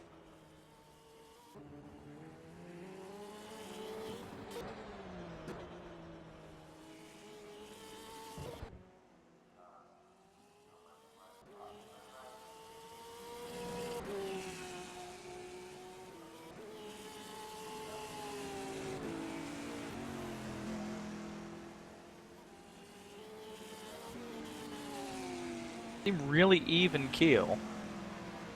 It's just a matter of DeBlonde making mistakes and then Hodgkinson being able to capitalize on them.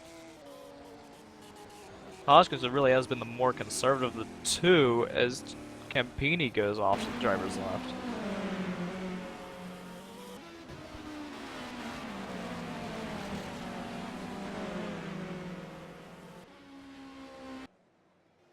DeBlonde gets held up by Gomez.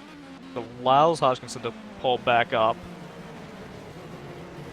Blonde will get through before the carousel, and Hodgkinson has to keep the wide line.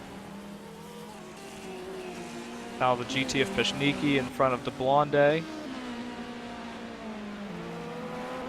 Definite bumper-to-bumper contact, or nose-to-diffuser contact on DeBlonde and Hodgkinson. They both swing the rears of the cars out just a little bit going through turn 1. They're going to come up on a GT and a P2 through the keyhole, but it doesn't look like they'll get caught up. The real danger will be making their way past as they make their way into the S's.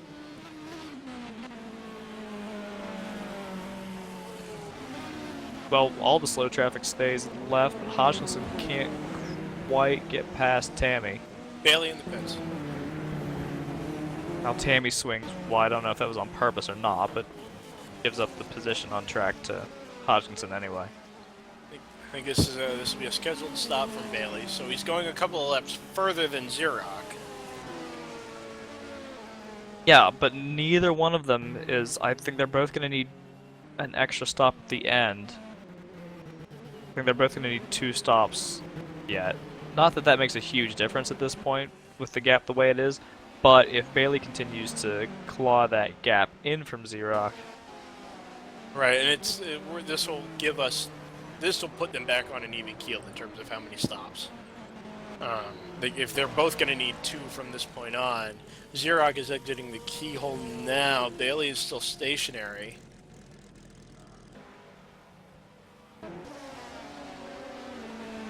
And I think Bailey is single stinting each time, which I'm sure will not be helping his cause. Probably a little quicker on track, but it just costs him so much time in the pit lane.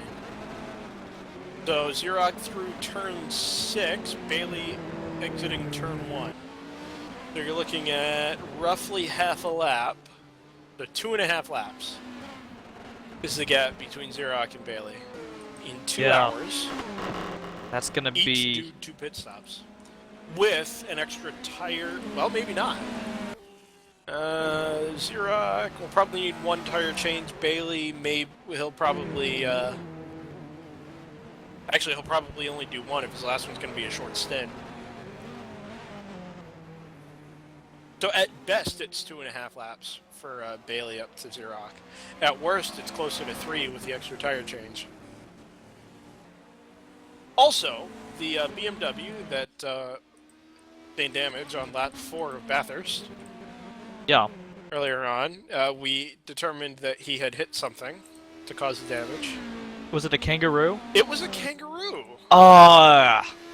They really got to get get this rid of game. those.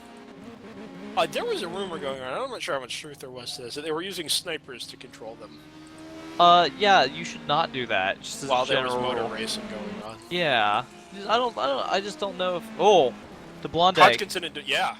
He tried to go around the outside of Bernardi there, and the car jumped sideways. And he had to back out of it. He slides in behind Bernardi, but it allowed Hodgkinson to think about going around the outside of turn 6 for about the 10th time. Unlikely to have ended well. He is right back up in the back of the blonde, however. Yeah, I didn't get anything on him. Meanwhile, both of these guys are about to come up on our overall leader. Yeah, and that just shows you how much slower Xerox has been over the last little while since he took over that number 321 car.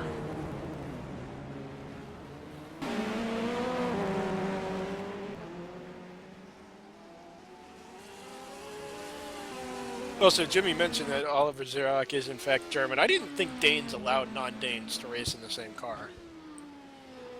I think it's. There's some kind of international law from the Geneva Convention that says that you can't put people that aren't Danes in the car with Danes. De Blonde wide at 5, Hodgkinson at the outside at 6, and De Blonde punts him off again. That's.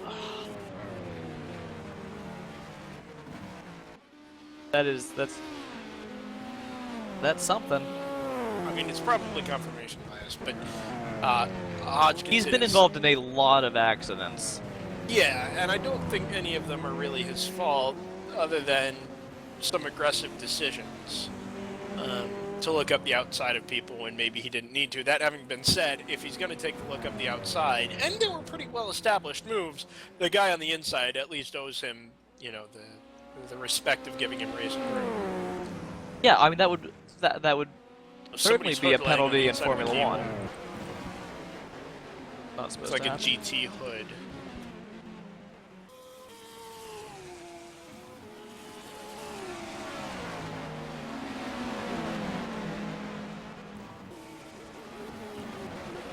Over at Bathurst's former Formula 1 race leader, Marcus Winkelhock. I always knew I could do it. Thanks, Steve Matchett. Do what I can.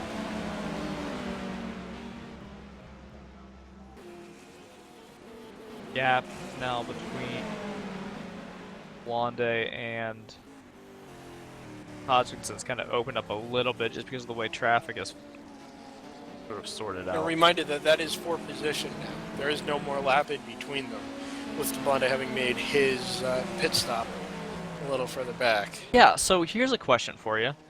Do we know whether or not these two are also double sitting their hard tires? Is there just a stagger here in their tire? Well, Di Lorenzo, Hodgkinson is on mediums.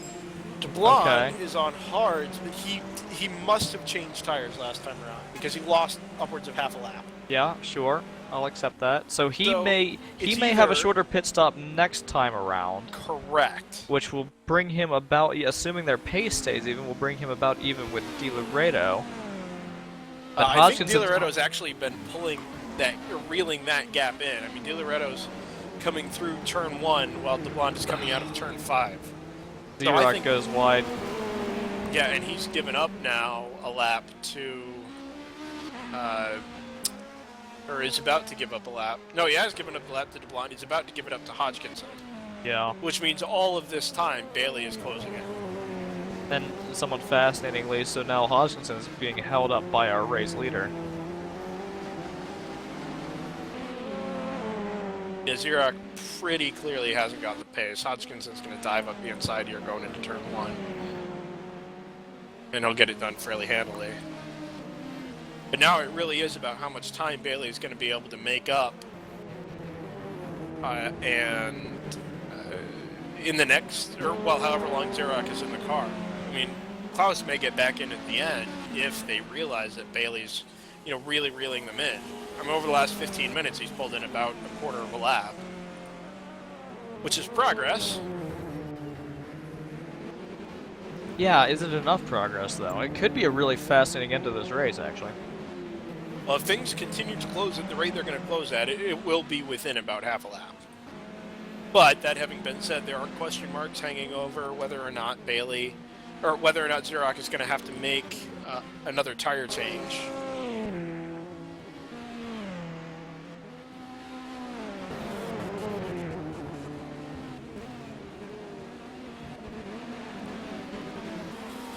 Really, the person who's in the worst position for this three-way fight to get on the podium has got to be Hodgkinson, because he hasn't been able to get around Blonde. He's Well, that's still got just to it. he's He got has- to he's got to pit for tires on this next stop, on every stop presumably. Yes, and that's the problem. Isn't that he can't run with him or stay with him? It's that he can't pass him. Yeah, he's stuck that- behind him. Your word choice, whether unintentional or not, was really the key, because even if he's able to claw that gap back up every time, even through traffic. But when he gets up to him, either he makes an aggressive move and he gets bumped off track, and that sends him further back, or when there is a clean move available to be made, he just doesn't have the right run or the right pace into the braking zone to get it done. Yeah.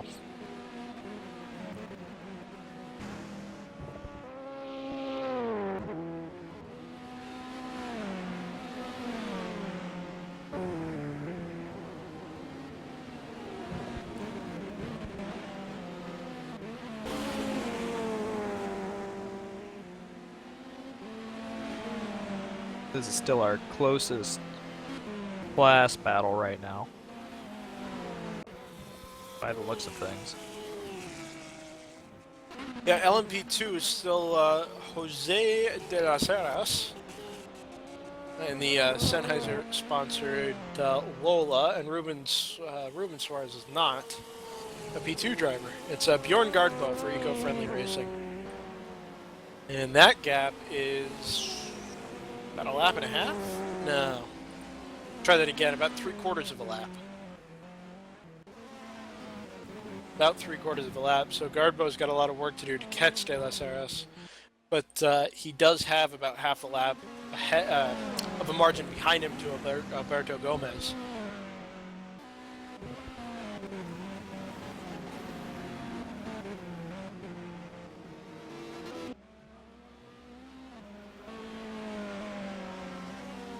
Those of you who are Rochester, New York fans, the snow Nobody. is getting heavier. That's nobody. Nope, and that includes me, and I live here.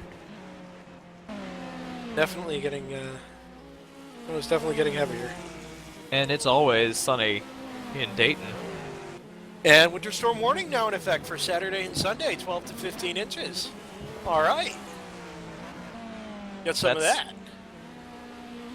Wow, I have no inches expected.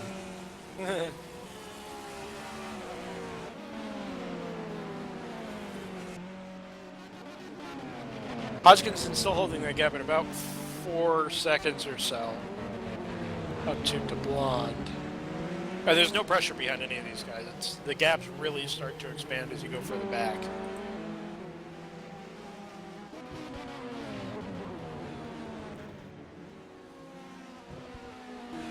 Back in GTE Pro, Davide Spada and Jim Paresis first and second, and that gap is very nearly a lap. It's just the length of the back straightaway is all that separates Spada from putting a lap on Jim Paresis. By the way, we can update what happened to the 122, the P1 that left the race maybe about half an hour ago.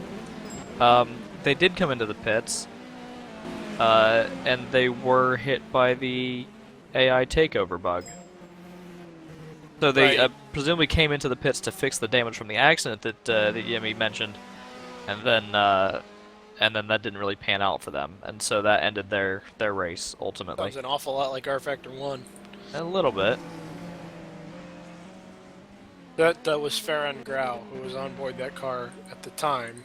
Yeah, and that was Ivan Rico, who was trying to take the car over. Right. Bailey is about to unlap himself from Oliver Zirach. It's with 2 hours basically remaining a yet. Corner. It's one corner is essentially a difference, and in the, let's call it half or 3/4 of a stint since Zirach has taken over, he's lost about half a lap back to Bailey. Because that gap had been about 2.5. Well, Bailey's really aggressive coming out of some of these corners trying to get past traffic. Really comes on the throttle hard, gets the car a little sideways.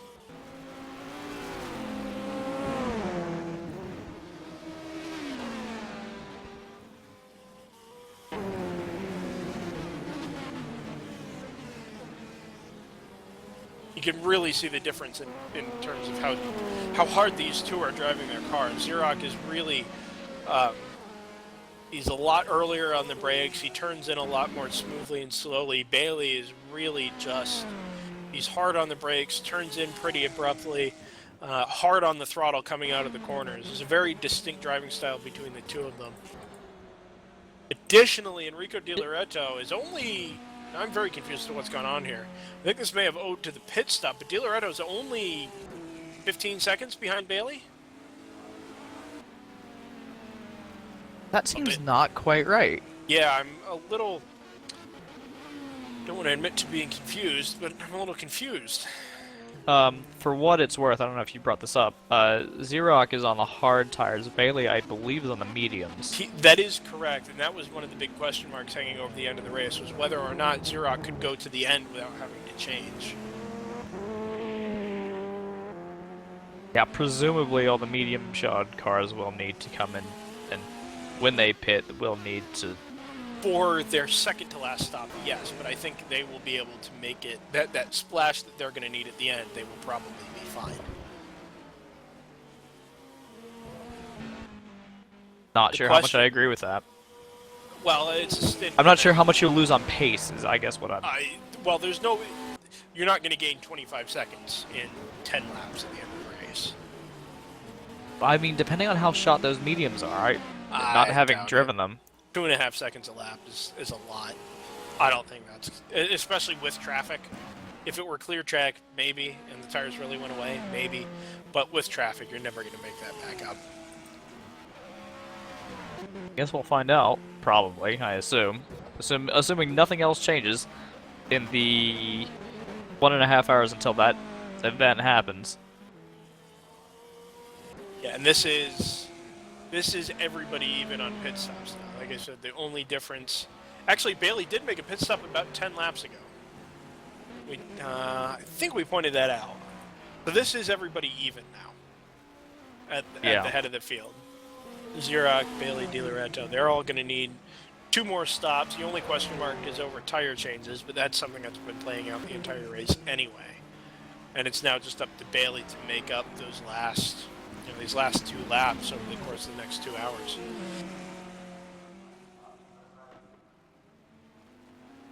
Yeah, it's going to be really interesting to see how long it takes Bailey to make up that gap and get by and put himself back on that lead lap.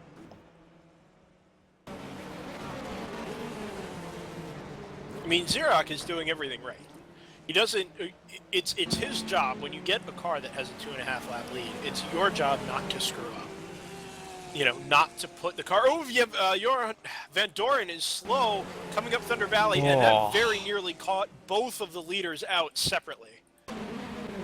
Yeah. He was really, really slow in the middle of the track. Looked like he was maybe recovering from a spin and looking for somewhere to go to get out of the way as he accelerated and just couldn't find it.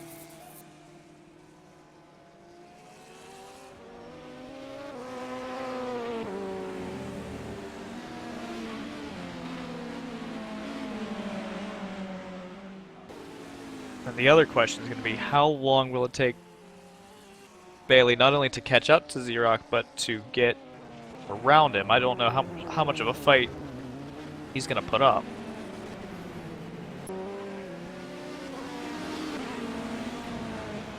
My guess would be if he continues doing what he's been doing, which is just driving the car within himself, then my guess is no fight at all. I think he'll just let Bailey go. I think Xerox is still in the strongest position, both in terms of tire strategy and in terms of the margin he has. And I think once Bailey decides he's going to show him that he's going to make the move, that here he goes, around the outside of the carousel, Bailey will back out of it and think better, and that's definitely the right decision, because he's going to have the other, an opportunity several times this next lap to get the move done. He's going to fire up the inside of turn one. That's not going to work either. Yeah, Xerox showing a little bit of back. Well, and Bailey wasn't really fully alongside there. That wasn't too much of a passing opportunity for two prototypes anyway, so... Did you hear how quickly Bailey goes down through the gears? It's like he loses about 100 miles an hour, it seems like, and then he starts to downshift. D-Rock, is he going to hold the inside line, or does he... He's just got enough pace down the straight here. Yep. Yeah. So he's just going to hold his nerve on, and not let the concept of giving up that advantage affect him. Exactly. All he needs to do is make sure that when Bailey goes by, he does it cleanly. So and that's going to be Bailey it. Up the inside, and he will probably contact side to side.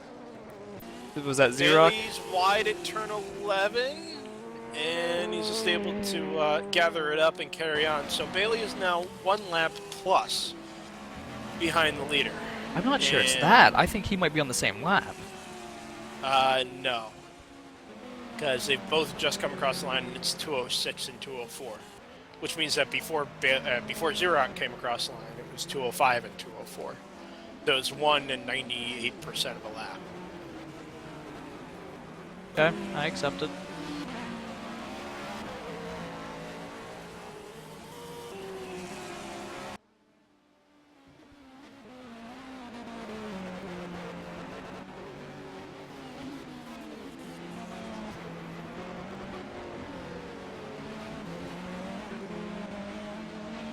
Oh, it looks like we've missed at least I think I've missed the Champa cars has at least left the race. Yes.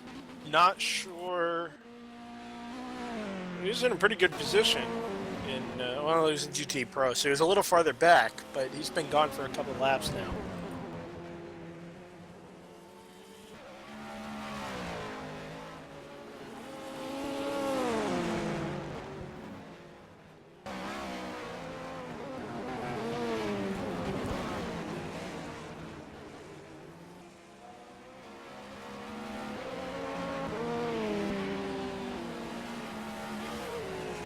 Since the argy-bargy between DeBlonde and Hodgkinson, it's really allowed DeBlonde to get away.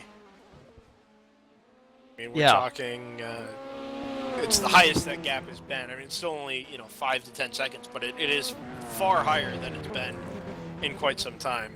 Yeah, and that probably owes a little bit to tire wear and the Sheen kind of falling off those medium tires that Hodgkinson's got on and still... right, and DeBlonde has a fresh set of hards, whereas De Laurentiis has the dying set of hards. Yeah, so that's going to be a fascinating dynamic. And if you're one of these teams who is going to be has been double stinting hards the entire time, if you're making that last pit stop with under an hour to go, do you go ahead and switch over to mediums? Well, that's a big question. If you've tested mediums and you like the car's behavior, then yes. But it is going to change the amount of grip you have, and thus, the balance of the car. As you Delgado go off. through. But I think Xerox is still in a better position because he's not. I don't think he's going to have to change tires again. Especially with the pace he's had. Not to say he's slow, but he will almost certainly be using less tire than Klaus.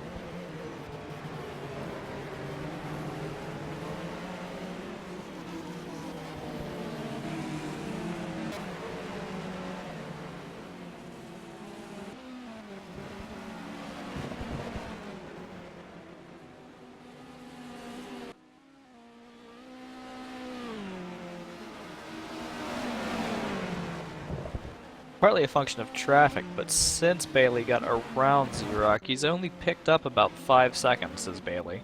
Well, that's only over 3 laps, though. Yeah, but if he's got a lap and a bit to do, if he's got to make up, we'll say, let's call it 2 110 laps. seconds. Yeah. Because I Gonna think make he's up- going to have to pit, or he's going to have to do a tire change in there as well. Or Xerox don't. So we'll call it 2 laps. 2 laps in an hour and, let's see, do we have a specific lap counter, time remaining counter, or is Yeah, 4.3 hours all we get? No, with the broadcast, which you Aha. obviously are following very closely, Yes. shows that we have just under an hour and 3/4 to go. Right, so let's call it an hour, let's call it 2 laps in an hour 45. Hour and 45 probably gives you about 45 laps, we'll say? No, more than that. No, you're looking at about 50 laps an hour. I forgot how hours work is the issue. Yeah. 110. 110 minutes that we've decided. No, hour 45, so that's 105 minutes. And we're 5 thinking minutes is about going to be a big difference. yeah, well, right. Oh, JT Tammy's out of the race. Oh, I didn't even notice that. It just happened. Was that on a swap or did he wreck? Difficult to tell. Alright, back to you in the studio.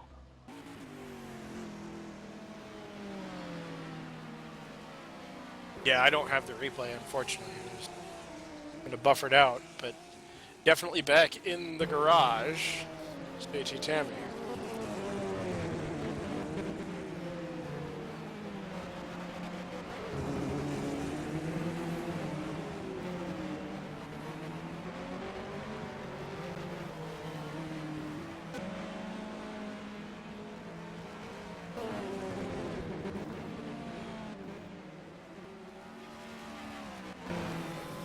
So figure you get about, what, 60 laps in?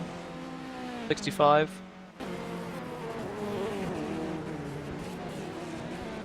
No, we got more than that. We get,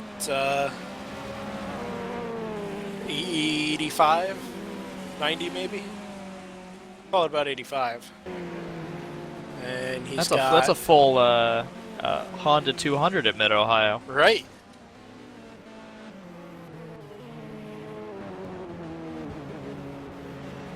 Hopefully they have about 88 laps to go, and then it'll be perfect. 85 laps to make up 2-lap margin, which is Just over a second a lap, yeah. which is eminently doable. The 100 and golly, math is hard. 60, about 130 seconds. It's actually going to be closer to a second and a half a lap. Right, 85 and 130. 130 seconds and 85 laps.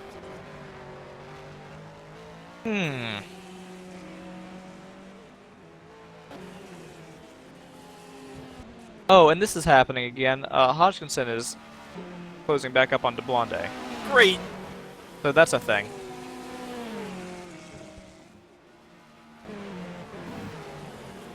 Safety car Bathurst as well. Tammy's coming out of the pits. Okay. So that must have just been a temporary disconnection. Yeah. Bailey caught up in traffic big time coming through Thunder Valley, and Xerox has managed to claw back a couple seconds through all of that.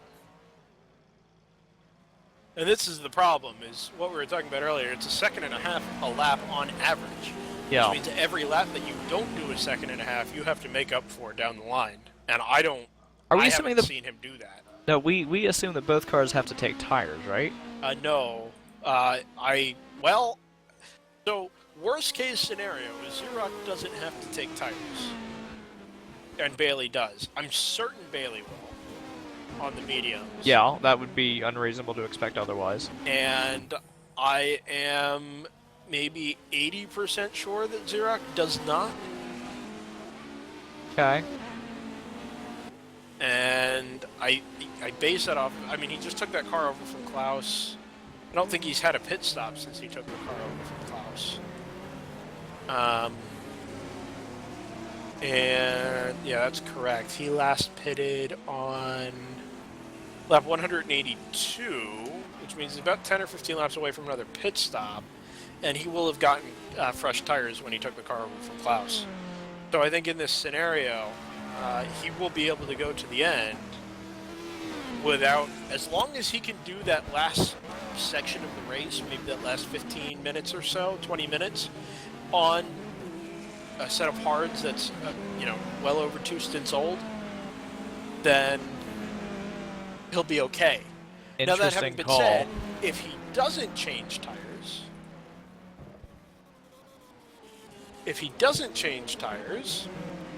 Hodgkinson getting a run on DeBlonde, by the way.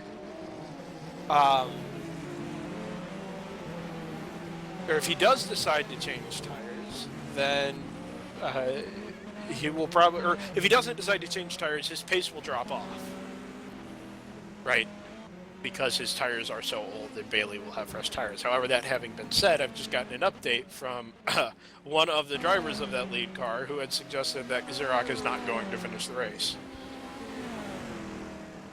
And it is that other driver of the 3-2-1 car that will finish the race. Yeah, I wondered if they would put Klaus back in it. They are putting Klaus back in. Interesting. So Bailey's really got a tall order on his hands, and with that in mind, I don't know, how reasonable it is to expect. I mean, he certainly won't be able to pick up this kind of time on Klaus. It's just a matter of whether or not he can get close enough in the meantime.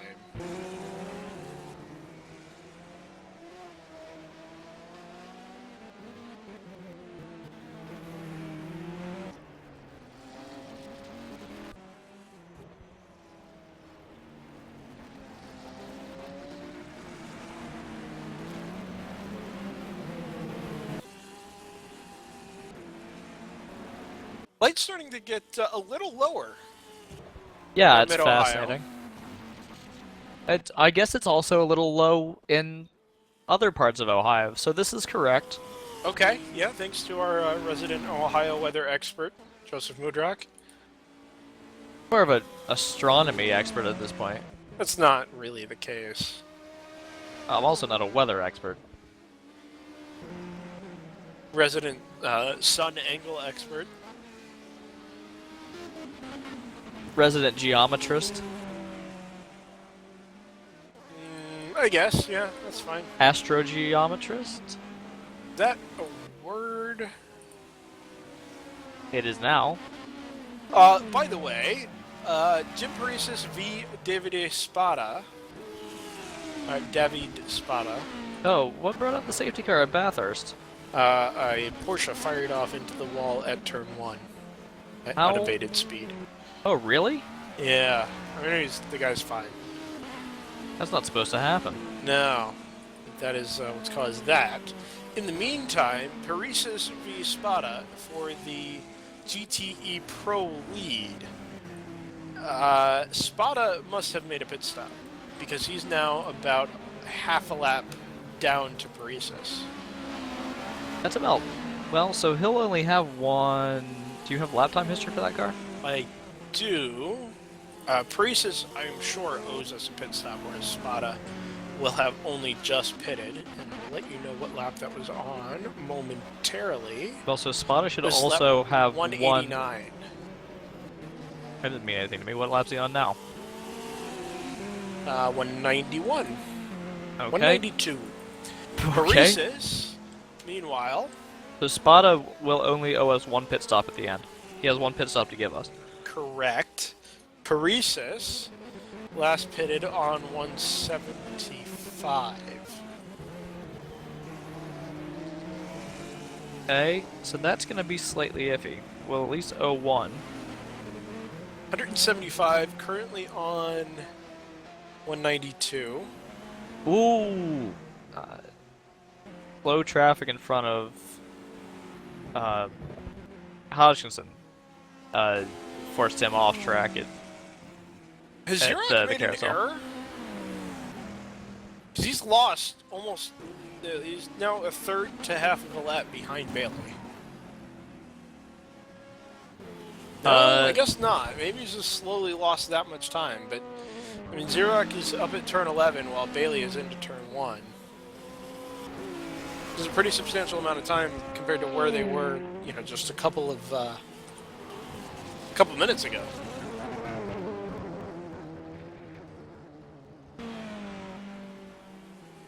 Yeah, I don't know. I didn't catch anything. I've just been following. Be following our leader, I guess.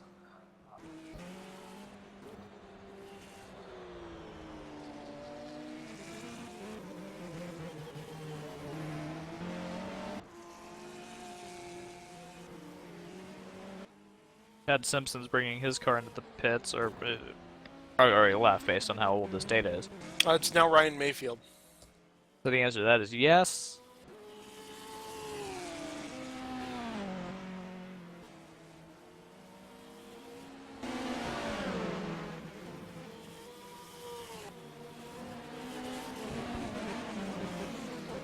It's about an hour and a half to go here as the light starts to drop at Mid-Ohio. Yeah, Bailey's what time does still this race pushing end? White 5? Yeah, Eastern time, correct. Assuming that the lighting is accurate, we should still have a decent amount of sunlight at the end of the race.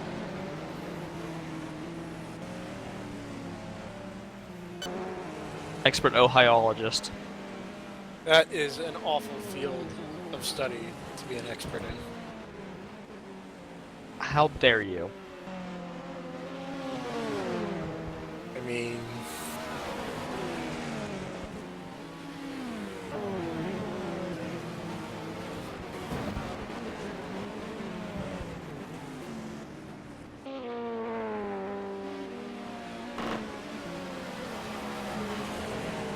Something gets hit around this track at least once a lap. You can hear that too, huh?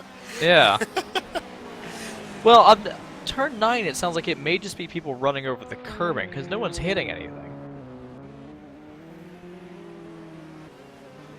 I mean, they're running over bollards that used to be there. It may be new drivers coming in registering bollards that aren't there to the rest of the world. Potentially, yeah. Which is some major bullpucky.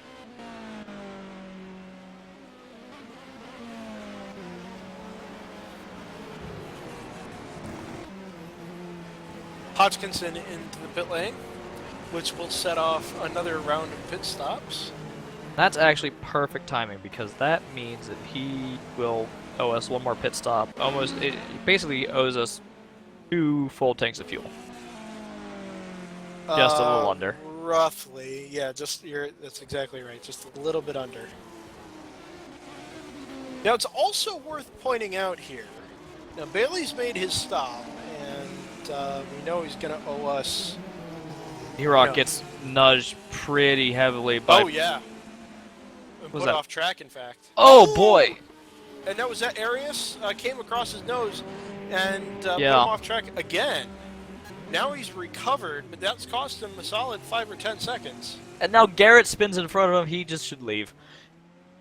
This race is not going well for him right now.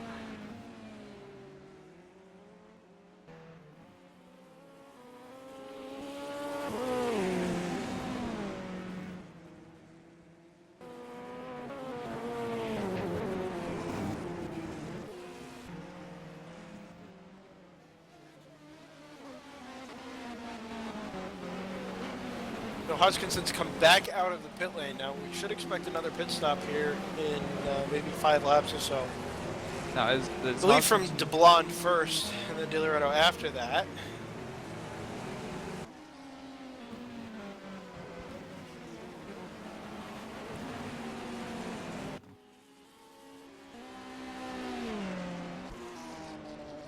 For those of you disappointed we haven't talked about LMP2 lately, there's really not much happening back there. It's De La Saras who still leads over Bjorn Gardbo by almost a full lap now, actually. There's actually the potential here that De La Saras is going to put a full lap on Gardbo. There's only one car in between them, a GT car, and then they'll be nose to tail in the wrong order. Well, it may have been Gardbo who just had a spin in turn 7 or so. Somebody, it was a slow prototype, and I couldn't quite make out who it was, but the name hovering above it looked like it may have been Gardbo.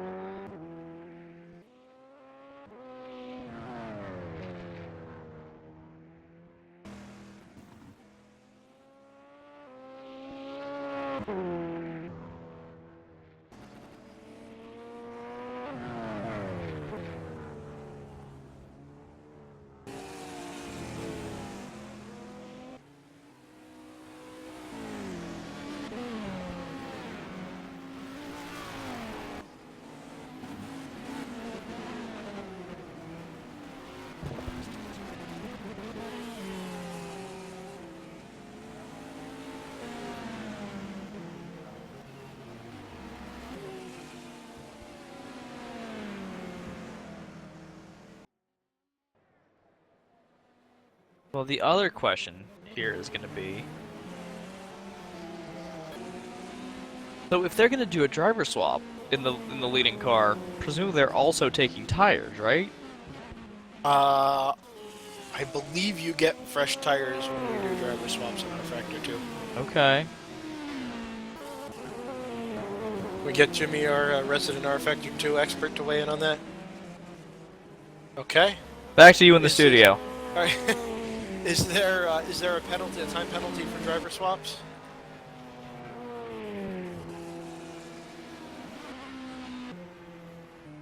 Okay.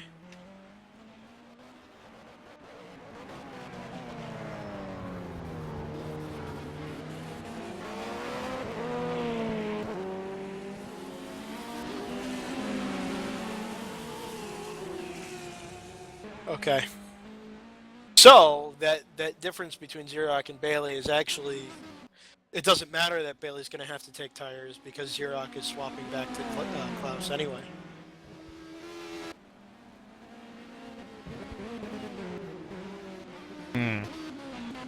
That's very interesting, actually.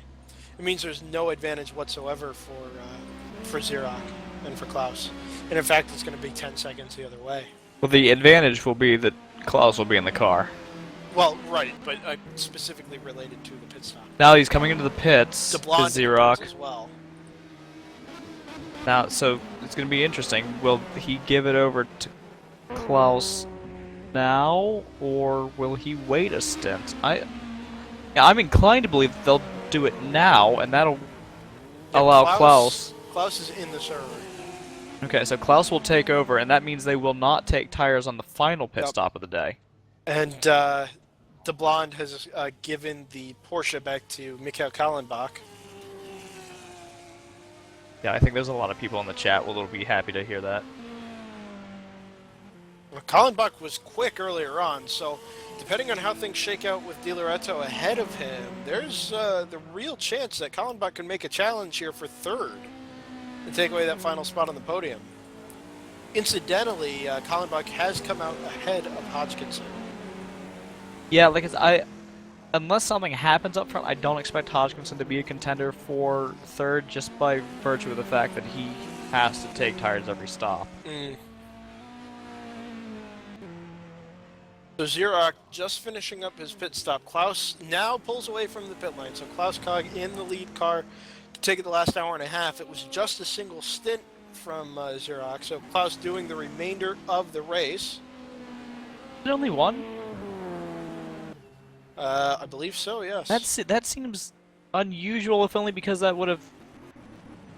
Well, It seems like a with loss of tires. time. Yeah. Yeah. Although when you've got a two-lap lead, you can afford to be, a little more conservative with your strategy. Yeah, I guess so. Interesting Bailey's call. still pushing on quite hard. He's only got, well, he's onto the same lap now as Klaus. Yeah. He is onto the same lap. Has anybody else led this race other than that car? Yes. Kallenbach was the pole sitter.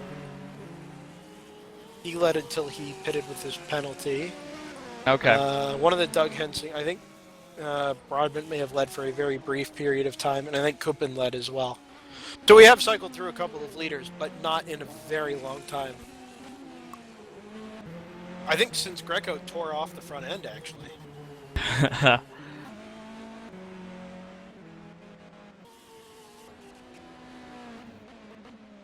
We'll get another safety car at Bathurst. Yep, 2 Porsches in the tire wall at Forest Elbow. Bad day to be a Porsche at Bathurst, but that aren't most.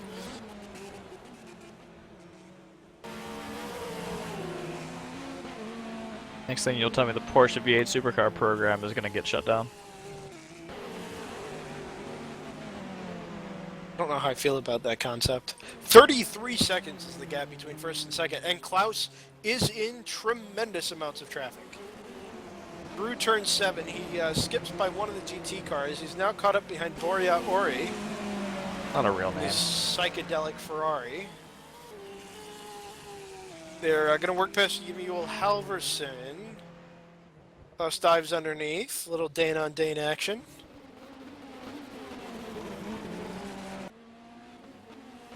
You never say that again? Well, you say that. Yeah, with conviction. Well, I don't know.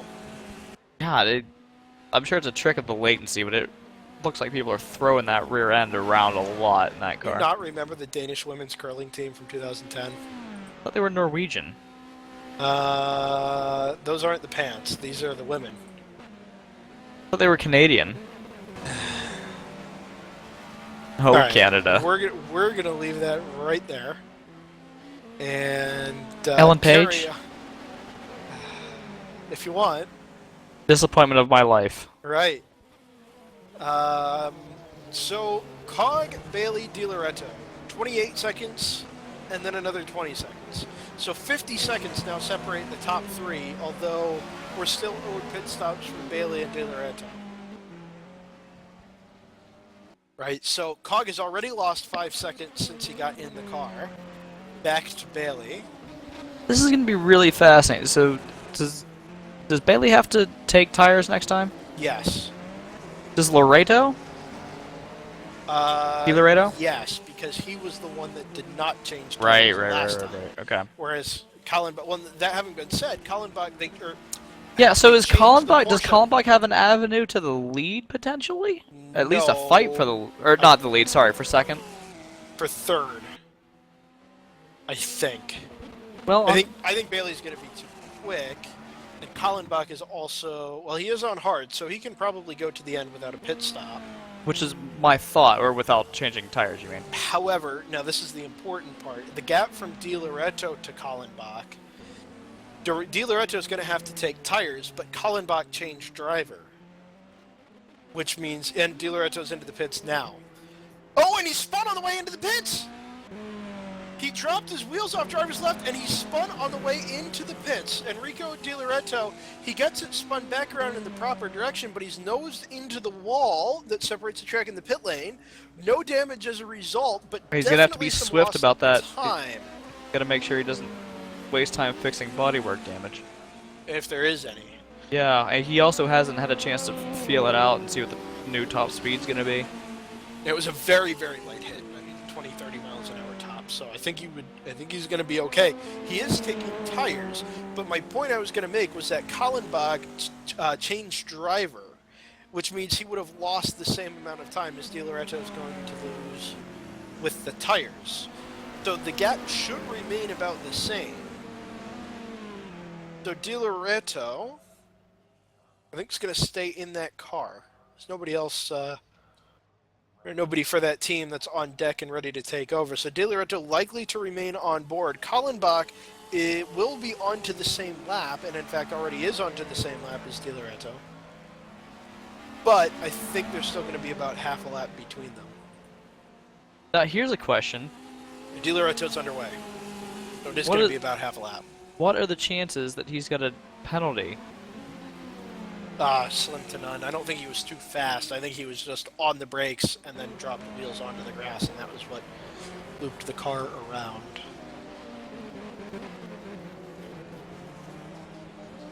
And Di Loreto is on hard, so he should be able to run to the end. Same as Kallenbach. Yeah, he's probably lost about 20 seconds in that pit in.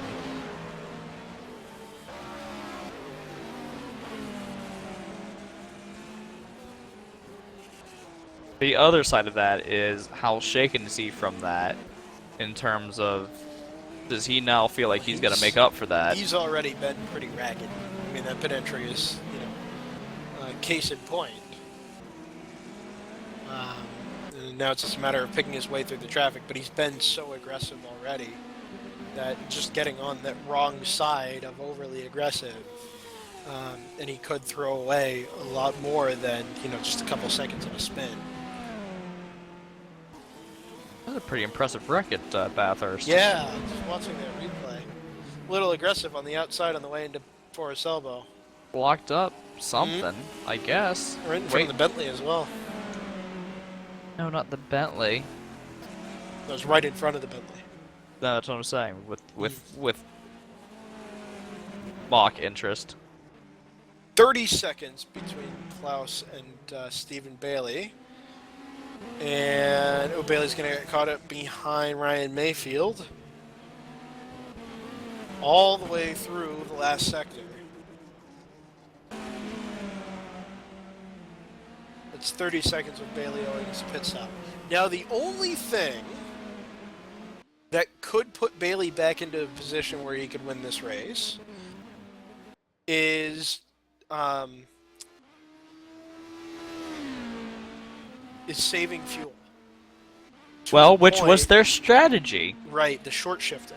Yeah, that Jimmy didn't want to talk about. Yeah, but I mean, honestly, what else is it going to be? It's not going to be for engine life. No. I'm not saying that I think it's something other than short shifting. I'm just mentioning that I think. Oh yeah, no, I didn't just. make a big deal out of it. But it's pretty obvious what he is alluding to. Yes. He's just losing so much time in traffic now. Caught up behind GT and prototype cars all the way through between turns 6 and 9. Does that section have a name? I feel like it's Madness. Possibly. Yeah. I mean, it's the S's. We'll go with Madness. I don't remember. The S's is 4, 5, and 6. And I think Madness, and then I think Thunder Valley. Yeah. Would have been which is handy to have. Not where Bruce Springsteen lives, as a matter of fact. Thunder Valley. Okay. Like Thunder Road? Nope. Thunder Hill? Only 10 more months. Really? That few? Oh boy.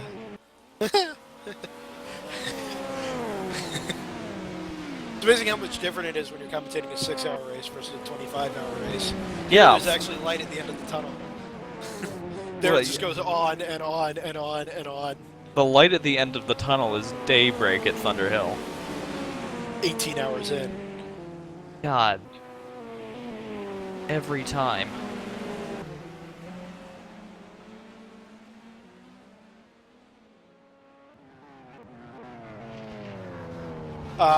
Jim Parise has pitted his Sim HQ Porsche from the lead in GTE Pro, and not only handed over the lead to David Spada, but also handed over second to Taro Dahlberg. That's gonna be slightly interesting. Not super interesting, just kinda interesting. Right, but that's very close between Dahlberg and Parise, and actually between Spada and Dahlberg as well. I mean, we're talking maybe 25 to 30 seconds between all three of them, Yeah, I haven't and that's really all been. on the same lap. Yeah, I haven't really been paying attention to Davide Spada. I was added them together. Davide Rion, I think. Big GTEM. It's Angelo Luigi Sileo. Is the most Italian name I've ever heard. That's not true. We've seen more Italian names That's in this actually league. Very true. Or Bob other leagues. Merlino. Ryan Mayfield's in the car, so he's not going to get that. Oh. Let me tell Rihanna what we said. Anyway, the GTEM leader just gone across the line to start his 201st lap, and Boyd Bryson. Are my arms tired? These pretzels, Making me thirsty. he is just coming through turn 9, so roughly half a lap between first and second in GTEM. There's a car between them, it's Boria Ori, but he's in GTE Pro, so not a factor. Yeah, it's interesting seeing all the. I mean, the back half of the GT Pro field is kind of intermixed with the AM field for overall.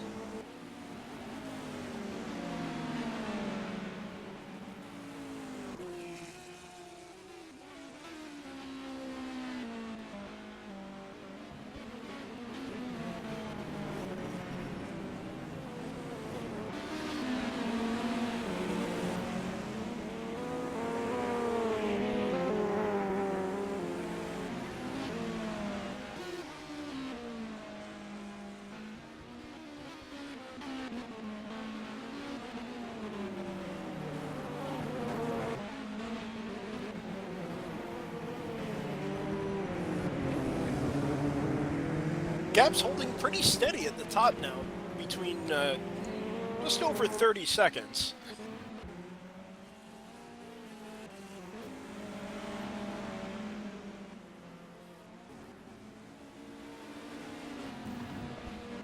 And like we said, the only real question is whether or not Bailey is going to be able to save himself that extra pit stop at the end. Now, there's just over an hour to go. Well, and the other thing is, it's very unlikely, but a code 80 would throw everything into disarray. It would certainly throw their strategy into disarray. Yeah. So Bailey actually should be pitting soon. He's 190 laps, or 109. Lap 190 was his most recent pit stop, and prior to that, it was lap 1. I believe that was with around an hour and 7 to go. I'm not positive on No, that. he's doing 50 laps on a tank. So with his last pit stop at 190, he can go until 240, which is 5 laps from now. That would not be I think he's still inconsistent. going to need a splash. I'm not sure though. That's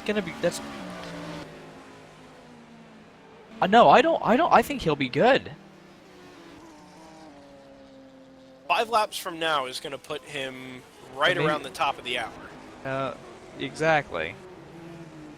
Or more accurately, with the time remaining, is going to put him actually about an hour and 5 left. Or an hour and 5 left. The question is whether or not he's been saving significantly more fuel than Jimmy was. Well, If he's able to put I another think couple laps on where, if Jimmy was doing 46, 47 when Bailey's doing 50, then he'll be in good shape, or he may be in better shape. my feeling is that the last time they pitted was with 2 hours, 2 hour and 7 to go. Okay, well, it's lap 190 in any case, and if he pits on 240 like he is scheduled to do, then he's going to end up with 50. If he can do 50 laps on that tank.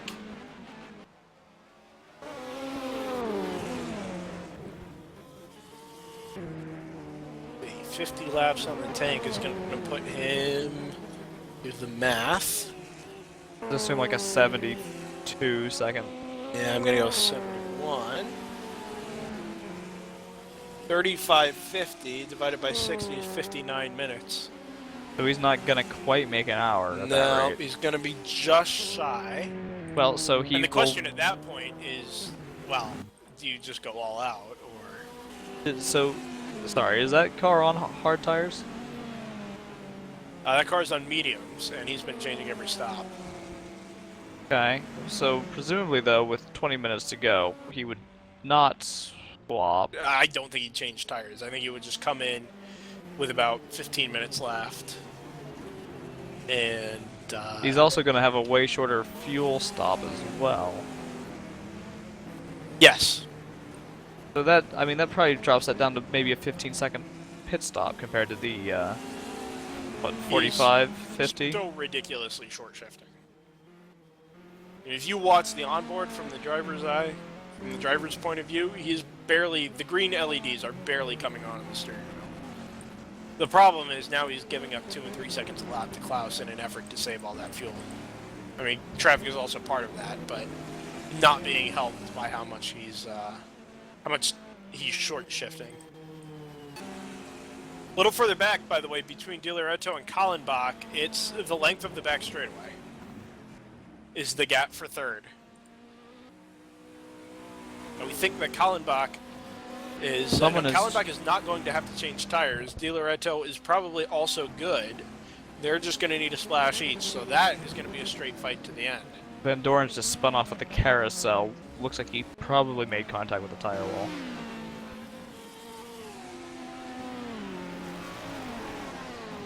Gaps up to 36 between Klaus and Steven at the lead.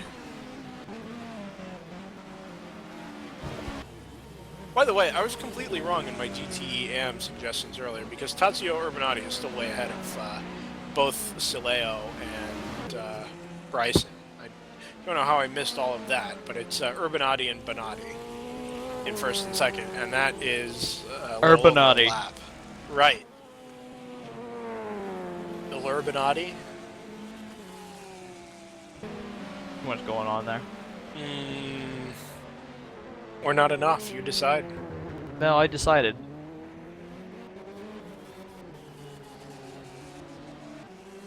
Over at Bathurst, they are green, green, green. Thanks, Bo. You're welcome. Bailey in the pits. That He's actually is, only made 48. yeah, that's almost 49. that's almost exactly an hour.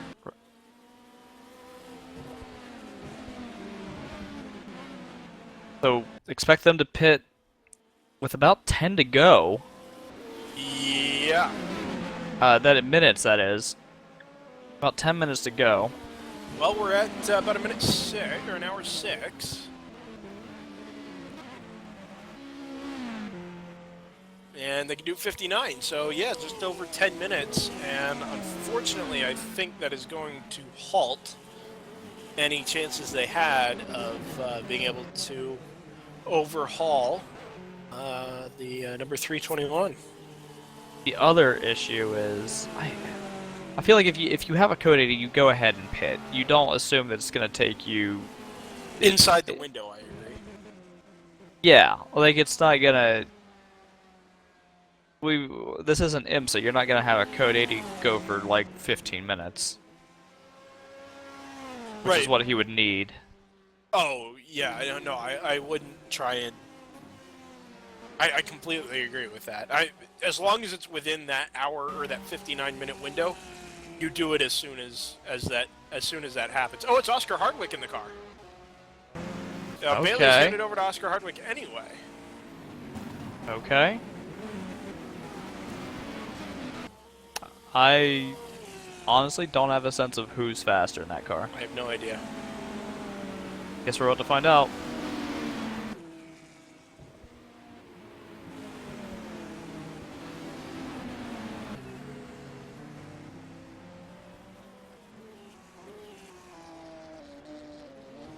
I think Kallenbach and De Loreto is the next one we're going to need to watch.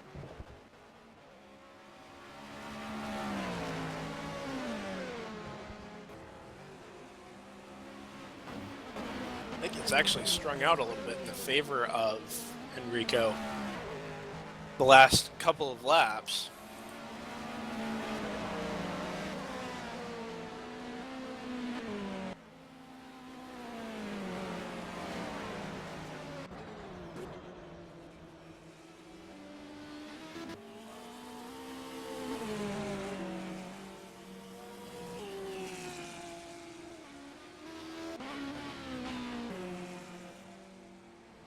Madness is the S's.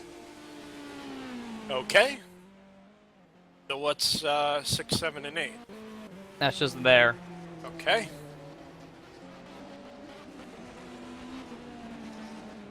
The north side of the track.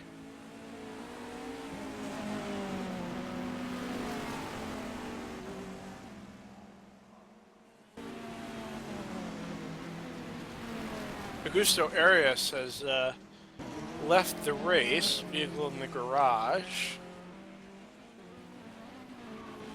Interesting. Some fascinating colors going on in the Bathurst stream. Rather making Mark Beretta and the gentleman he's interviewing look like the Blue Man Group.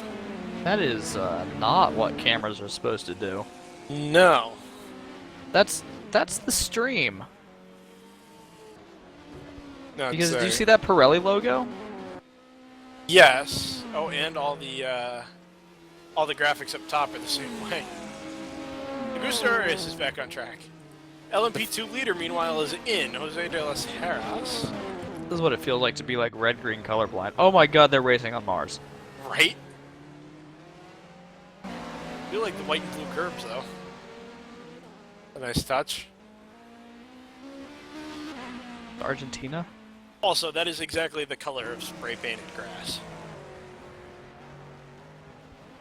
Okay, stop spray painting grass.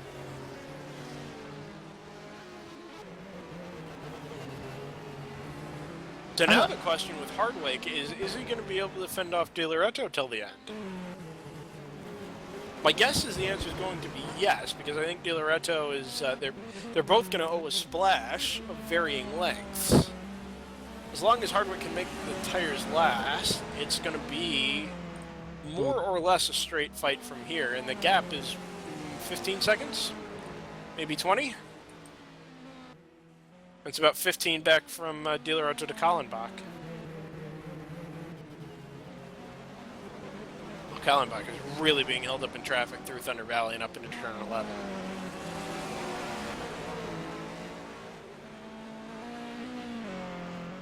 I'd put the gap at about 15 seconds. Yeah, from each. Maybe Well, 10 from Hardwick to De Loreto. Just the length of the back straight. Yeah, I mean, that is literally it. And it's the same thing from De Loreto to Kallenbach, so yeah, 10 and 10. So that is the battle for second and third. Hardwick plus 10, De Loreto plus 10, Kallenbach. And then just a little bit further back to Hodgkinson, maybe another 20 seconds on top of that.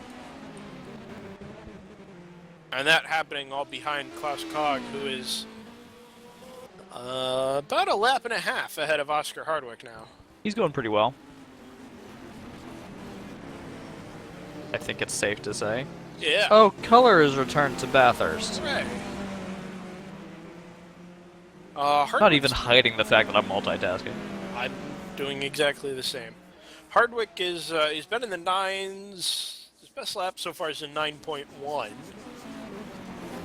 So is or thereabouts for pace, but I think Klaus is just going to be too quick up ahead. So now his attention is going to have to turn to defending from Enrico De Loreto, and at this point, I think maybe your strategy changes. If you're both going to have to make the splash, and there's only 10 seconds between you, It's like, you're not going to gain that much on the few gallons you're going to save. No, I mean, I think if you're Hardwick right now, I think you. I almost said turn up the wick, and I decided against it. So just everybody just know that was in my head. But you're gonna have to go faster. You might as well at this point. I think I would. Like, there's nothing to be gained by saving fuel, kind of obviously. I'm gonna say that, and there's gonna be like 3 code 80s. Like, oh, what are the chances?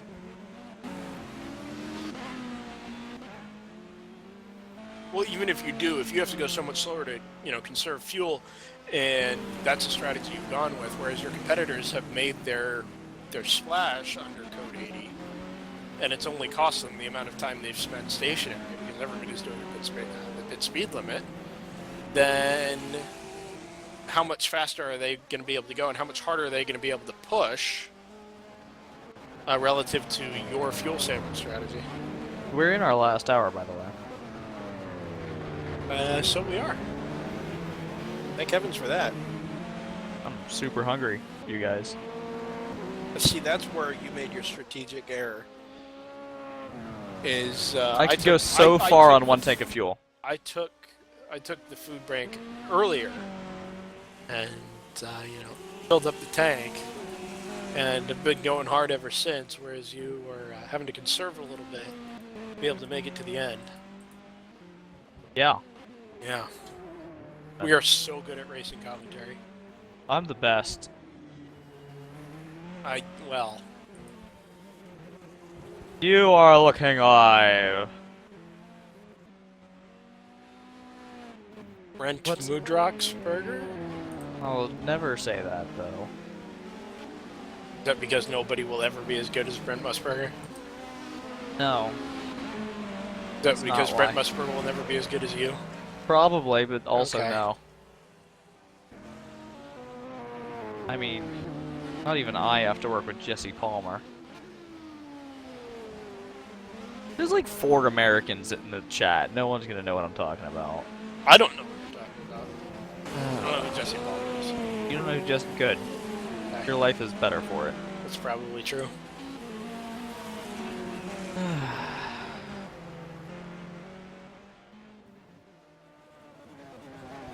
Hashtag Tostitos. Don't. Fiesta Bowl. This one's for all the Tostitos. I have some Tostitos and some salsa left. That's great. I was gonna I'm eat so them happy last for night, you. but decided to save them for Bathurst. Okay. Nothing says Bathurst like chips and salsa.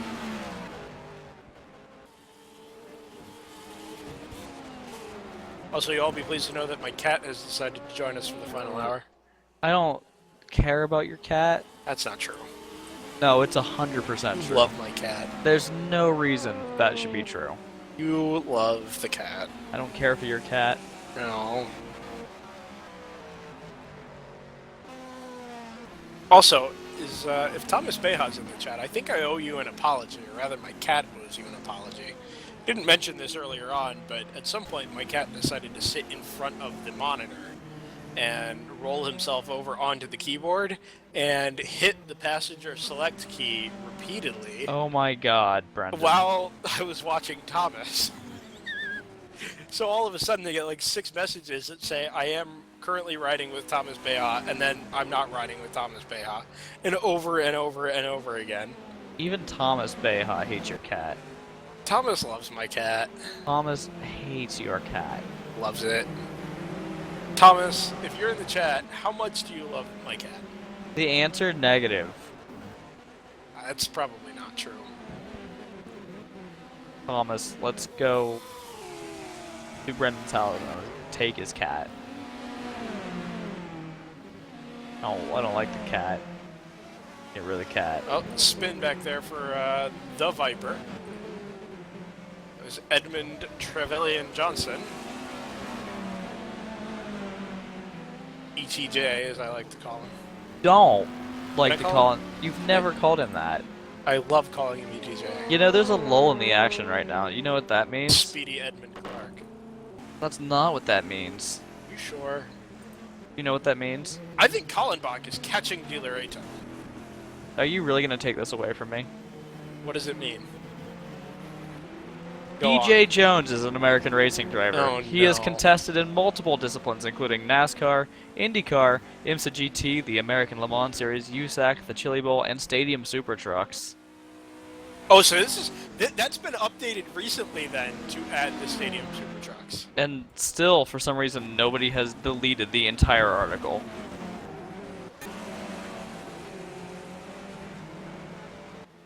So, for those of you who don't know Hey, what- shut up. Okay. In 1988, Jones also scored victory in a World Championship sprint car race, which transpired in Auckland, proving that his talents transcended both the scope of pavement racing and the borders of the United States of America. PJ Jones does not transcend anything. Except PJ Jones is a Wikipedia. PJ Jones transcendent. transcends Wikipedia. He is like the Henry David Thoreau of mediocre stock car driving. That is not in the article, is it? In the same year, Jones was suspended for 30 days from USAC competition after deliberately colliding with a competitor's vehicle. Transcendent. He transcends all limits of political boundary, That's not true because he got racing banned for 30 days. racing surface, He got and banned ethics. for 30 days.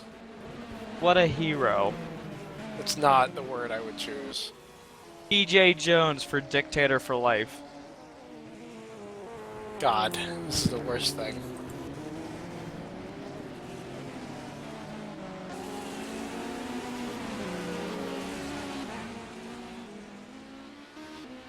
Hashtag PJ Jones. Oh, we need to get that trending. We never... No.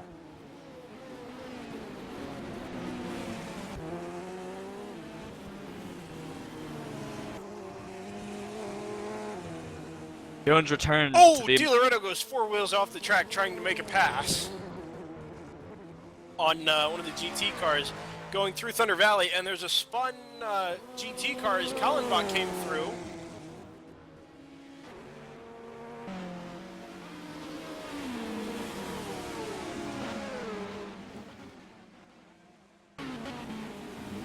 Kallenbach is definitely close on De Loretto. There is no question in my mind about it. But I don't think De Loretto's closed up much on Hardwick. If anything, Hardwick's pulled away very slightly. Do you know what else I have no doubt about? Tell me something more about PJ Jones. Prior to the year's end, Jones participated in an ice race in 1991, much as fellow North American racing drivers Paul Menard and Greg Moore have at various stages in their own careers. Why is that necessary? Like, why does that phrase have to be a part of that article? Because whoever wrote this is dumb as a bag of bricks. Or really loves PJ Jones? Probably both, honestly. There's a correlation between the two. Or is PJ Jones? Probably all three. As 1996 began, Jones was prepared for redemption and found some in the Chili Bowl. That's a real sentence that somebody wrote. I would say, and they were serious about it, but I'm not sure that that's entirely I'm true. confident they were serious about it. You think so? Somebody was either very serious or very high. Possibly both. Possibly both. In California. When in Rome.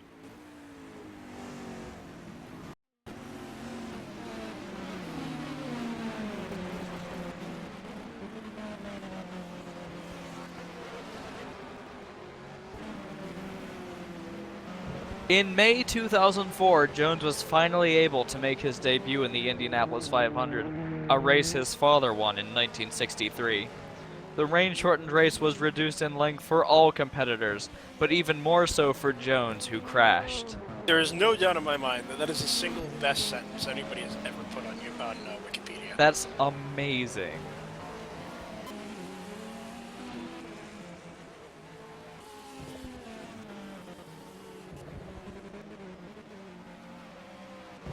Oh, De Lorenzo is so aggressive in traffic. Right up the inside of there's Miguel Reyes. Yeah, he needs to be. Yeah, he's really on the defensive now from Kallenbach, because Kallenbach has halved the gap. The disappointment. They're both going to require pit stops, just to recap, but neither we expect are going to require tires.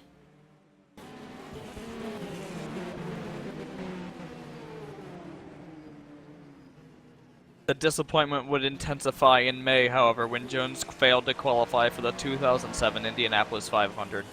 His number 40 car had been painted to resemble the one his father used in the 1967 Indianapolis 500 40 years prior. That car was powered by a turbine gas engine used for full-size. Both technologies had since been outlawed at the Speedway and were not featured on the 2007. In case anybody was wondering whether or not PJ Jones drove a four-wheel drive turbine-powered car in 2007, the answer, according to Wikipedia, is no. Citation needed. I heart PJ Jones. I think I might put citation needed on that.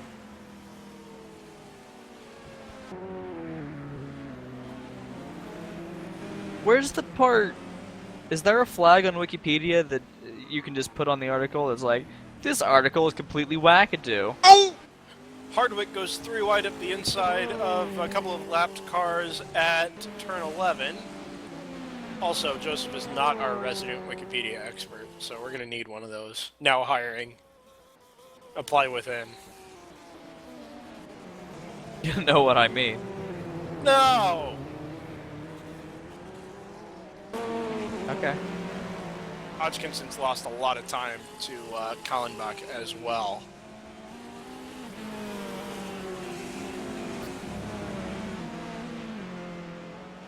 P2 still belongs to, or LMP2 still belongs to Jose de las Heras. Well over, well, it's probably a lap and a half now up over Bjorn Gardbo. Maybe not quite that much, but close to it.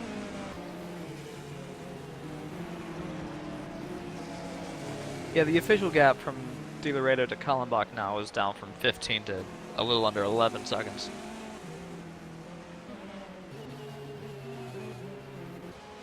Have you been paying attention to the Davide Spada Jim Parisi's battle? On and off. It's about 5 seconds in between them right There's now. a car off at the carousel. Garrett's. Who is Garrett? Pitting. He is pitting, for one thing. It's Cone Garrett's. That is the Rudy Kupin car from earlier. He has taken the splitter off and is now repairing that. Spada in the pits. Paresis goes through into the GTE Pro lead. That should be the final pit stop for Spada, and I think we're going to need one more from Paresis. Yeah, it's pretty much on the edge of the window. Not quite, but pretty close to the edge of the window from the GT. I think he'll be safe Yeah. from there.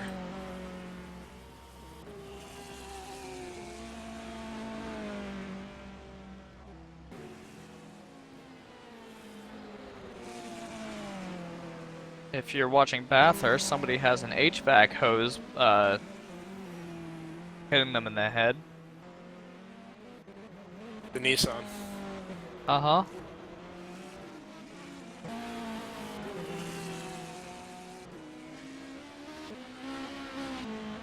That's happening.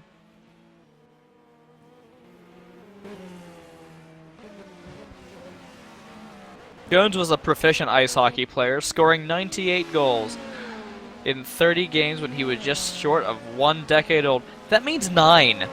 By the way, in case people don't know how numbers work, somebody decided to write instead of 9 years old, just short of 1 decade. And playing Pee Wee hockey in California, he and his team were state champions that year. Any ideas of a professional career in Jones's other sport were hindered by a surgery 6 years after the championship. No. Now, Joseph, tell me, is there any correlation between the number he used in racing, which is 98, and the number of goals he scored in Pee Wee hockey, which is also 98? Coincidentally, Jones often wears this number when racing. There we go. But I would just also like to bring attention to the idea that his career ended 6 years after he won a championship because of surgery. Yeah, career was probably long gone by that point. Yeah, that's not how careers work. Hodgkinson is about to go a lap down to De Loreto in the battle for third. Oh, Hodgkinson comes way off the throttle. De Loreto dives up the inside, almost clips the back of Luca Bonatti as they go through turn 11 and into the carousel. Bonatti, it looks like, is pitting. Yeah.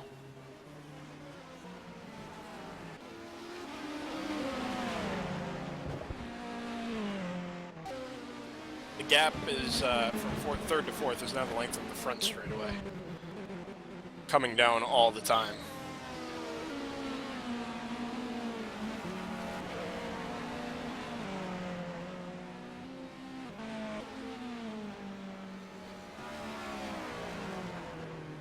Back in GTE Pro, just to kind of put the finishing touches on that, it's just under a lap is the gap from Parisas back to Spada.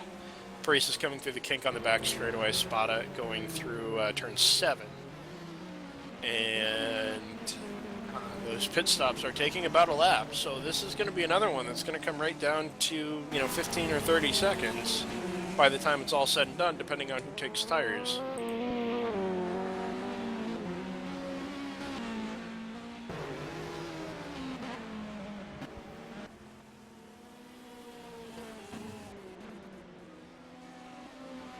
De Loreto in the pits.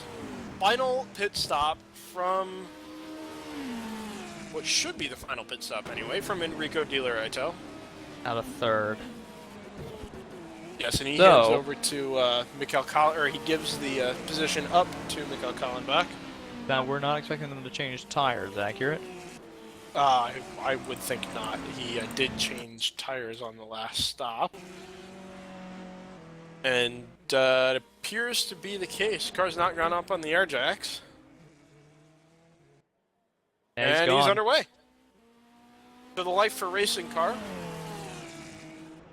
being brought to the checkered flag by Enrico De Loreto. Back on track. No change of tires, and should have enough fuel to make it to the end. Kallenbach, a little bit of side swipe action on JT Tanny. Yeah. Now with traditional safety cars, if you're Kallenbach, you pit now, but with Code 80, you stay out as long as you can in the hopes of hitting that yellow, being able to make your pit stop then. Exactly.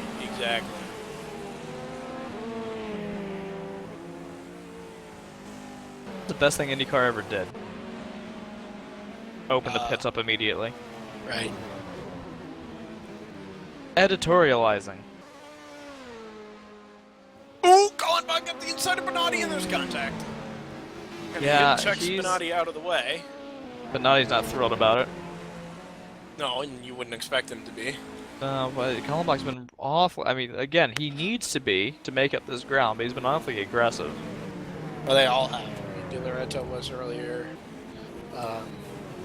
Kallenbach's co-driver. Kallenbach's about to come up to Hodgkinson. Yep, and well, De Loreto had put him a lap down when he made his pit stop. The lap before that, he had put Hodgkinson a lap down to him.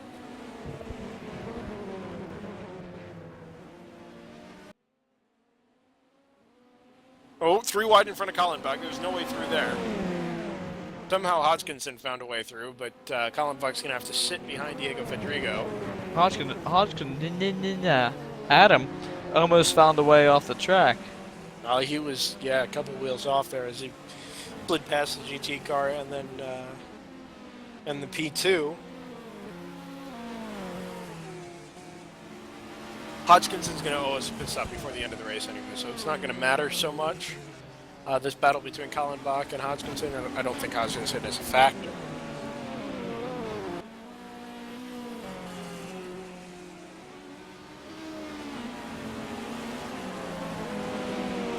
No, I would agree with that. Now, there is, I guess, a small question mark hanging over Hardwick and Hodgkinson, depending on what kind of pace Hardwick is doing at the moment. I don't believe. I mean, Well, Hardwick's right on pace. He's in the high 1 minute 8s. He's fine. Yeah, I don't think there's any chance that Kallenbach is going to be able to catch him. oh, okay. No, you said Hodgkinson Sorry, I meant- and Hardwick, and I was like, that seems like Sorry. a minor stretch. Hardwick and Kallenbach. Yeah. Sorry.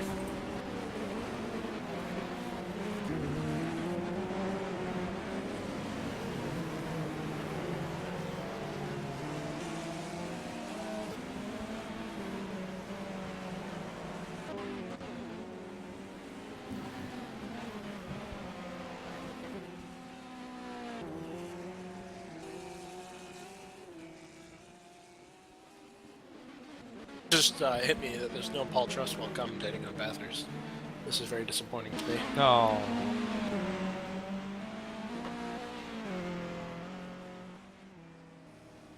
Ooh. Oh, DeLoretto's super late on the brakes going into turn 1 and tips, or just lightly collides with the back of Bonatti, who again flashes his lights at an LMP1 car. Vandenhoff had an off. Not trying to be clever. In the S's. Sure. Very sure. Hardwick super aggressive in traffic as well. Slides up the inside of Jay Eklund and one of the GT cars is Arthur Shakula, and very nearly took all three of them out in one shot as he got on the brakes and the car started to slide away at the apex.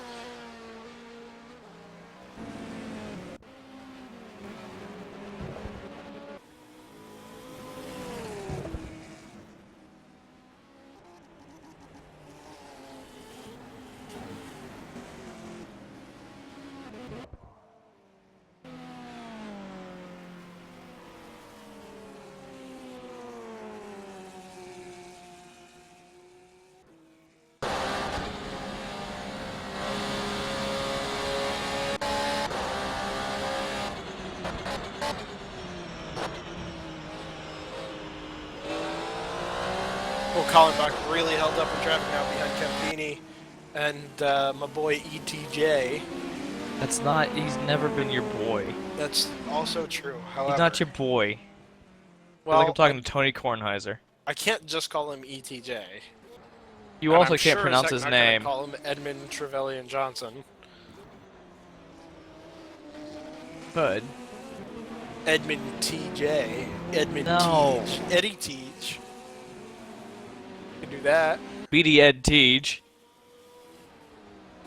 Now accepting nickname applications for Edmund Trevelyan Johnson. Rick Benjamin, Klaus if you're out there. Speedy Edmund Trevelyan Johnson. In the pits, yeah, Klaus is in the pits. Klaus in the pits. This is should be the final stop for our race leader. Having driven all but one stint of this race. Pardon me. Bless you. That was a throat-clearing moment. Yeah, I know what it was. Okay.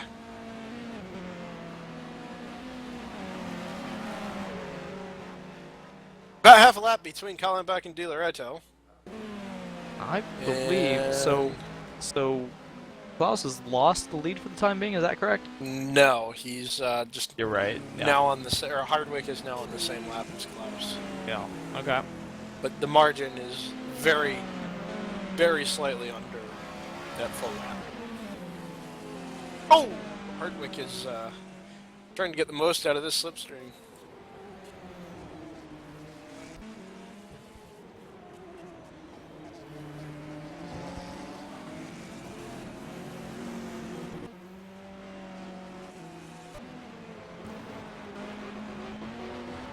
Yeah, if you're just tuning in, there's about 9 hours and 20 minutes left in the Bathurst 12 hour. The race we're not doing commentary on.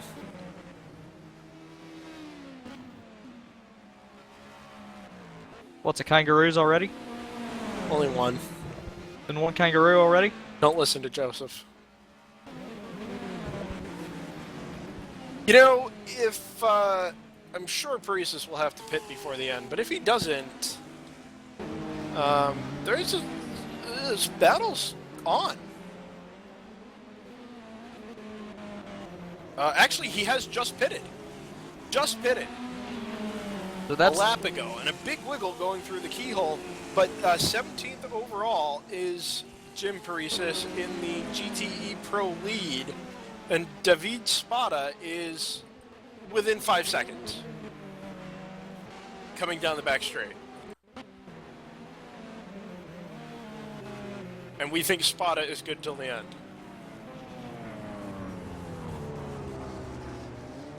So that's going to be an on-track battle all the way to the checkered flag, providing nothing else changes.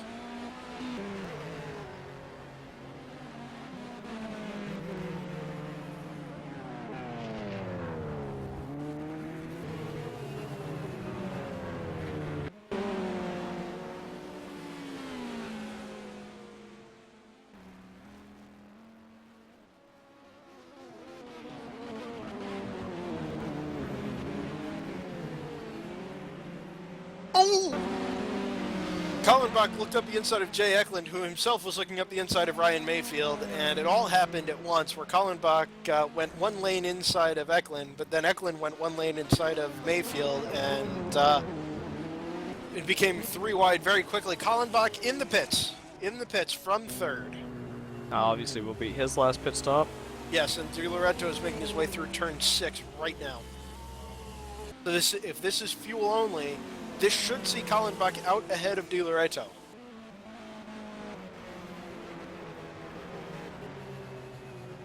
Di Loreto now up through turn 11. Well, maybe not. This is going to be really close. Kallenbach's not moving yet. Di Loreto through turn 12, so Di Loreto will hang on to... Oh, now Kallenbach's rolling. He goes by in the pit lane right now. And into turn 1, Kallenbach comes off the pit speed limiter now, and flings it through turn 1 down the pit exit lane. And so, third overall is 5 seconds with half an hour left. The GTE Pro lead is 5 seconds with half an hour left. What we really need is a competition caution. No, What? you shut your mouth. Okay, that's fair. P2 at the moment, there's no contest. It's a lap and a half between De Las Heras and Gardbo. And GTE AM, having screwed that up once or twice today already, is... Has Urbanati about pitted 30 already? seconds. I'm not sure. Because Bonatti has. Are you sure we're not thinking of Spada in the other GT Italia Porsche? Yes. Okay. So Bonatti has pitted. Urbanati last pitted at 2:29, so he just made his final stop. A little while ago. Urbanati has? Yes. Okay, so that's as straight of a fight as it gets. So the pro classes, quote unquote, are the ones that are interesting, and not really for the win in P1.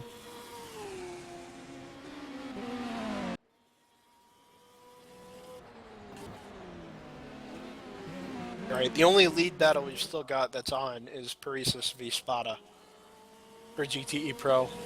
Everything else is further down the positions in class.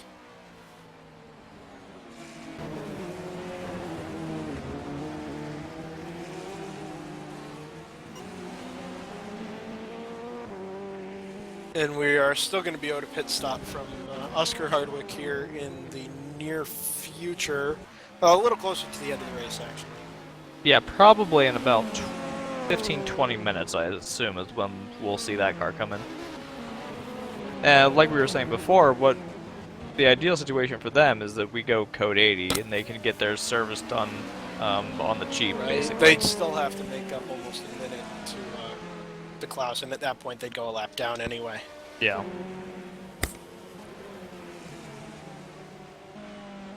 Kallenbach is screaming up to Di Loreto.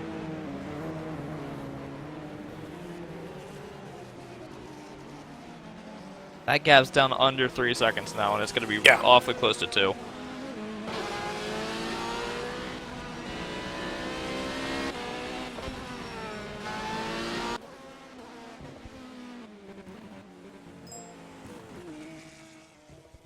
Only got half a screen at the moment as my cat has returned. Everybody on 3. 1, 2, 3. I hate your cat. No. He's adorable, though. And about to be riding with Mikhail Kallenbach.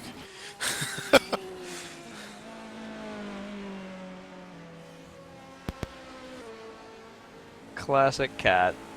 Hardwick takes a quick trip off the track at the carousel.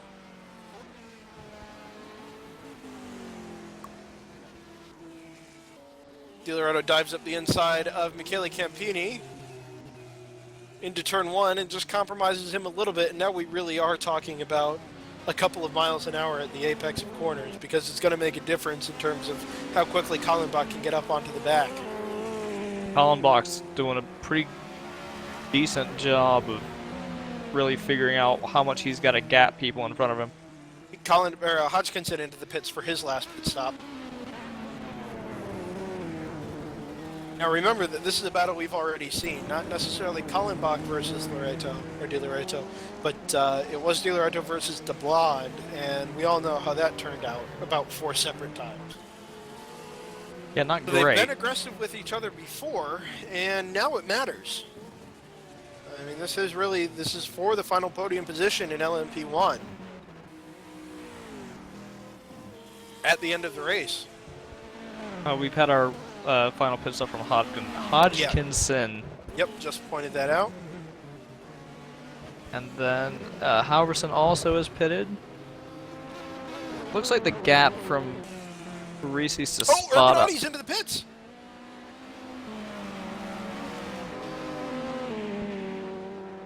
Is this a penalty? Damage. Oh, he's lost the whole front end. Our resident front end damage expert, Jimmy Allison, speaks up. We have experts for everything here. By experts, do you mean people?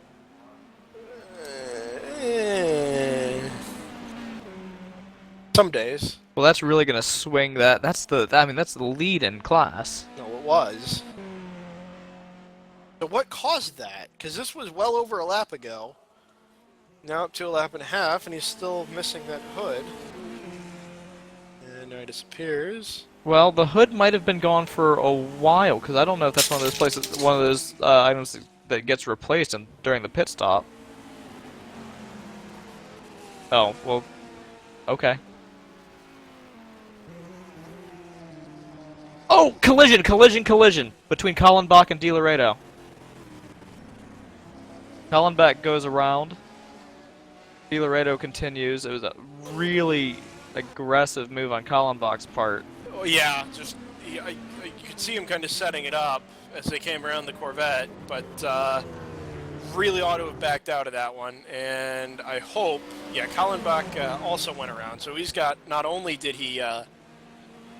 Well, Kallenbach take fared the advantage of worst the from position, that. Now, yeah, no question. Now he's got to make up those 5 seconds or so again. Yeah, I was just I don't. There's no benefit to that. Nothing at all. Hardwick's just put him a lap down.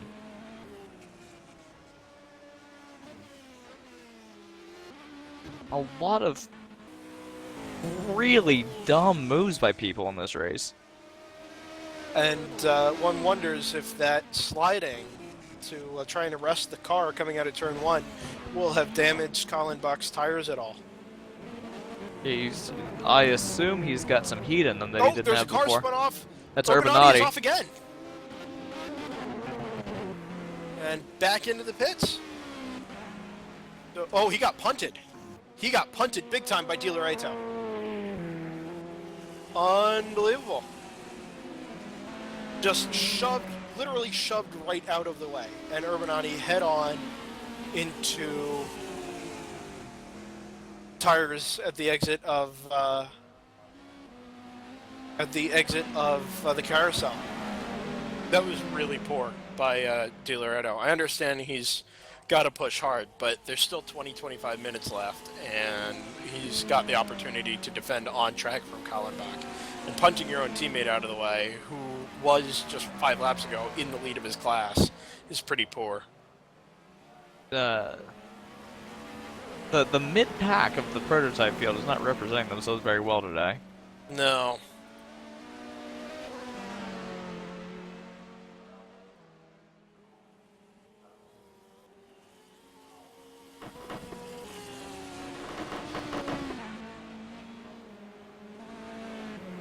Yeah, but so Luca Bonatti, who now sits in the class lead ahead of Angelo Luigi Soleo, which makes it a Scuderia GT Italia 1-2.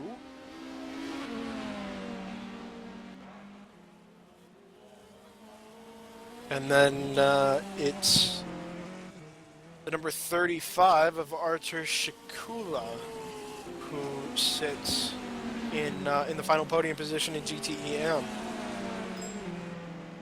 Also, Hardwick's closed the gap up to Klaus, ever so slightly. About 5 seconds over the last couple laps, and it's not, in the grand scheme of things, it's not going to mean a whole heck of a lot, but it has come down slightly. Even if you, I mean, it's probably not going to affect the outcome. There, Kallenbach off at 9. That's big He's hit the damage. wall. Yep, it's taken the splitter off, and that will probably end Kallenbach's charge. He's lost the rear wing, more importantly. That's going to be... Oh. I mean, more importantly, Yeah, he just got this really turn up aggressive up there at turn 8, going Head in around the the marbles, outside of actually. Jim Paresis. I didn't Well, realize he shouldn't have been out there to begin with. That pass around the outside of a GT car there was really aggressive. Yeah, so especially with all the build-up, and it just sent him sliding off, and took off both the splitter and the front and the rear wing. yeah. Again, didn't need to do it. He had time, and he Yep. was faster than Di Loreto. Yep.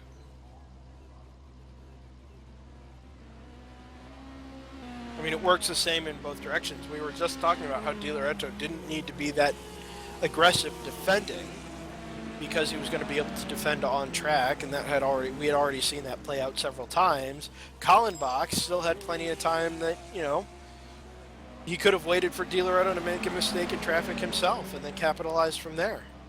It's just so unnecessary. And now he's in, well, not quite yet in danger of losing the position to Hodgkinson, but he's only half a lap back. Is that Doug Henson Racing P1?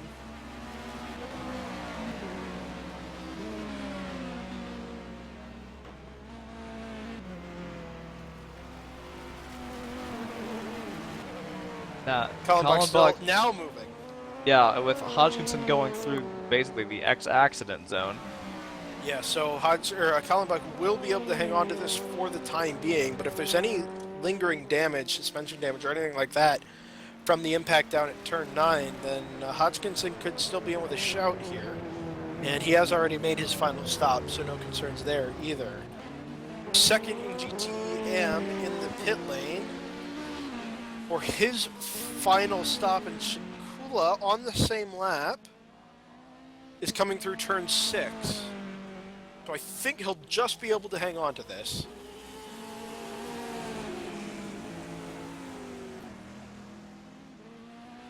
Someone saying in the pits, not the pits, the comments.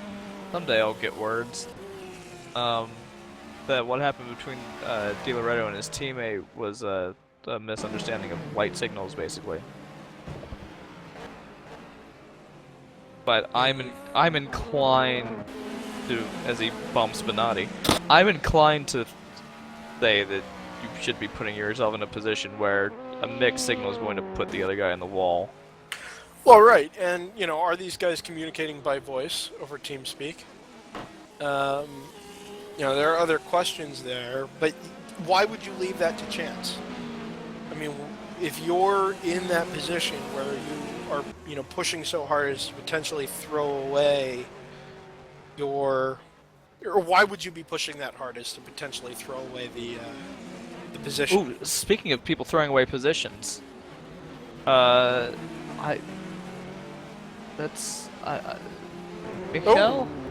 Oh. Back in the Christian. Yeah. Christian Michel. Lost the front and the rear end.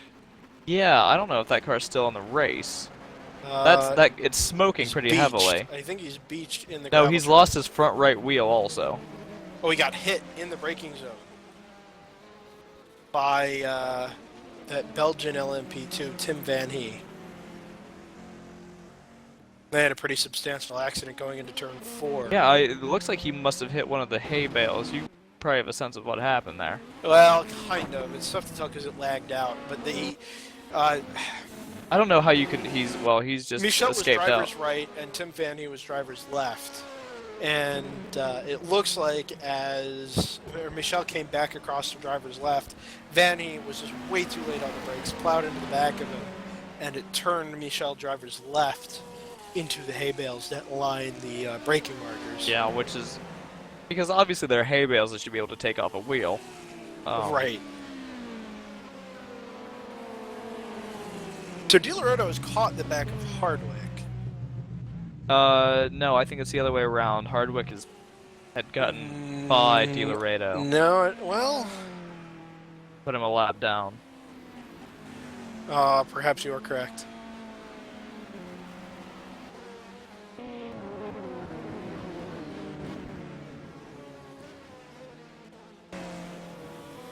Yeah, good call. Eyes on the prize. Yeah, so everything's really strung out in P1 other than the question of whether or not Hodgkinson can claw back those 16 seconds on Kallenbach, which I'm a little hesitant to say that's in the cards. Kallenbach was... Two things about it. Kallenbach, I think, is going to be a lot more tentative now, having just destroyed the car. I don't know if that's right. Even subconsciously, I think he would relax a little bit and decide not to be so aggressive because there's nothing to be gained. At the same time, there is something to lose here with Hodgkinson. I don't think he has the pace, though. And I think it's going to take a mistake from Kallenbach for Hodgkinson to pick up that position. Oh, well, you are exactly right. He just flung it down the inside of Ryan Mayfield to drop 2 wheels off in turn 4. Yeah, I mean, drivers' characters really don't change over the course of events like that. Yeah, it's just...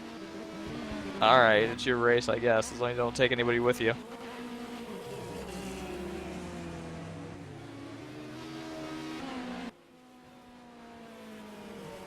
Sileo did hang on to second in class over Artur Shikula back in GTE AM, and now the difference is 12 seconds or so. Ooh, car off in front of Kallenbach and flat out through that section.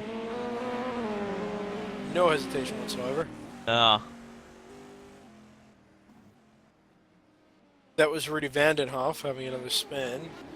That was exiting turn 1. Shadows are pretty long here. Yeah. As they are in other parts of Ohio, I can confirm. Resident Ohio expert Joseph Mudrak there with his analysis of the lighting situation. Yep, still sun out here. Back to you. We don't have that here. Still snowing all day. I Another know, I'm so foot sorry. Tomorrow. And Monday. Oh, Shakula's in the pit, so he wasn't going to be able to make it to the end anyway. And actually, is that a class position he's lost? It is not. Yeah, this is kind of inconsequential, but I'm kind of intrigued to find out when Oscar Hardwick is going to pit. Well, we thought he was going to be able to make it up to about 7 to 9 minutes to go. So within the next 10 minutes... Yeah. If everything continues as it was, of course. The gap from Parisis to Spada in GT Pro has been static within about a tenth of a second for what seems like the better part of half an hour. So it might just be enough then for Parisis to hang on these last 17 minutes or so. Yeah, it's gonna be tough. I wouldn't want to be in this situation, but seems to be hanging on so far. Spada's pushing really hard. Really, really hard. And I think Paris is actually getting held up a little bit by the Viper of Edmund Trevelyan Johnson. E2J. It's not. I'm gonna keep doing that. That's okay. And I don't care that you care. Oh boy. So, yeah. Paresis or Spada has definitely closed the gap.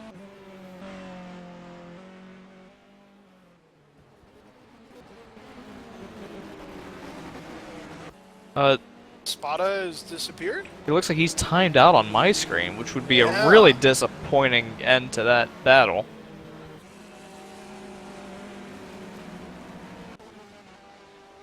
I don't see him rejoining here. Yep, there he goes, DNF. Wow. And I'm sure he'll What a be shame. back, but Well, yeah, at what cost? I mean, you may Yeah. be able to salvage a podium if Taro Dahlberg goes by. He's able to get back in time to Yeah, he recover the picked up- position ahead of Halverson. picked up something like a second and a half that lap. Yeah. So right as it was coming back together, that's it. Yeah, it's gonna be kind of crushing.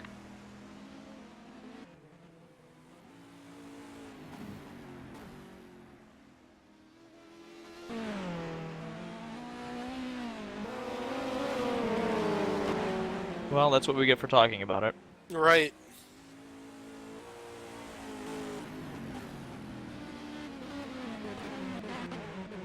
Oh, interesting. The car that we saw lose its front wheel has a new... Well, briefly had a new driver in it.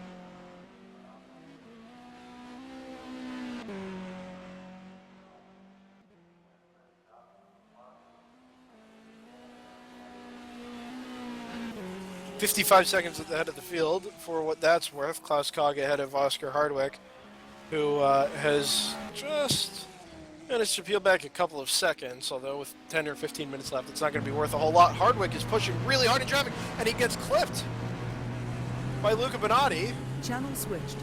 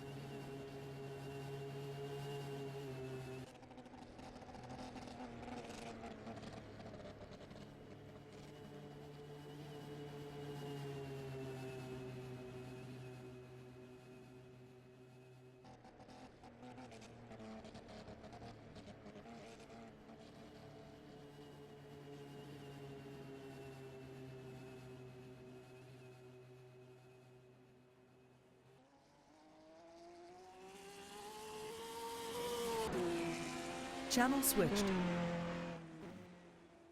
So I think really the only question left to settle after all of that carnage within the last half an hour or so is whether or not Hodgkinson is going to be able to catch Kallenbach, and I think the answer there is likely going to be probably not. Certainly doesn't seem to be any top speed loss from Kallenbach after the incident under the code 80. Yeah, here's my thought on that though. Kallenbach has done enough ridiculous things this race, this stint even, that I'm undecided. I'm gonna wait until the end of the race to hold judgment on that positioning. Well, Hodgkinson's got a lot of, he's in a lot of traffic now. 4 cars stacked up, he can't get by any of them. People running Hitting over imaginary bollards. Yeah. Somebody has gone off at 7, I assume rejoined. Connor McCarroll, I think. The most Irish name ever. Oh! Oh, he's lost a splitter. No, Hodgkinson's just been spun around by a GT car in the carousel, coming out of the carousel. Yep, he got pretty much nailed side on by Michele Campini. I mean, Hodgkinson was already at the apex there. Yeah, so...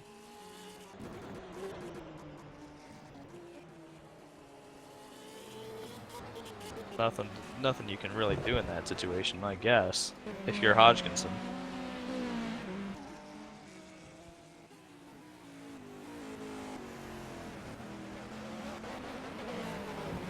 McCarroll's still making his way back to the pits. He's well. Yeah, he's gonna wait for the gap in traffic and then jump across if he can find one.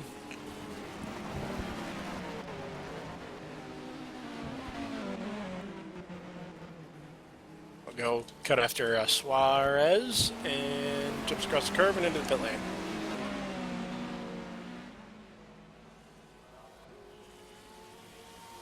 So there's really no questions left to answer at this stage. As far as we can tell, Spada has not rejoined. Oh, well, he has rejoined the session, but not got back on track, and he's now 4th in class. Yeah, and with there only being... Now back in the pit lane, and now he'll head back out on track. He should be able to salvage 4th. Yeah, but I'm sure that'll be disappointing knowing, I mean, there's only 7 cars in AM in the first place, and he was contesting for the win. No, in Pro. That's what I meant, in Pro. Green, yellow, the same color. They are orange and green. Not on the timing. Well, okay. Orange, yellow and orange are very close to each other.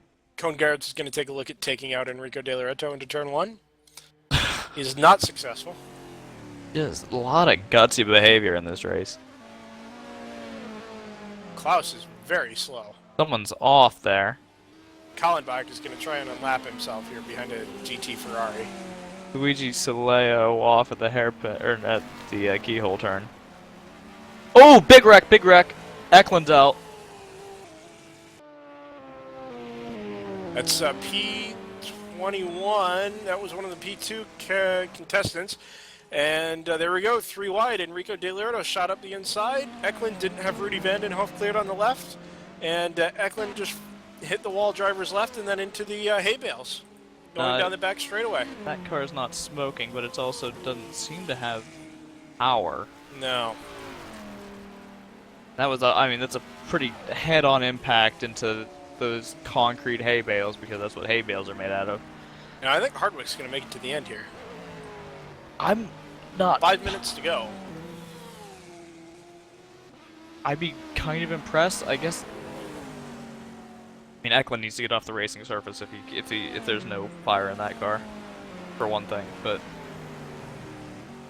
well, he's not going to be able to cross the line and you know, take the checkered flag officially anyway.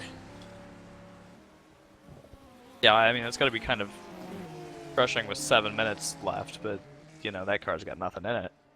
Yeah, and I don't think he's in danger of losing any additional class positions anyway, and certainly wasn't in a position to gain any more. Yeah, he is the last running P2 car. There's no... Yeah, there's nothing to be gained right now. Oh, big spinner down the back straight, and that may have... It was Kallenbach. Oh, no, it wasn't. No, it wasn't. Who was that? It was Kallenbach. Yep, spinning wildly down the back straight. And he took the splitter off again. So that's going to be +1 to Adam Hodgkinson, you That's would bizarre. think. It looks like he just caught, like, the dip going through the kink. And the question now is how much time is he going to be able to... I'm sure he won't pit to replace the splitter. He'll just stay on track till the end. But yeah. how much time is he going to give up pace-wise, trying to nurse the car to the end? He's getting and passed by... defending from Hodgkinson. Looks like he's getting passed by P2 cars. Hodgkinson's right there. He's coming to the pits. Oh, wow. I am surprised at that. I thought he would have stayed out and tried to defend from Hodgkinson. Yeah, but that's such a...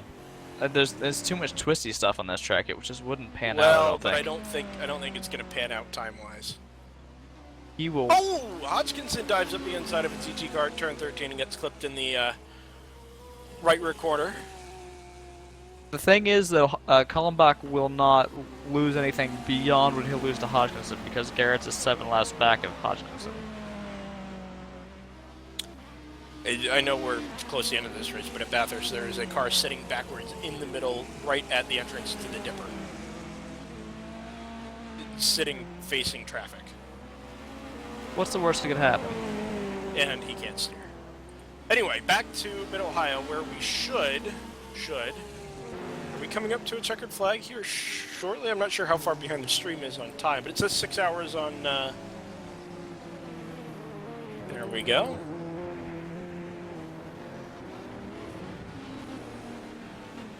Yeah, so about exactly a minute behind the stream, or vice versa. Yeah, Jimmy has a good point there. This is P2 in GTEM. No, P3, P2 in GTEM between Shakula and Boyd Bryson.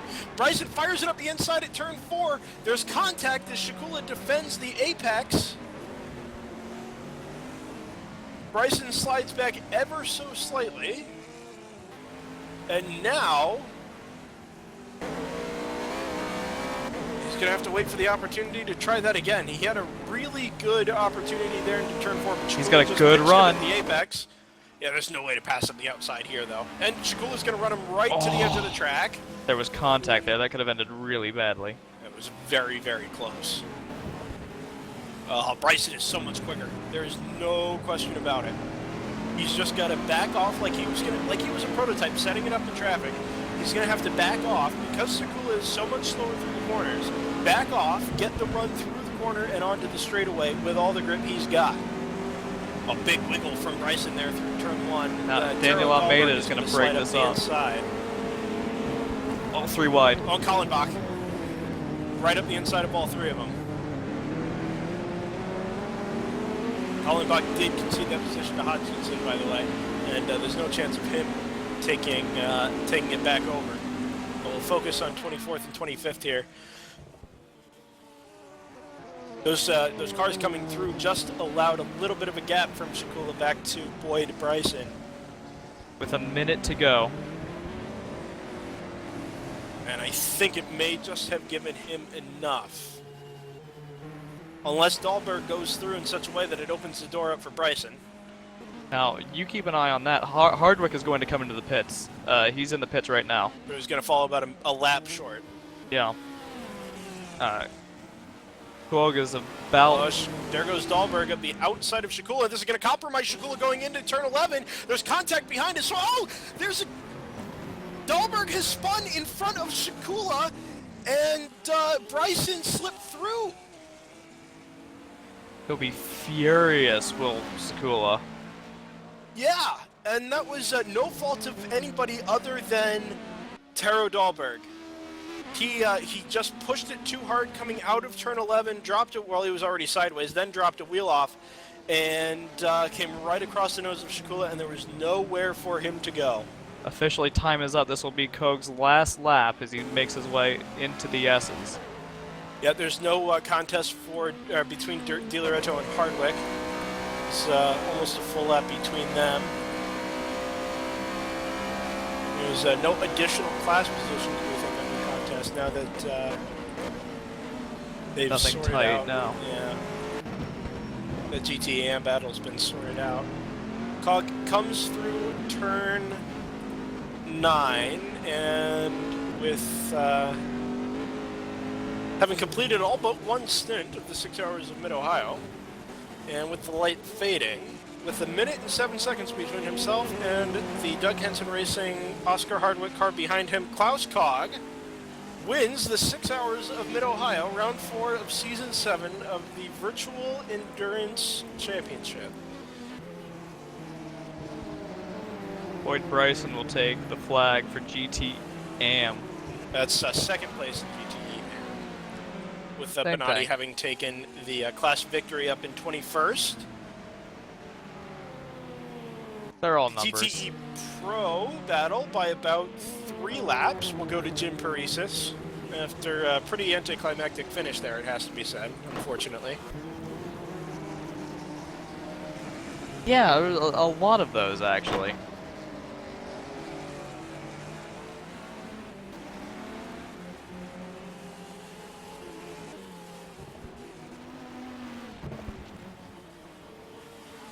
P2 is going to go to Jose de las Heras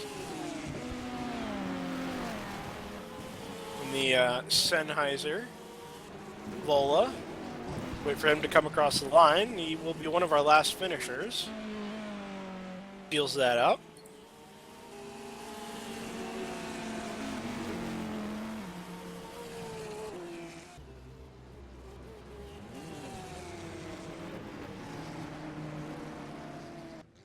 Yeah, and that's. I think everyone's crossed the line. I think everyone's done. Yeah, Matthias Grau has got to come across back in 29th overall, and that should be it.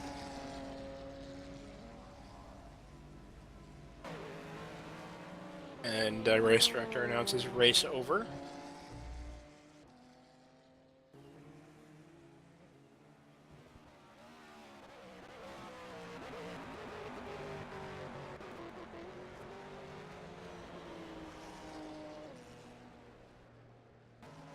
Someone's honking their horn, which I didn't know these cars had.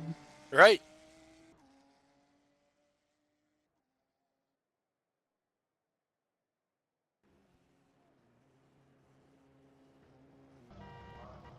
So, I don't think that Kallenbach is still passing cars on the pit-in lap with tremendous amounts of aggression.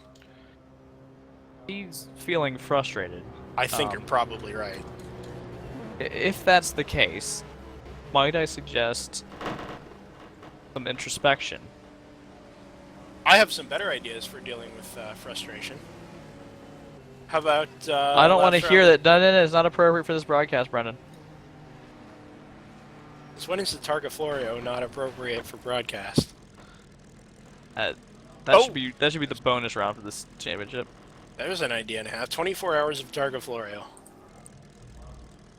So now that we've wasted the last 6 hours of our lives, and you've wasted most of the last 6 hours of your lives listening to us waste 6 hours of our lives. Well, you've done it again. You've wasted another 6 hours of your life listening to us talk. How many people do you think are going to get that reference? It doesn't matter. Send your answer on a self-addressed Lola T70.